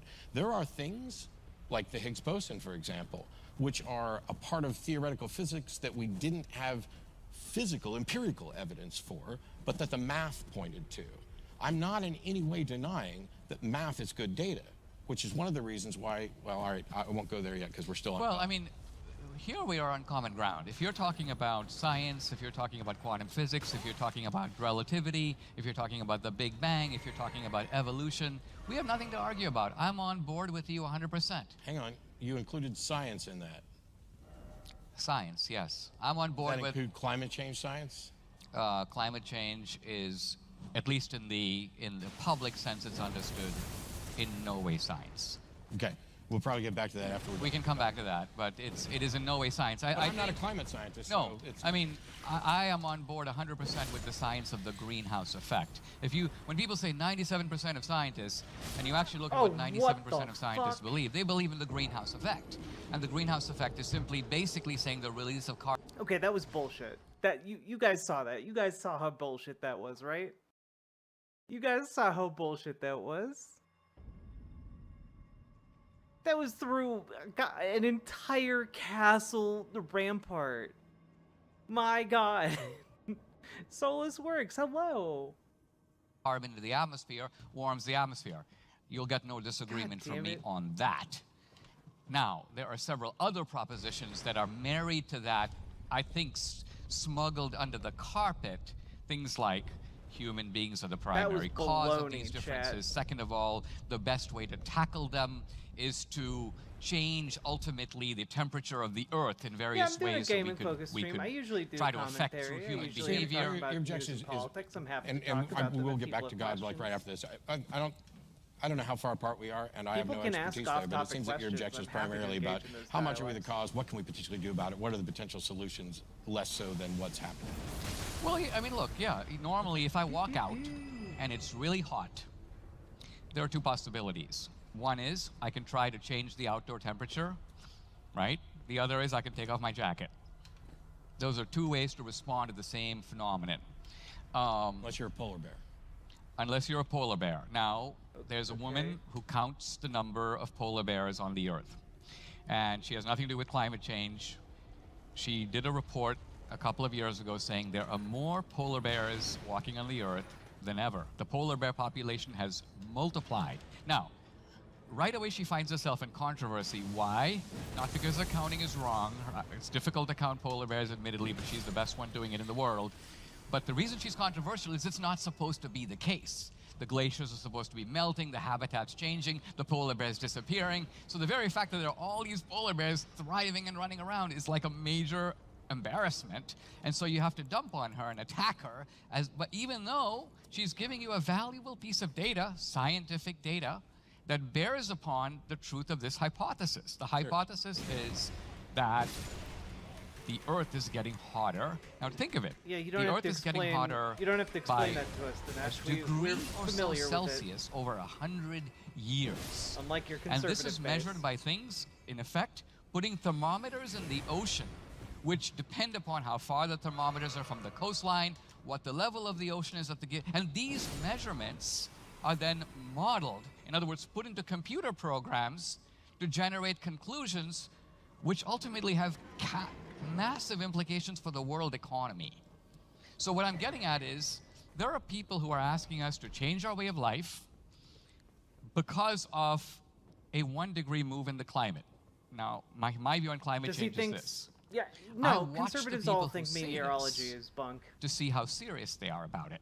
The very people who say this. There's your mistake. Well, for example, I look at Mike Bloomberg. Mike Bloomberg owns, I believe, 11 homes. Can we stop looking at Mike Bloomberg? Because those ads are I everywhere. I got to Times stop Square and it's like looking right. Every time Hey, Mike Bloomberg. But I'm just saying, here's a guy who says it's going to be a priority for him as president. And I would say, really, if you have 11 homes, shouldn't you go down to 7? Well, if you really thought that your carbon imprint is a little too big. I would completely agree with you there, but Mike's hypocrisy isn't really relevant to what the data But are we talking about the hypocrisy of everybody? Because... No, I'm talking about what the data show. Okay, here's the data. everyone can see this data. Okay? Now, the Obamas, who are major apostles of this data, just bought a $12 million house right on the ocean, right on the water in Martha's Vineyard. Okay. These are the same people who are saying that in 12 years or 10 years, Miami will be engulfed by the ocean. The oceans are going to rise and swamp coastal properties, right? And my point is not just that the Obamas are hypocrites. That would be one small piece of data by itself. Here's my point. If the data is believed, if it's plausible, if it's even probable, if there's even a 50% chance that would be the case, real estate properties worldwide on the coast would plummet. On the inland would rise. But the fact that that's not happening anywhere to my knowledge tells me this. Real estate agents know it's bullshit. Buyers know it's bullshit. Sellers know it's bullshit. Everybody knows it's bullshit. Curiously, all those people have no scientific foundation to assess the data. Maybe, wait, hold on. Maybe those people are buying those because they know we're screwed and they only got a few years left to spend their millions. Might as well enjoy it on the coast. Really? Yeah, exactly. That's what you think? Really, that's what you think? You think people who are not long for this world might make short-sighted decisions when it comes to what rental or investment properties they're angling at? Come on. That's crazy. Those are crazy ideas. You're talking craziness right now. When I'm evaluating this, and first of all, I definitely want to get back to the God thing. I'm not a climate scientist. I'm not going to pretend any expertise, and there are areas of this where you and I are going to be in agreement. But when I'm trying to figure out whether or not something is real, I'm looking at the science and what the experts have to say, and you're looking at whether or not the Obamas are hypocrites, or whether Bloomberg's a hypocrite. That is not a sound epistemology to determine out whether or not the climate is... Okay. Well, a couple of things. First of all, the climate scientists are, and I think this is more true of this branch of science than it is generically true. They're highly interested observers of this phenomenon. Oh God, yeah, the climate change is a industry. Massively funded enterprise. Yeah. It gets gigantic dollars, and the gigantic dollars are aimed at finding a predetermined conclusion. Bullshit, man. I don't think you're innocent of the idea that researchers get huge grants. Take researchers who get huge grants from pharmaceutical companies. Take researchers Except this is bull. This is bull. Yes, because now the bulk of the world has at least, let's assume that the climate change stuff is BS. The bulk of the world has bought into it and are making efforts to change things, to change the way we live our lives, mostly so we can have a life. But now, wouldn't there be more money in the people who are actually going out to debunk this? This is the sort of conspiracy level thinking that people raise about science all the time. Oh, the money is leading them towards this conclusion. There's money in anything that you can demonstrate to be true. This is why I don't buy into the big pharma conspiracy stuff of trying to keep us sick, etc. Okay. Because there's money in a cure, there's money in new diseases, there's money in this, there's money in that, there's money. Where's the money in debunking it? Let's say I have charts right here, and I show you the whole thing is BS. Who's going to pay me? All those people buying coastal properties that you think are hypocrites. Why would they pay me? Because now, if you can demonstrate that it's BS, now their property values go up even more, because now... That just means they'll give the money to the real estate agents and to the buyers, but how are they going to fund me? How do I benefit? You're suggesting that people will fund people to do research towards a foregone conclusion that benefits them, unless it's the foregone conclusion that benefits them that I mentioned. No, I'm saying that it's simple common sense that when there is a proposition that leads to certain climate change is a huge industry. It is a multi-billion-dollar industry. You look like a guy like Al Gore. Al Gore's been a government servant his whole life. Do you realize Al Gore has a net worth of $200 million? How did he get $200 million? He got $200 million through climate change. Okay, it's a very profitable business. Okay. The debunkers of climate change are sitting in obscure research institutions collecting a $55,000 salary. Which you got to look out for all those ad hominem fallacy that says nothing about whether or not. No, it's not. No, it's not ad hominem fallacy. It is. It's pointing to the fact that that research is not disinterested. That's not an ad hominem Al Gore's point. not doing research. The fact that he can profit off something is independent from what researchers are finding out. You don't get to shame researchers because they made some damn money. But I'm saying the researchers profit in a huge way too. Look at climate scientists and look at the money. Okay. that Yeah, goes they into get the paid. I They will get paid for investigate their how much labor. How climate, dare they? But when you said something else as well, which I think reflects a lack of understanding of markets, which is you said the real estate agents, the stock market, the real estate appraisals, those people are not scientists, right? Those people may not be scientists, but they are in a business where they put their money where their mouth is. Yes. Right? So in other words, it's one thing for me to say I'm running for president and the earth is getting hotter. It's another thing for me to say, oh God, you know what? I'm living in this house on the ocean. It's $1 million. It's going to be worthless in 12 years. I should sell it to Dinesh for $100,000 because it's literally going to be worth zero. The fact that they don't necessarily believe that doesn't say anything. An individual's belief about what they think is going to happen with respect to climate change says nothing about what the data show with respect to climate change. You're talking about how convinced people are. You might as well be running around claiming, and to get back to the God thing, because we still got the supernatural and the afterlife and the origin of the universe.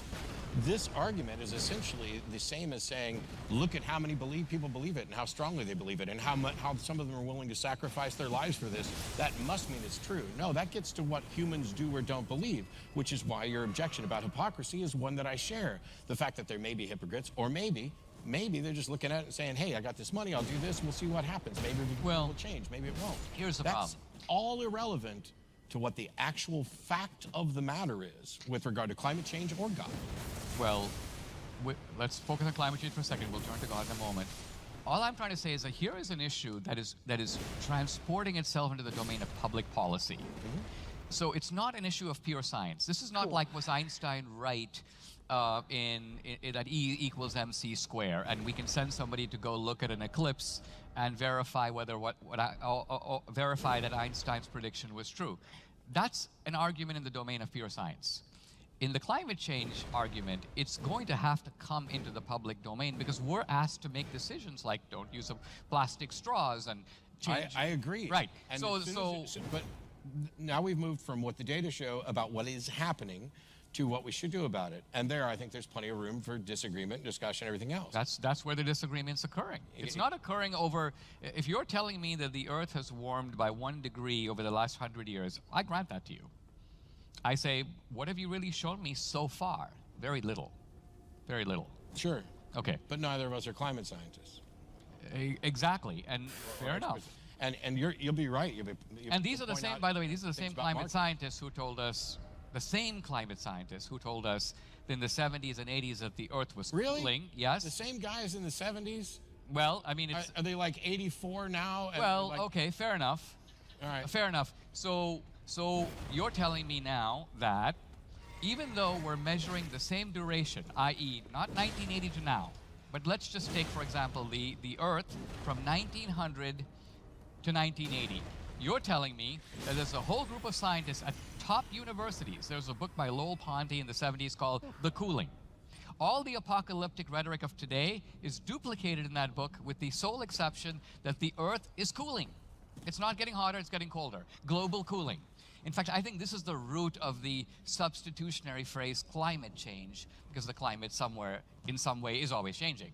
But the point is this, that all these measurements from 1980 going back the previous 80 years show a cooling trend. So you're telling me that they were wrong, and the new guys coming in... I'm not telling you anything. Well, I'm just saying that you're accepting now that a new bunch of guys will come in measuring the same phenomenon, right? Maybe using better instruments, and it's how science gets better, yeah. Yes, but it gets better by and large by greater precision. Not by basically saying that up is down and down is up. Sure, but if you find, so there's, and I have no specific expertise, hey, Fly, in this particular, the thing is, this is the science got it wrong before, so it likely has it wrong again. Yep. Which is science a fallacy is a in bitch itself. Sometimes. Because fallacy. the fact that the only thing in the entire... Let's probe that fallacy. Why is it a fallacy?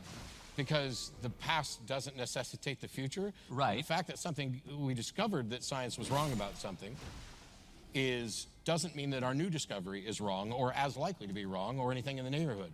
Science is the single most consistently reliable method for accurately understanding the world. The natural world. And the only thing that has ever come along to correct a flawed finding in science is more and better science. Not religion, not hypocrisy, not what's the market doing. But that's silly, because that's, okay, that would be like me saying science is greater than philosophy because scientific findings are cumulative and they have gotten more precise and accurate about the natural world, whereas in philosophy we haven't advanced all that far past Plato. That small thing of lava almost did me in. Okay, I'll buy that. You'll buy that? So, philosophy, which I love, I'm a philosophy geek, especially when it comes to epistemology. But I don't think what have we done on epistemology since, I'll just stick with Hume. Once you have the foundations of thought, there's not much left to explore there. Once you have identity, non-contradiction, excluded middle, once you have the foundations of a syllogism, once you have the foundations of set theory and Venn diagram, and you've got your epistemology, now that's when science can say, now we can tell when we're justified in accepting something and when we're not, and to what extent. And so science then does this inferential testing to build a model that is our best example of the universe, and it is tentative and subject to revision. That's what science doesn't make proclamations about truth. Yeah, but I think But scientists do. So if there's a climate scientist out there that says, the truth is this, that's not science. That's preaching on behalf of science. What they should be saying is the data show this, here's the model, this is the extrapolation of this model, this is our best understanding and best estimate for what's going to happen in the future. So that they're making decisions like I am about my future based on actual data and not and what we, and not just what we hope happens. Well, I think it was Wittgenstein who said that even if all possible scientific questions could be solved, the most important human questions would still be on the table. Now, the importance of that is this. I think you're awarding a sort of prize to science. This is a really interesting lore area. Based upon a stacked deck. You're defining scientific truth as somehow superior, and you're declaring that on that basis, arguing inside the bubble of science comes out first prize.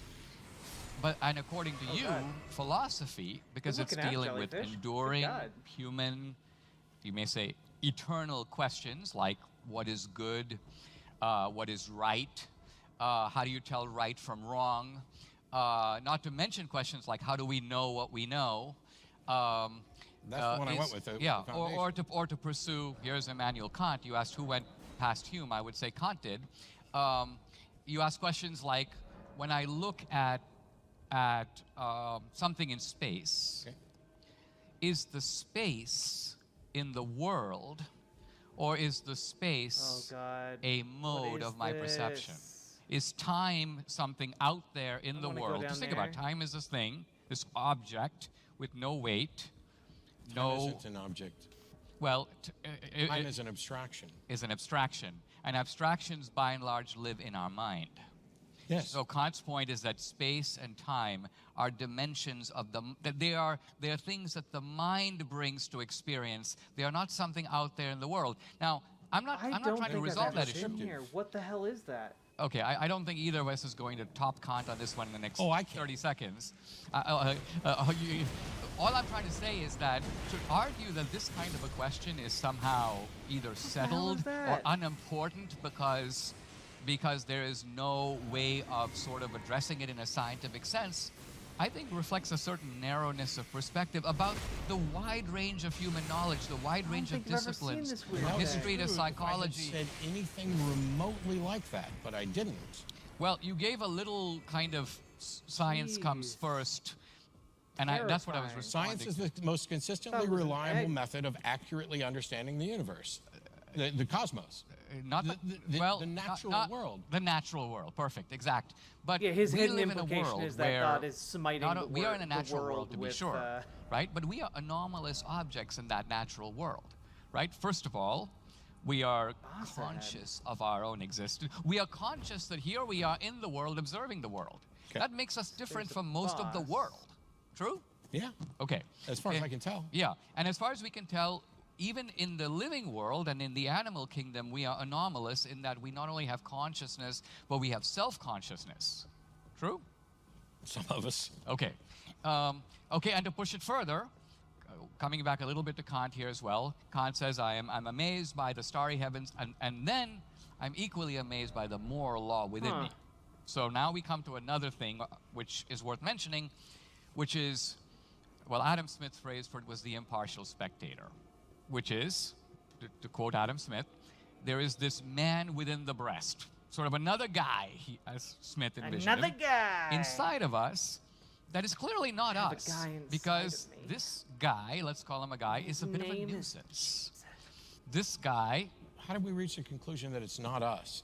First of all, I'm not going to concede that there's a man in here or that he's not me.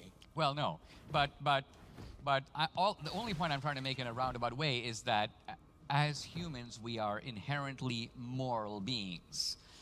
Morality is part of the equipment of being human, and in fact, it's a necessary part.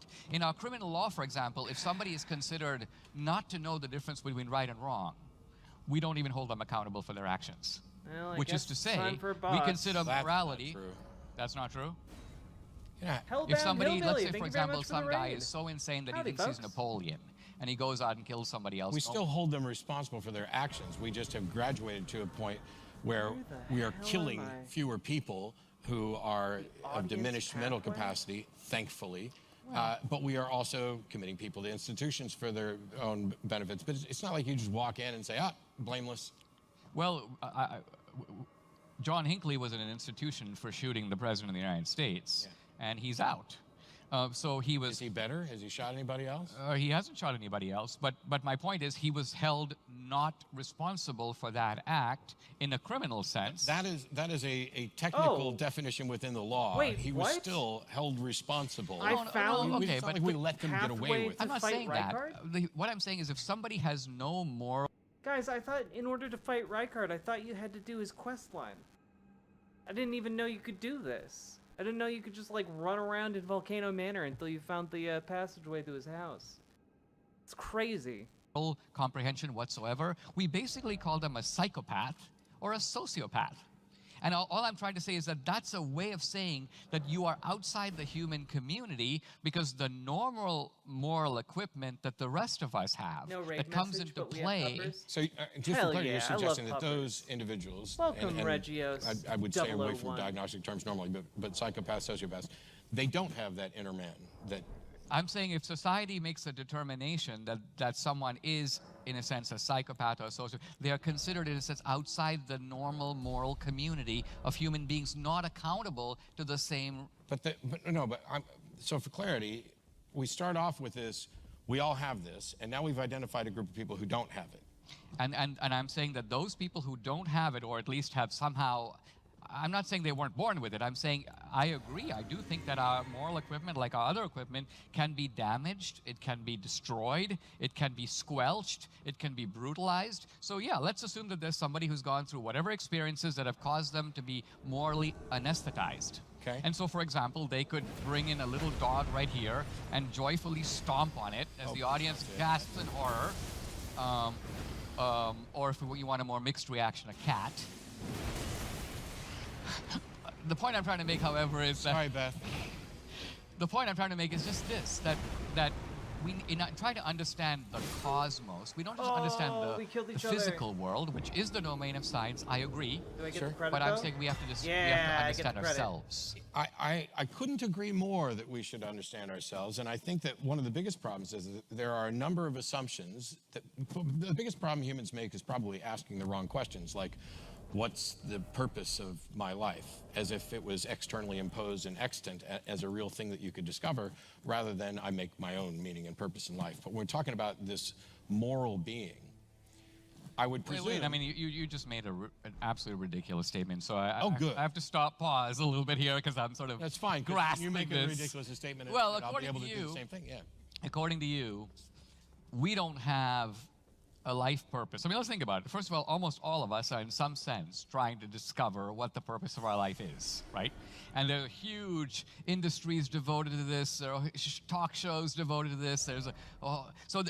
It's a quest that just about all of us, probably most of us in the audience, are on. And you're declaring at the outset that it is a quest, according to you, that has no answer, or at least has no external answer. No, it is a quest that I don't see any reason to think that there is an externally imposed purpose.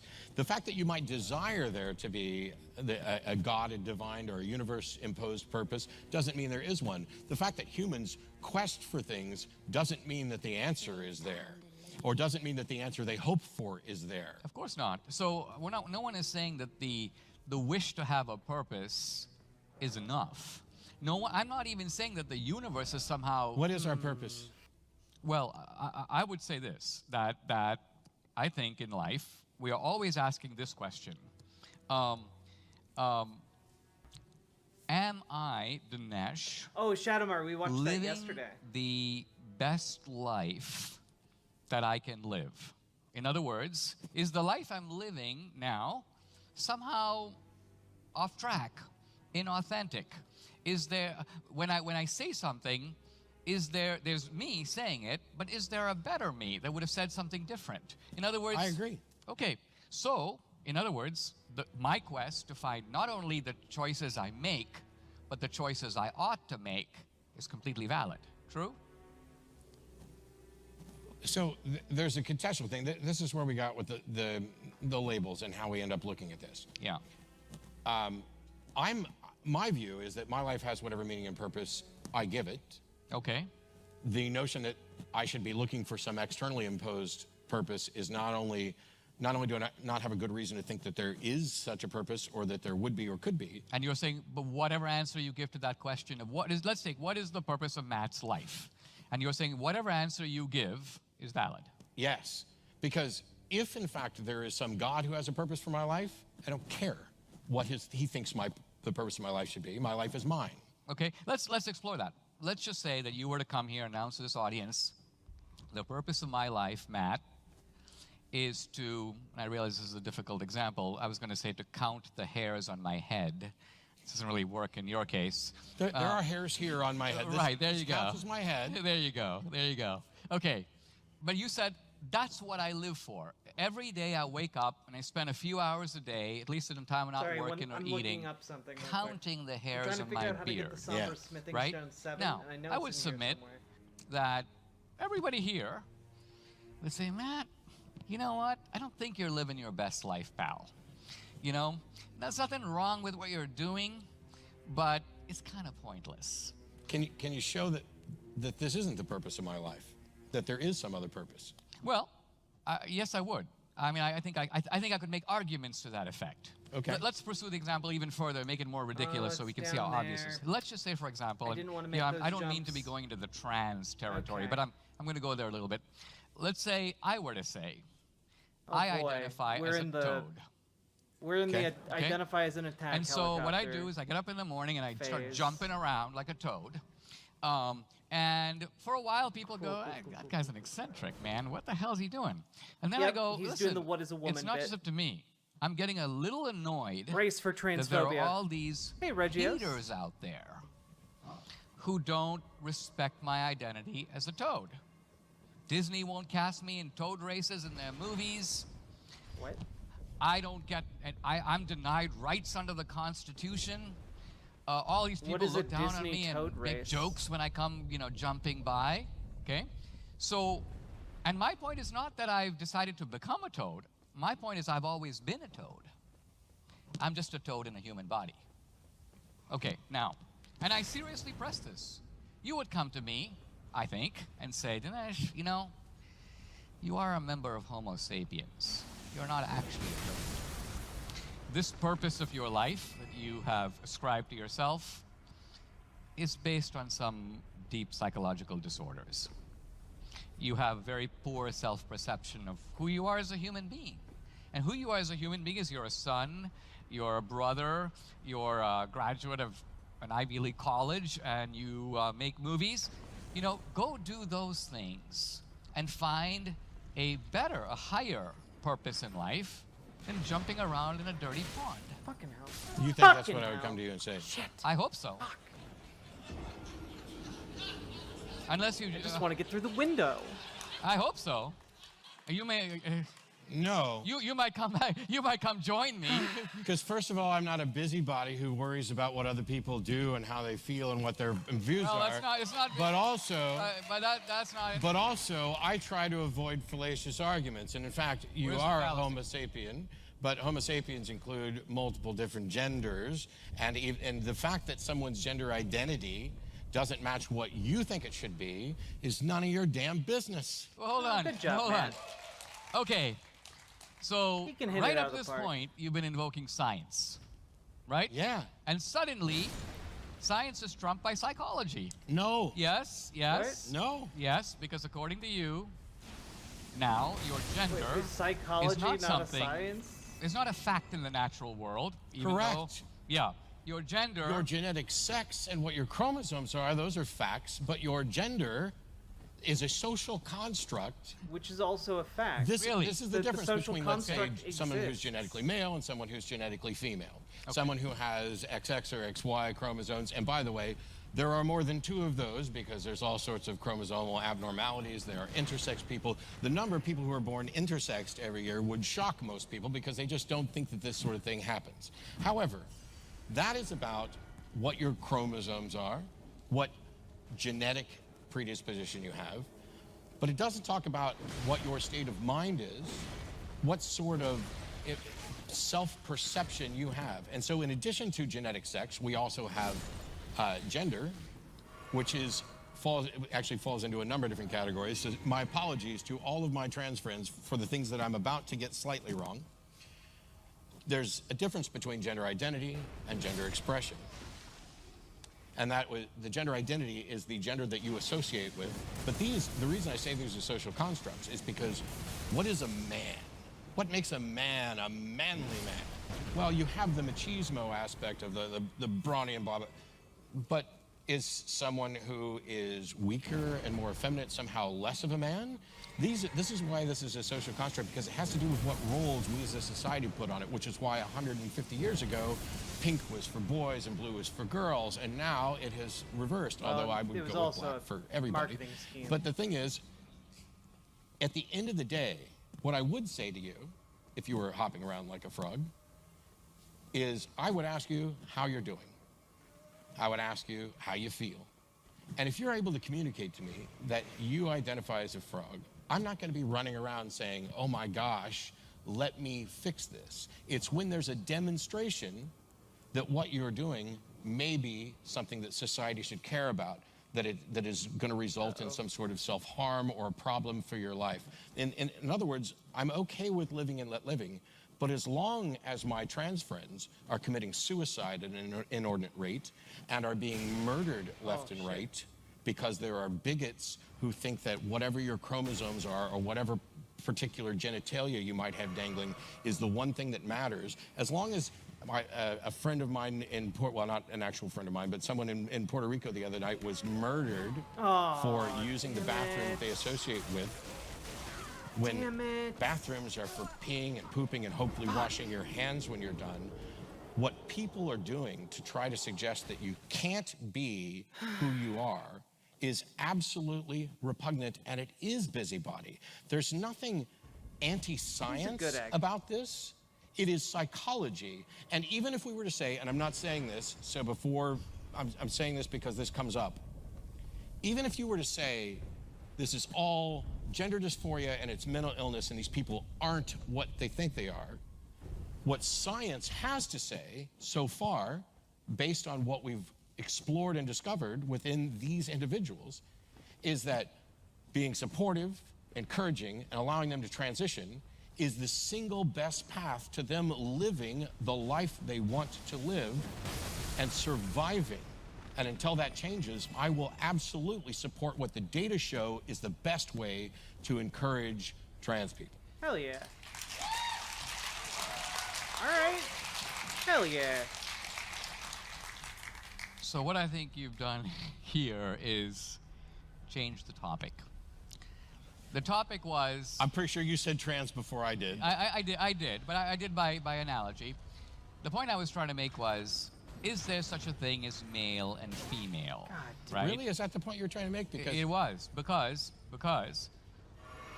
we got what to this you from did somewhere was else. you took the category of male, which actually is a scientific category. It has it's like life is a scientific I made a distinction between male, female, and man, woman.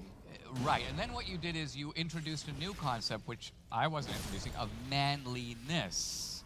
And I agree, manliness, which is to say the cultural accoutrement of being a man, let's just say, for example, smoking a cigar, or growing a mustache, and hanging out at a club, that is manliness. And I agree that that is a social construct. I would argue it's a social construct by and large in accordance with nature, because culture and society develops in congruence with a given human creature.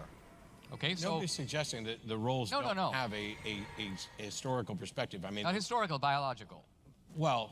Gender is not a historical concept, it's a biological concept. When I say historical, I was not denying biology. I'm saying that because of certain biological things, it sets up norms of these are the hunter-gatherers, these are the ones that are going to go out and kill, these are the ones that are nursing children, etc. else. Those norms are constructs of our head. There's nothing wrong with a stay-at-home dad. There's nothing wrong with a woman working. There's nothing wrong with a woman earning as much as a man makes for doing the same work. Let's look at what we are arguing about. Okay. So, in the civil rights laws of the 1960s, we had the principle of color blindness, which is to say equal rights under the law.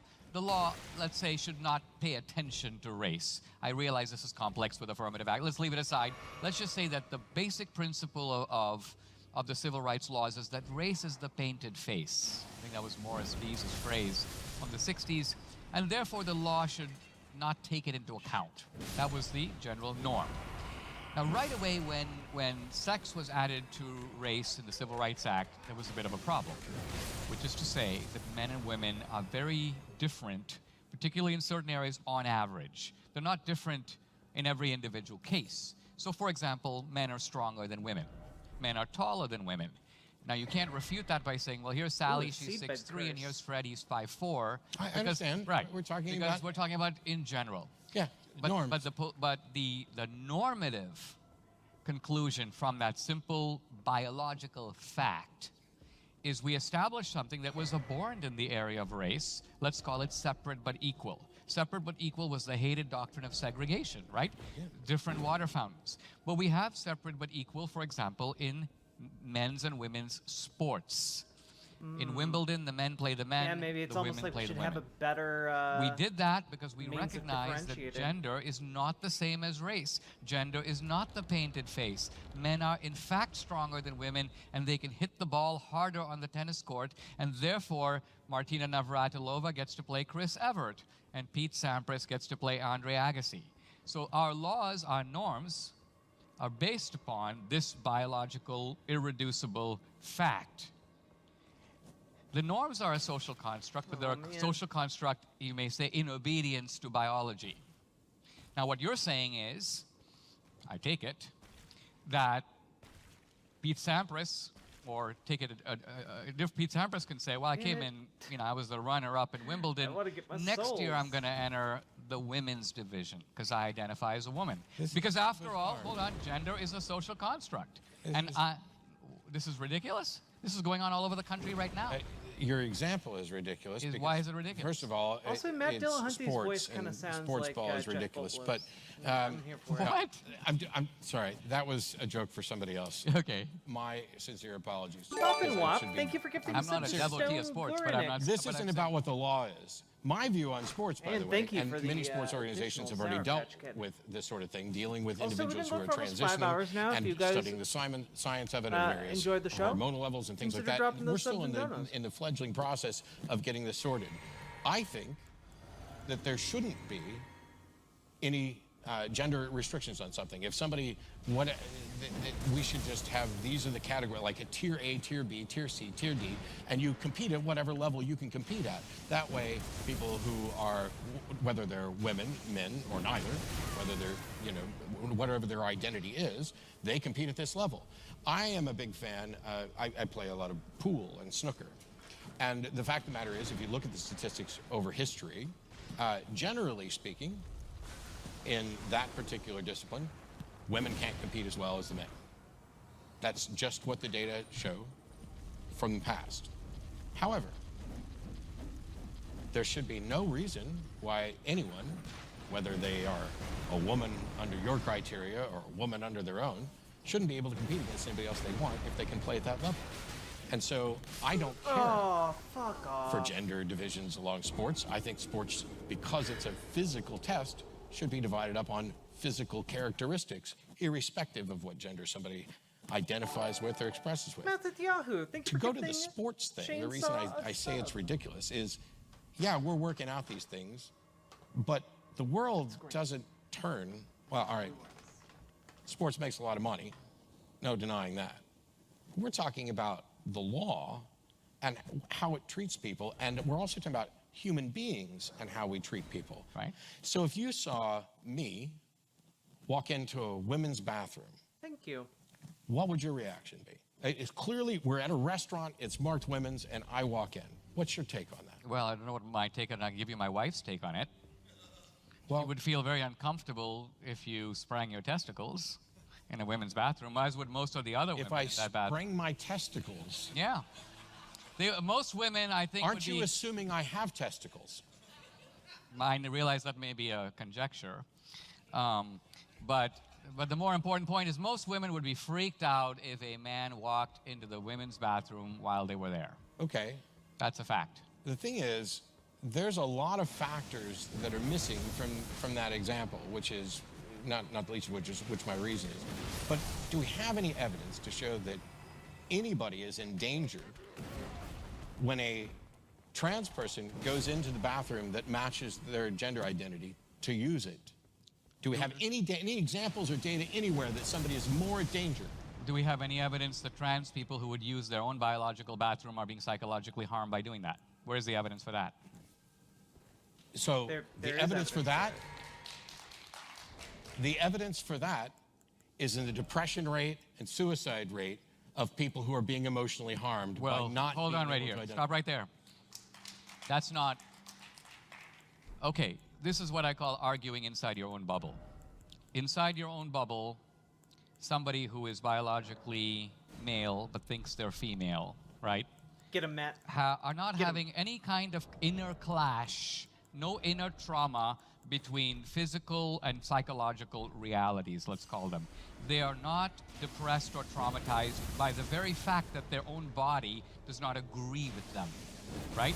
Rather, they're just traumatized by the fact that they have to go into a men's bathroom. I would argue that if there are higher rates of depression suffered by trans people, a lot of it might have to do with being trans. What are you arguing is the risk? No, a lot of it might have to do. So I asked for example. No, I want examples of who's in danger when somebody uses the bathroom associated with their gender, because forcing them to use the other bathroom. And you know when a trans woman walks into a woman's bathroom, you know who's in danger? The trans woman. They're the ones that are being killed. They're the one in Puerto Rico that was shot just the other day for going into that bathroom. They're the ones that are in danger for doing that from bigots. Well, man, I don't want to go down this road only because how many that is correct. Only because no. Well, what's to stop I love me watching whether I identify as a woman or first of all, if I was really dressed nice. as a woman, you wouldn't even know. What, you don't know what my junk is if I go in and open the door and sit down and use it. You don't have no idea. And it shouldn't be anybody's business what's in my pants or what I'm wearing. Well, quite honestly, if what you say is gender true, from the bathrooms entirely. if what you say is true that people don't know, you wouldn't even need laws, because this would be this is sort of like the saying laws don't do anything to help. There's nothing stopping me from walking into a woman's bathroom and assaulting but someone. But see, I think what you're missing here is this. You know, usually when you see a fence, in this case, the fence is the distinction between men's and women's bathrooms, right? And maybe we're overplaying this topic, but what I'm getting at is, if you want to take a fence down, always ask, why was that fence put up in the first place? Who did it, and why? Not if it's my property. I don't care why they put a fence up. Fair enough. But the point I'm making here is that we have men's and women's public bathrooms for a reason. And the reason, by and large, reason is largely arbitrary. I would say, mostly for the protection of women. It's not that men... Yeah, trans women are women. Okay, but... We can have... I'm not... Look, what I'm getting at... We can also just have, like, integrated bathrooms. We can do that. Just have stalls that go all the way up to the ceiling and go down to the floor. Like, it's not rocket science. We have them all over the world. The sexual... We could have 21 types of bathrooms for 21 genders. We We don't. can just have one. Is you can all pee next to me. I don't care. Yeah. So what you're basically saying is that the distinctions that we make between men and women in our society are culturally, according to you, arbitrary. There we go. According to you, for example, take tennis. I'm just using Smithing sports because Stone, we're familiar finally. with it. Okay. You say people should play at their own level, and therefore, if the top 100 That was tennis bullshit. players are all men, that's the way it doesn't is. bother you the slightest. That was Basically, the really conclusion is bullshit. men are better than women in tennis. Although what we would say is maybe the top 100 tennis players all have this particular chromosomal makeup, whether they identify as men or women. Yes, I see where you're going. Okay. Hey guys. If you saw it 20 minutes ago, we could have talked about God some more. But let's take no, it's funny. 5 more minutes and then. Sure. So we're not going to get to Trump. Let's spend 5 minutes on the future of America and take questions. Sounds good. What do you want for the future of America? I'll softball it because maybe, and this is legitimately I don't know, and I'm interested. I am a staunch proponent of the separation of church and state, the separation of religion and government, as my friend would call it. I have no idea. You might completely agree with me. You're a staunch proponent of the separation of religion and government. Right. I would agree to a point. It would depend on what we mean by this. So let's take examples. Sure. Do I think that a religious hospital that receives government funds should be forced to do an abortion? No. Do I think that a person of religious convictions has to somehow pocket their religious convictions before stepping in the public square? No. Do I think that Amy Coney Barrett should be disqualified from replacing Ruth Bader Ginsburg on the Supreme Court because Jesus, she's I a hate devout these things. Catholic? I hate them so goddamn much. So, I agree with parts of most of those. okay. So let's point to an area where we might disagree. Where is that wall being breached where you think I'd fall on one side of the divide and you on the other? So for example, I don't think anybody has to check their religion at the door when they become a public servant. However, if they legislate on behalf of a particular religion showing favoritism towards one over another or a religion over irreligion, that is a huge problem. Agree completely. Okay. Now, when it comes to, for example, I love the way you phrased it, a religious hospital being forced to perform an abortion. St. Luke's or, Sure. Catholic hospitals. The big problem here is that hospitals, from my perspective, should be secular. I love the fact, the only reason that we have religious hospitals and religious universities is because the monumental religious privilege that religions have endured and benefited from throughout history. They're tax-free institutions, they have people donating money to them, and fine, I have no problem with people doing good, build a hospital, build a university. But if you're going to build a hospital that's going to service an entire community, then the hospital services need to be medically sound and not based on religious doctrine or dogma. Well, the services of these hospitals are medically sound. What we're talking about is something that they agree. Not all hospitals do They're everything. not. Hold on. There are children's hospitals that don't take adults. I get it. Right. There are cancer hospitals that don't take diabetes patients. Sure. If a Catholic hospital were to say, listen, we provide the full ensemble of medical services, we just don't do abortion, they are acting in line with their conscience. This is not to say that abortion is not available in the clinic across the street. Why would somebody who believes in freedom want to force somebody to act against their conscience? Because would you like it if I did that to you? Because I don't care about your conscience if it's affecting whether or not somebody else can live. Well, it's not affecting whether someone else can live, because that guy can go across the street. If we have a Jehovah's Witness hospital that refuses to perform blood transfusions, is that okay? Well, it's okay if you want to go there. I wouldn't go there. I wouldn't either. Right. And that's awesome. And let's just say that the only people who go there are Jehovah's Witnesses. I'm thrilled that we're in both. So you want to force them now to do blood transfusions? No, I'm saying that you don't always have a choice about what hospital you go to or what medical services you go to. Okay. This is one of the reasons why we have government and government interaction and government oversight, because if my only medical provider within any reasonable driving distance of me will not provide that, what do I do? This is why the better example is the conscience of the pharmacist. Because first of all, a Catholic hospital, maybe a hospital that was built by Catholics, that was built with Catholic donations, that was built from Catholic donors. But not every doctor there is a Catholic, not every nurse there is a Catholic, not every patient there is a Catholic, so why should they all have to adhere to Catholic doctrine just because they built a hospital? Instead, the government should say, if you want to build a hospital, it needs to provide these services irrespective of your religion, and if your religion can't accommodate that, then you don't get to build a hospital. Yep. I think here you're disrespecting a distinction between the public and the private sphere.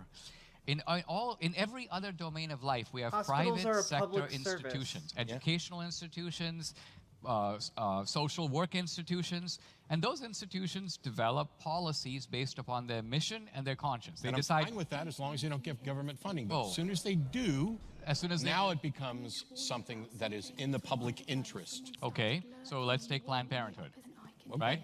Planned Parenthood is with 1 minute left starting on Planned Parenthood. Well, I was going to say, before you guys touch that, it'll come why up. don't we do a little bit of a vote? Do you guys, and just use your voice, we'll do voting for either to keep the conversation going for the rest of the night or to move to Q&A. So let's go Q&A. God. All right, and then if we do keep the conversation rolling, we'll go into Trump. So conversation rolling. Okay, well let's do that. How much time have we got left? We got about a half hour. All right. We should transition into Trump. Be careful, because he's promising Trump, and we started with God, and we didn't even finish that. And you had 3 things for God. I'm not even sure we finished one of them. I think we're going to need a couple more nights with you guys, to be honest. You wanted to go to Planned Parenthood. Let me, since you mentioned God, let me kind of make a point about that, because I think that's where my 3 points were going. Okay. Let's take the question I ended with: is there life after death? I have no idea. You have no idea. Do you know? But is there life after love? Of course not. But here's my point. If I say I believe in life after death, you would say that's an irrational position, Dinesh. Because no, I would say, what's the evidence for it? What's the evidence for it? And I would say, I don't have any evidence for it, and neither do you. But I'm not believing it. Right. But it is, and this is the key point, it is in the nature of the subject that no empirical evidence could settle the question, because death is the termination of experience. And therefore, for you to demand evidence in a domain where evidence is unavailable is the height of foolishness. So when you say death is the termination of experience, it sounds like you're arguing that there is no after death. I'm arguing that our natural life, I mean, I think the religious believer is fully on board with this, is complete. Our natural life in this world will completely, irrevocably come to an end with death. And so in the empirical world that we live in, yes, there is not going to be evidence, nor will there be evidence in the future, that settles the question of what happens after natural experience ends. And the question about whether there is any, let's remove the Christian context. Look at the Hindu context. The Hindu context is that there's a life after death, right? It's a natural life, but it's not in this domain. There's a world behind the world, and that natural life will occur there. But we have no access to it because we live in the empirical world that is, according to Hinduism, something of an illusion. Leaving aside the doctrinal parts of it, all I'm getting at is this. here's a point where folks, you are demanding that I settle the issue on the basis of an empirical weaponry that evidence you've ever seen that in is your life, never okay? forthcoming. And yet, you agreed with me at the beginning. This is one of the questions that all intelligent people think about. It's relevant to their life because the answer to it, even if we don't know it, determines how we should live today. And all I'm trying to get you to admit is that since you don't know any more than I do, it is the same leap of faith that I'm taking to say that there is, that you're taking to say that there isn't, because you don't have 1 ounce of evidence any more than I do. One way or the other. Give me a round of applause. That's outstanding. Because after an hour and so sitting here and having explained this over and over again, you managed to get my position exactly wrong. Because I'm not asking you to settle it. Do you believe in life after death? I do not believe that there is life after death. Perfect. So your position hang on. Okay. That does not mean, that is not the same as I believe there is no life after death.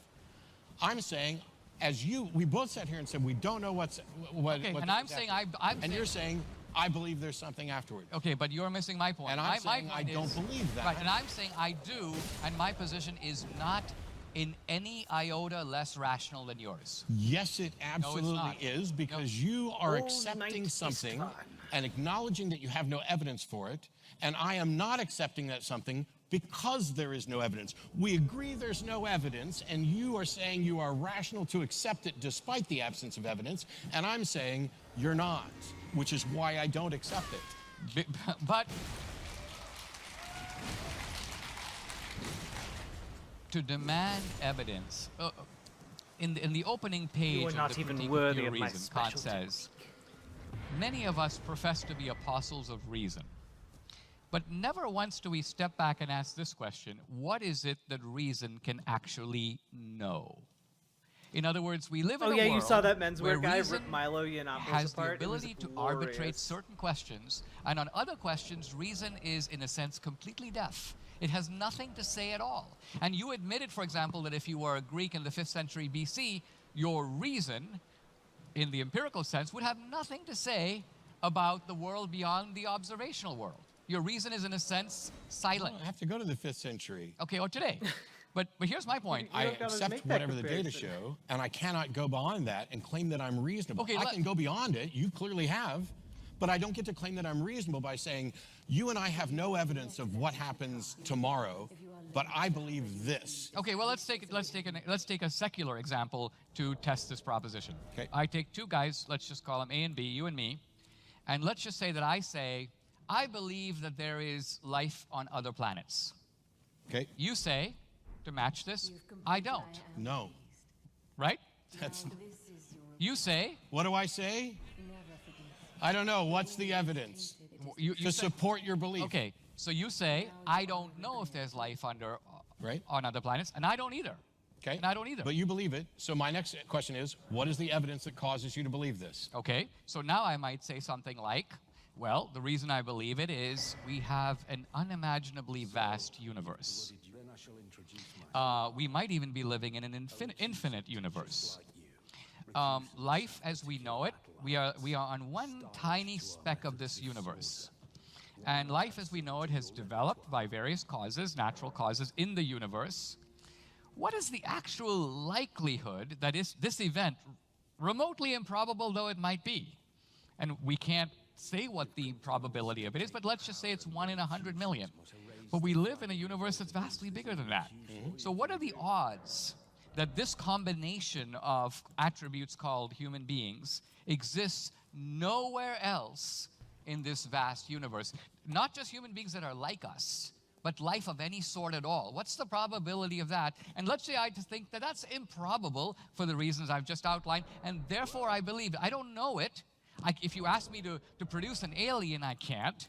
But I would argue my belief is in no way irrational. Now, you might say, I'm going to wait until the alien walks on stage, and then I'll believe it. Or because your reason for disbelief may require much higher degrees of certainty than mine are. But I would argue, in me believing it and you not believing it or awaiting the evidence, this is a fake pomposity that comes out of just saying, because I don't know for sure, Therefore, somehow my belief is more rational than Dinesh's, even though Dinesh has all kinds of good reasons for believing what he does. Of course, if empirical evidence shows up, I'll be as open as you to pay attention to it. But I'm not in some epistemological second-class status because I believe something for which I have my own reasons, even though there's not empirical proof. Great. So the example that you gave, first of all, at some point, somebody can go back through this video and find the number of times that he says what my position is likely to be versus how many times I've tried to even attempt what your position is. I actually ask. So if you're just going to set up straw men, it's going to be really easy for me to knock them down. No, I mean, I'm sorry. Every time you do that, you say, you could say this. And here's the thing, the examples that you're talking about, we live in this vast universe, what are the likelihoods, what are the odds, right. You know, all this stuff. Great, great questions. And there are things that we can address with data. But the belief that results from that, is not, I believe, the justified belief from that is not, I believe there is life outside of Earth, or intelligent life outside of Earth, we'll stick with that. The warranted belief is, I believe that there's a likelihood, consistent with the data, of life outside of that. That's different than this is the case, okay? I agree with that. Sure, and this is what I'm saying.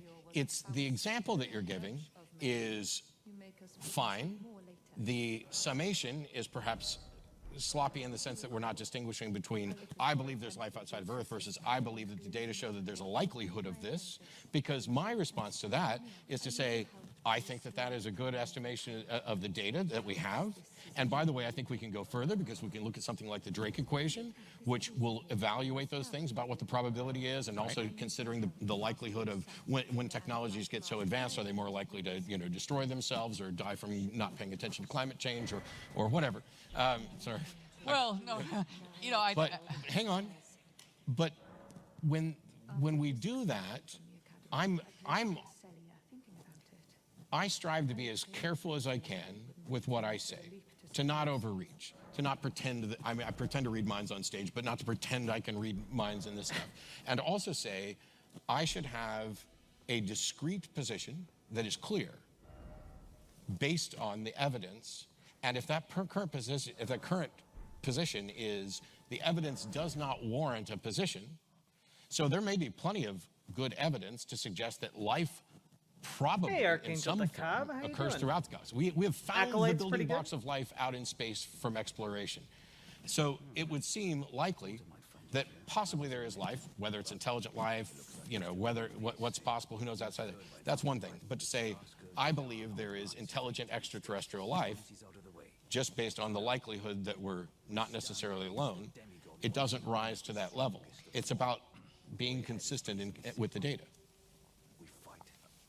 I'll try to illuminate the point by pivoting into politics, because I think that sometimes when we talk about God and religion, we establish sort of special distinctions and categories that are not normal in everyday life. So I'm going to throw out a bunch of beliefs. Okay. I believe it's likely that Trump will be reelected. I do too. I believe that if Bernie were elected, the day after, the stock market would take a severe hit. A more severe hit than it has in the last couple of days? Probably. Because Bernie would be a walking virus for 4 years. I don't believe that, but that doesn't mean that I'm convinced you're wrong. Correct. So what I'm getting at here is, now again, I'm making these statements of I believe that if Trump is reelected, the market will do well over 4 years. But when I say these things, I'm stating beliefs anchored in my knowledge of politics. There's no empirical fact that I'm leaving out. And it would mean no objection to these beliefs for you to say to me somehow, Dinesh, my position on this is actually rather Jesuitical. I draw a distinction between warranted belief and beliefs that are ultimately don't have sufficient warrant. I would say, we're talking about the future, Matt. None of us knows, I grant that. In that sense, it resembles life after death. We're plugging in all the data we have, and we're making a judgment about something that affects our life, just like life after death does. We have to act upon it because we have investments and portfolios. We have to cast our own vote. So we're going to make decisions about the future based on what we think is going to happen. My belief is in no way irrational because I cannot have either certitude about it, or I don't have the kind of empirical evidence that would enable me in some senses to declare the belief warranted. No, it is warranted. So, first of all, here we go again. I don't disagree. The thing is that you have beliefs about what's likely to happen in the economic and political realm, and you base it on actual data. I have no objection to that at Leonard. all. But this, I think, gets to the heart of where and how you and I are dramatically different. Not just in epistemology and what may or may not warrant believing in something without evidence, because I can't imagine both acknowledging, I have no evidence, but I believe it anyway. That's not the same thing as what we're talking about now. You have a lot of evidence. You have market research. You have other information. You know what's likely to happen. You know where the majority of people are, what they're looking forward to. Here's the marked difference between the two of us. At every instance tonight, when we got to something that was potentially political or that was about policy, you went to money. Where are they spending their money? Are they building this on the coast? What are the markets going to do? What is this going to do? I don't give a rat's ass about money. I give a rat's ass about human beings. And as a humanist, I'm looking at how the world can be better with policies that lift people up. And I'm not talking about, I have no problem with Bernie. I voted for him before. I'm not a Bernie or buster. I'm not a Bernie bro. Matter of fact, they know the crap out of me. All right, and folks. Yet I will be supporting probably, almost certainly, whoever the Democratic nominee is. I did get a heartening for a number cry. of reasons. But I think the big one is I have a focus that is on human beings and doing whatever we can to lift people up and not to make rich people richer or to make markets just better so that we can say we made markets better. Because if the market goes nuclear and just, it's not like we're not already the wealthiest country as it is, but if we all got, if we all got wealthier, if the United States market just went through the roof, I don't think we've lifted all boats. I think the gap in income, the gap in wealth, the gap in value I thought I was of standing on the human elevator, beings then it just is disappeared from widening. underneath me. And I don't think focusing on the market is the fix for that. Okay. First of all, in the 2 or 3 times that I've cited markets, That was not my fault. my purpose in citing them was as mechanisms of information. In other words, a market is a sign of how seriously people with money who have to put their money on the line take a piece of data, right? So I'm not using the market not as the market is always right. I'm necessarily. simply Come using the market on. as if people really thought this was going to happen, they would start moving their cash. And that's just a fact about people. Sure, right? I have agreed. Okay. If somebody really thought this is what the market was going to do, that's where they'd move their cash. Exactly. But what they think about the truth has no bearing on what the truth is. Just like the number of people who believe something, how strongly okay, they you believe said it, that. whether they're going to, Okay. that's not a thing. Now, you threw this contrast up between, you mentioned the issue of inequality. Yeah. And you said you don't care about markets, you care about people. I was being hyperbolic. Get ready for the but coolest let's, fight let, in let's all zoom of into time. that a little bit. It's not like you throw At it least out. one Of course, but what I was going to say is this: the reason, and I agree, by the way, That we have doesn't more count as a inequality redundant now death, no. than we had, for example, in the 1970s. And it is true also that CEOs and entrepreneurs today make a lot more money as a multiple, let's say, of the average worker than they did in the 70s. The reason for that, I think, is because CEOs in the 70s didn't do a whole lot. If you were a CEO of Hewlett-Packard or a Ford Motor Company, CEOs do much by and large, your job now. is organizational. You're an administrator. You say, I'll open a new plant over here, I'll do this over there. The entrepreneurs who have made gargantuan amounts of cash, I would mention, the obvious ones, even Bloomberg, but certainly Jeff Bezos, certainly Steve Jobs. The reason that they got so rich is precisely because they have augmented human welfare to such a gargantuan degree. They bring Everybody value, who yeah. See, people didn't Something normally we bring think of value. markets as responding, supply response to demand. God. But as far as I know, there's not one person in the world who wrote Steve Jobs and goes, you know what, take an ordinary phone, figure out how it can take photos, let's figure out how it can do email, texting, put all these features, and then get rid of the stylus, use your finger. Here's what I'm getting at. Apple built the phone before we knew we couldn't live without it. Sure. And everybody who put I money... can, though, because I'm on Android. Yeah, okay, fair enough. But what I'm getting at is everybody who made these people like Bezos and Jobs so rich did it happily by waiting in long lines in the Apple Store because of great boosts in human welfare that they were able to create. So I would argue we're living in an entrepreneurial boom. Now, the last time this happened is in the era that progressives called the Gilded Age, but the Gilded Age is also the age of the telegraph, the car, the airplane. So that was actually the biggest communication revolution of all time. We're living through the second biggest one. And all I'm getting at is these are huge amounts of human welfare that have been created by entrepreneurs for which they're being rewarded voluntarily by people who are happy to pay $300 to get a phone. So where does the social injustice come from? Oh, okay. Who is Steve Jobs ripped off? How many phones does Steve actually manufacture? A lot. 0. Steve Jobs never manufactured a phone in his life. Well, Apple contract, so what? I'm in agreement with you. Entrepreneurs, by all means. I mean, how many cars did Henry Ford himself personally make? Yep. I agree. The thing is, done by the assembly line. If we're going to determine how much, the invention itself is important, and there are certainly entrepreneurs who are as self-made as possible. However, that's not the sum total of wealth, and it doesn't mean that if I invent something and then have 25,000 employees, some of which I don't give a particularly good living wage to, manufacture those phones so that I can make as much money as possible off of my invention, that I'm actually doing something that is in the best benefit of society or that is boosting society. And you get to decide that. You, a magician, sitting here, decide. Here's a voluntary transaction. Well, let's elaborate the example so we can see capitalism in its pure form. Let's just say everyone in this audience has $10. So we live in a socialist I don't think utopia. I got that one. We all have $10, okay? And then you stand up and do a magic trick, and you say, I'll do this magic trick if some of you would agree to pay me $1. Okay? And let's just say that 25 people in the audience said, we'll give you $1. So everybody else clears the room, you do the magic trick, they give you $1. Our perfect equality is now interrupted by inequality, right? Wait, what's the inequality? Because in that example, hold on. So I manufactured 100% of the magic myself. Correct. But here's the point.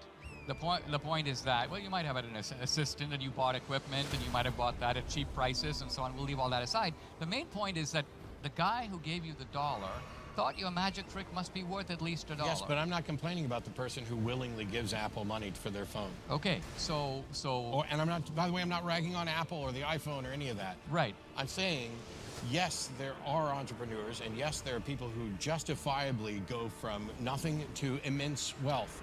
I'm not objecting to wealth. I'm not advocating for an absolute equality where everybody gets $10 and that's all you're ever going to get. But you're stepping aside. Let's take Walmart. Ordinary guy who works in Walmart at the cash register makes $25,000 a year. That's the average pay in Walmart for a cash register guy. The managers in Walmart make about $200,000. All right. Now the family that owns Walmart makes a killing, as you know. Here's my question: who are you? These are people who voluntarily show up for work. They could go work at Target. They choose to work at Walmart. They could be at the cashier at Vaughn's or at Kroger's. They want to be at Walmart. They take the best job they have. There's an agreement between them and Walmart about how much to be paid. They should be paid for. All I'm saying is, where do you get to waltz in and say things like baseball players make too much? And I didn't say that. Okay. Or that Apple should be paying more money to its managers because Steve Jobs made more than they did. It's not because Steve Jobs made more than basically you're saying, where do I get off coming in when these people voluntarily work? Right. And so that if we can get them to work for $1.50 an hour so that they have to work 5 jobs and But pause here. Let's the language. What do you mean by get them? I just let you talk on and on about it. Okay, go ahead. You're suggesting that who am I to say that it's a bad move for us to pay some people so little to pay a cash register worker $25,000 a year? I can tell you who I am to say that. I am someone who may end up in that position, but I'm also someone who may have family members in that position, who may have friends in that position. I'm also somebody who lives and works in a society that benefits from them, and I benefit from them staying healthy and productive in society. It's to pretend that the massive wealth disparity is all down to somebody had a really good idea and other people agreed to work for a pittance, and that's just fine. It may be true that some people had a good idea and some people work for a pittance, but that doesn't mean it's just fine. It doesn't mean it leads to a better society. It doesn't mean that people can afford health care. And if they can't afford health care, then guess what? They're potentially getting me sick. If they can't, this is why the government steps in to suggest that you need to vaccinate your kids, because vaccines don't freaking cause autism. They protect and save lives. I know you didn't say that. Yeah. This is something I would trumpet. And there are people out there who can't have vaccines, who depend on herd immunity. And similarly, they need the person who's checking them out, handling their money, giving them back their change, that when they cough in their hand and hand it back to them, they at least have the same opportunities that healthcare should be a basic human right. And if it's not, then we definitely have to pay people more. The number one cause of bankruptcy in the United States. The issue of healthcare is worth focusing on for a moment, because to me, the problem of healthcare is really simple. This is where we talk about Trump. I didn't say the solution. I didn't say the solution. Yeah, no. I said the problem. The problem of healthcare can be summarized in this way. The guy who receives the service is not only not paying for it, but he has no idea what it costs. It never occurs to him or her to ask what it costs. And this crucial fact is known by every provider of healthcare who recognizes that a third man, not present here, is paying for it. And it's going to be very easy to screw that guy because he's not here. And so we will be sending him a bill which could be as gargantuan as we like, because the guy getting the service is never going to show the slightest interest in the social cost being borne by that third guy. Let's call him the taxpayer. So it's a rip-off scheme, engineered ultimately, and everything would work like healthcare if we allowed it to. You said healthcare is a right. Well, I would say eating is a right. I have a right to eat. I shouldn't starve. I live in a prosperous country. So let's say I were to tell you, all right, you have a right to food. When you go to Vaughn's to fill your cart, just take what you think you need. And go to the counter, and then they'll just check you out. And so you look at the milk, and milk was, normally it's $2.50, and you buy 2 cartons. You say, I'll buy 10, because I'm not paying. So you fill up your cart. You show up at the counter. Now, here's the important point. Your behavior is completely understandable. You're taking as much as you can. People don't do that, though. The guy behind the counter, by which I mean the management, they realize that the guy in the line is not paying. So they realize milk doesn't have to cost $2.50. It could cost 25 bucks. Why? Because that guy's not going to ask, and he's not going to care. And so, as long as we get to shaft some third guy who's going to be paying for it, we're going to jack up the prices. And what I'm trying to say is that that's in all the areas where we want entitlements, that's the scam that we've been subjected to. Colleges. Why do you think my daughter went to Dartmouth? Cost me $63. Because you did. Because I did. Yes. If you ask the easy questions, I got to take them because I know I'm going to get them right. Yes, that's an easy one. But why does college, in an age where technology should make educational delivery services easier, in an age where colleges already have gigantic endowments, why these high bills? And the answer is really simple. The guy who's walking in the door is not paying. The college knows he's got a $10,000 Pell Grant, he's got all these loans, people willing to put in. So what we do is, even though inflation is 0% or 1%, we're going to increase our fees 20% every year for the past 30 years. Can we not, though? Can we not Why? do this? Because we are conspiring with the student and his family to screw the third man who's not here. So what I'm trying to get at is that... Hang on. Hang on. You are, exactly.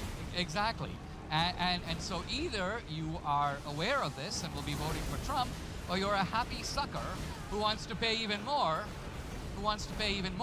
because he is okay with this collective rip-off scheme.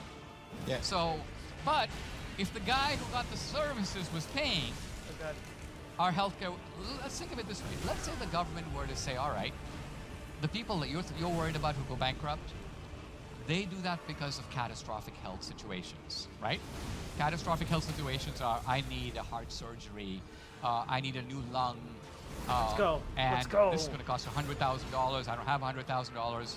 What I'm saying is we could insure the entire American population against catastrophic events, kind of Okay. like hurricanes and Phase so 2. on, except in this case, disease.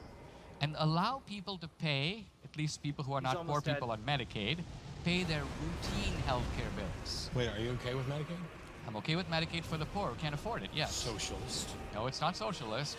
No, I know. It's just. I'm a okay, safety okay. netist. I'm just waiting. Yeah. There's a couple points I have to address. Okay, so the point I'm trying to make is, in an American healthcare system where we paid our routine healthcare bills, and the government insured us against catastrophic illness, you would magically begin to see healthcare prices plummet. You go to the doctor, he goes, I'm going to run 7 tests. You're like, really, 7 tests? Just because I have a cold and a sore throat? What are the 7 tests? Why do I need 7 tests? Suddenly the There guy we next go. door would be I got offering him. 4 tests and Woo, half the price. baby. And I'd walk across the street because I'm paying. Baby, If the baby, government baby, gave us a baby, $10,000 healthcare voucher and said to you, listen, if you can spend it all on healthcare, but if you only spend $1,000, you can pocket the other 9. Thanks for the energy, Notice the chat. tremendous behavioral change that would sweep across this country. Suddenly, people would demand to know what healthcare should cost, and it would change the system. So that's all I'm saying. You're fighting a caricature. Whereas I'm Dinesh saying is there are just better wrong ways about to all the run fundamental these things causes and for each of deliver the these safety problems. net we want. Because he cannot And acknowledge I think capitalism Trump as the represents problem. that. It's not obvious he does, but Makes me that's what he unable does. to diagnose I would the agree. effects. It's Hey, not- Matt, we have time for your response here. Yeah, but I got to we'll respond have to wrap this. up after that. Yeah, because. So, wow, I just lost like half my train of thought right there. As soon as we mentioned Trump, it just happens every time. Okay, so there are things about the system that I'm in complete agree with you. I'm not denying the facts. There are certain things about what you said where you're talking about the guy going in for services is not paying for it. The unfortunate fact is that there are guys who are going in who are paying for it directly because of problems with insurance and other things. It's not always just the insurance. Now, the prices, I agree with you on the economics of how this ends up happening and how they end up raising. The problem is that there are also guys who aren't paying for it because they can't afford it. They don't have insurance. They can't get it. And the example that you came up with of going into the grocery store and taking what you need, first of all, we could have a conversation about food, but I'm not going to go in for 3 root canals just because they're free. I'm not going to go in to have 15 gallbladders removed just because I'm not paying. Let's pause right there. So I agree with those examples, but they're misleading examples. No, They're not your typical. example was monumentally misleading to suggest that it's somehow the problem that if we start giving people health care, that they're going to necessarily take advantage of it, even though we know human behavior will have people take advantage of it, not in the way of let me grab as much milk as I can. That was my problem with the example. There are ways to fix the system to lower the prices so that we're not, because, by the way, the insurance companies are not getting screwed. They're making money. And so the guy who goes in who's not paying for it, it's not the insurance guy that's getting screwed, it's everybody else. And the other thing is, if the doctor tells me I need 7 tests, and this doctor tells me I need 4 tests, and I'm not a doctor, what if one of those 3 tests is what I actually need? This is the problem because we have people who are, okay, yeah, there's people who are lazy thinkers, and people, but generally, I don't have time to become an expert on everything. No, you don't. And so I have to rely on experts. And so if the doctor says I need 7 tests, going to the guy that's got 4 tests doesn't mean I've done anything to improve the likelihood that I'm going to be healthy. It just means I saved a couple dollars. And if the focus is on getting me healthy, and we change the way the health system works so that people can go in and get whatever tests the medical community feel are necessary to best diagnose their thing, to best diagnose their issue, that's what we should be aiming for. I'm not proposing any solution. I'm not an economist. I don't necessarily buy into what, individuals are saying. I'm just saying if we're going to use examples, let's put the blame where it should be. Let's put the responsibility where it should be. It's not somebody coming in to screw over their insurance company because they're in pain. And the insurance company is going to pass on that cost to all of us. So the real scam, from my perspective, and I fully acknowledge that I could be monumentally wrong here, is that you want to call it a scam in that there's a conspiracy amongst the medical community to scam the insurance community out of as much money as they can. And my view is that it's a scam in the sense that we've convinced people Medicare that for all healthcare literally needs to saves be money. expensive, and that it's not something that people should have It lowers, like, access to. And if we just administrative point to costs. this is the scam, the reduces true scam waste. is when we make it so that there are people There's no who argument are against it, really. dying for treatable things. Because the person who goes in to get their flu shot protects you and me too. Of course. And it helps us to have a healthier society. It's not 10 gallons of milk. And by the way, there are people who need probably 10 gallons of milk. They have way more kids than I'm ever gonna have. I'm never gonna have kids. And once upon a time, I had this notion of, why the hell should my tax dollars go to somebody else's kids going through school? Yeah, but that's not what I'm saying. But they should go to that, because those kids are part of my community. They're going to be the ones that are working. They're going to be the ones that are curing whatever cancer I end up with in 20 years. It's worth it, even though I don't have kids, to provide and contribute to the society that I benefit from, which I don't think you deny. I don't deny that at all. That was me preaching. That's something I don't think he denies. Right. So we shouldn't knock straw men here. The scam of healthcare. Hold my beer. The scam of healthcare. The scam of healthcare, at least Obamacare, was a scam between the government and the insurance companies against It was the Republican the American plan, people. Dinesh. And here's what I mean.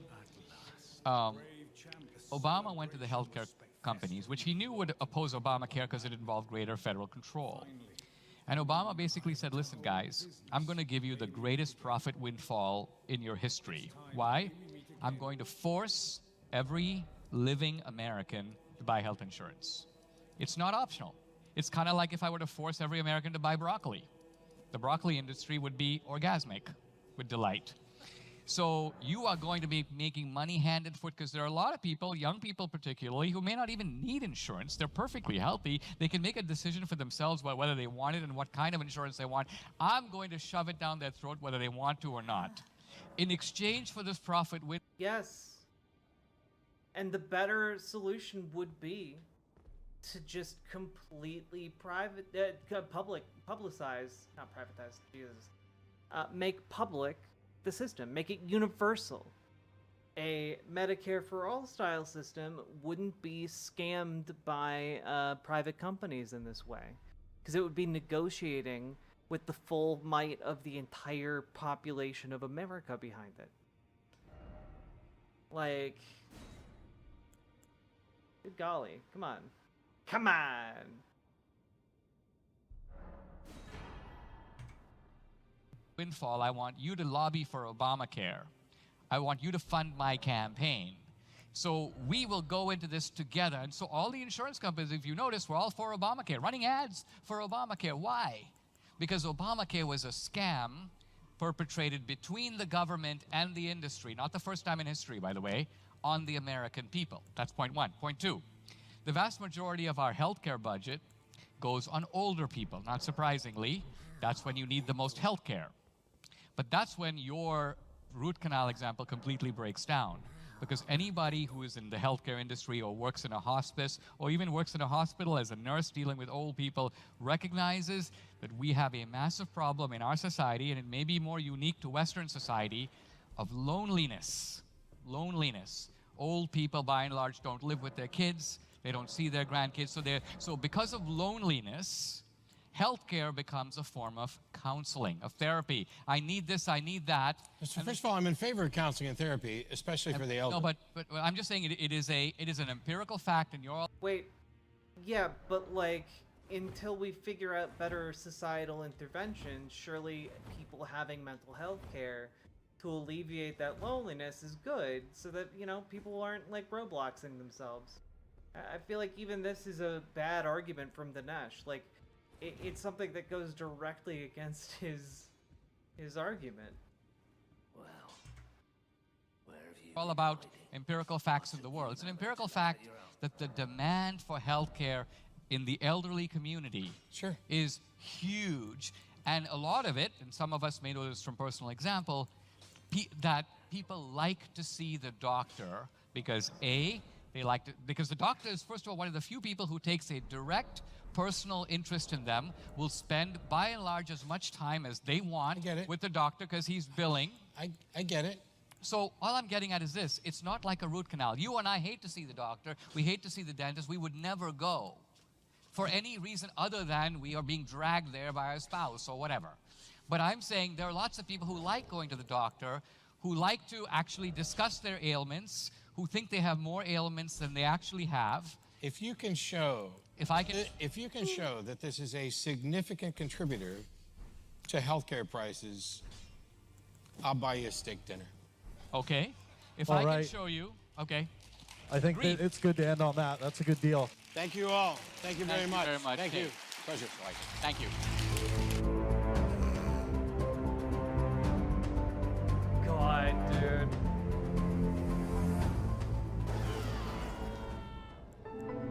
What even was that? What even was that nonsensical rambling for like 4 hours? Good God. I mean, I'm fine with Matt Dillahunty. I don't know anything. I don't know any bad things about him. But like, holy shit, Dinesh D'Souza is inane. I think that is our. I think that's gonna be the last time we talk about Dinesh, unless he winds up like going to prison for something again. Like, he's not smart. He's rhetorically bankrupt and bad. Like, he's just bad at making arguments. And really the only positive to come out of this was watching him get washed in these debates. It was a bit satisfying, but I think we've reached the end of when that is actually going to be. I think we've seen the extent of how much entertainment we're going to get out of him for now. I feel actively stupider for having listened to that. Yeah, I don't feel like Matt Dillahunty really had to exert himself outside of like adapting to the ever-shifting panoply of like Dinesh's inane babbling and like poorly thought out rhetorical points. Like, I feel like if Dinesh D'Souza just like filmed himself talking, he would just constantly be undermining himself. He basically doesn't need a debate opponent. His own poor rhetoric and argumentation skills argue against themselves.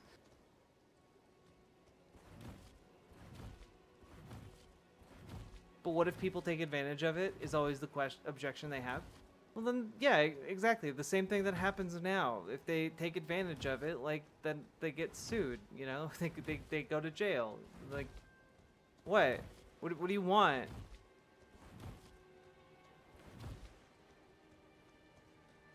Just because some people might hypothetically do a bad thing, that means we can't do any good things. It's such a weak argument.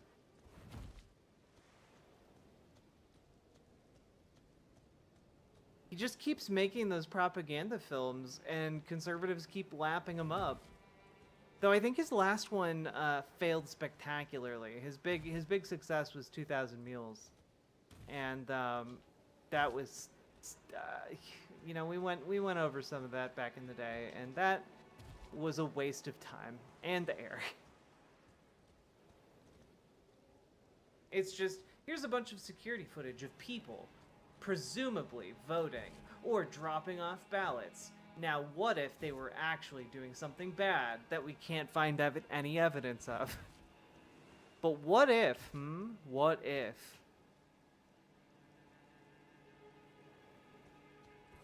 No one's getting extra broken arms fixed.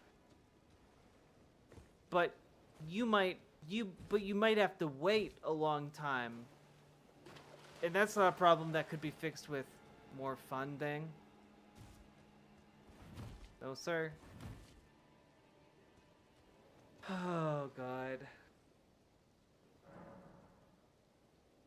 Oh yeah, now his I forgot about that. His publisher dropped 2,000 Mules and issued a goddamn apology. It's so funny.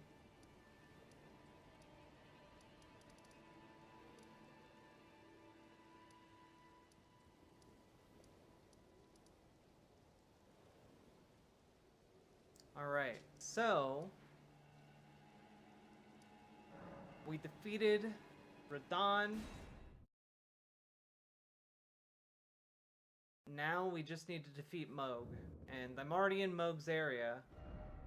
We just have to get through like the final approach, kill Vare, and then we'll be at Moog. Also, my character looks so good with this sword. Like, it's a very, like, I know it's not, I know there are swords that are, like, more guts, you know, more berserk. But, like, I feel like she's making a good run for, like, giving off that vibe, you know?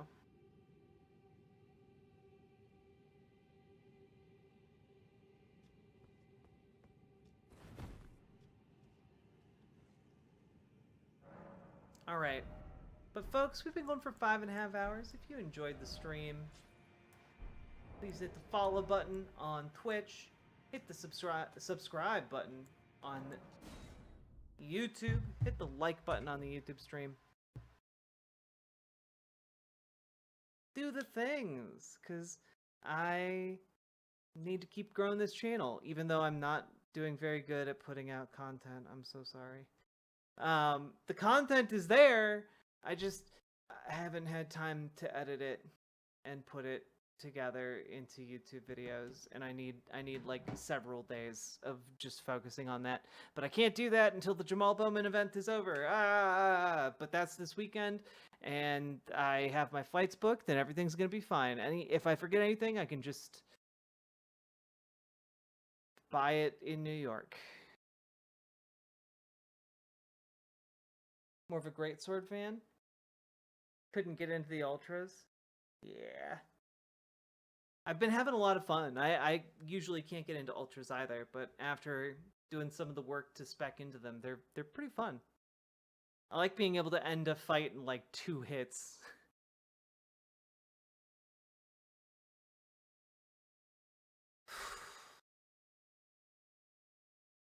I'm tired. I'm gonna go sleep now. It's almost 5 o'clock in the morning. I love you guys, and I don't know if I'll be live tonight, but I hope you all have a good day, and I'm gonna go cool off and pass the F out. If I can get my controller to turn off. There we go. Good night, everybody, and you know, have a good holiday.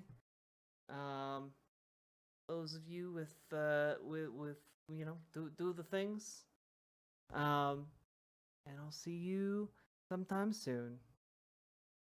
Good night. Also try and look prettier on my next stream.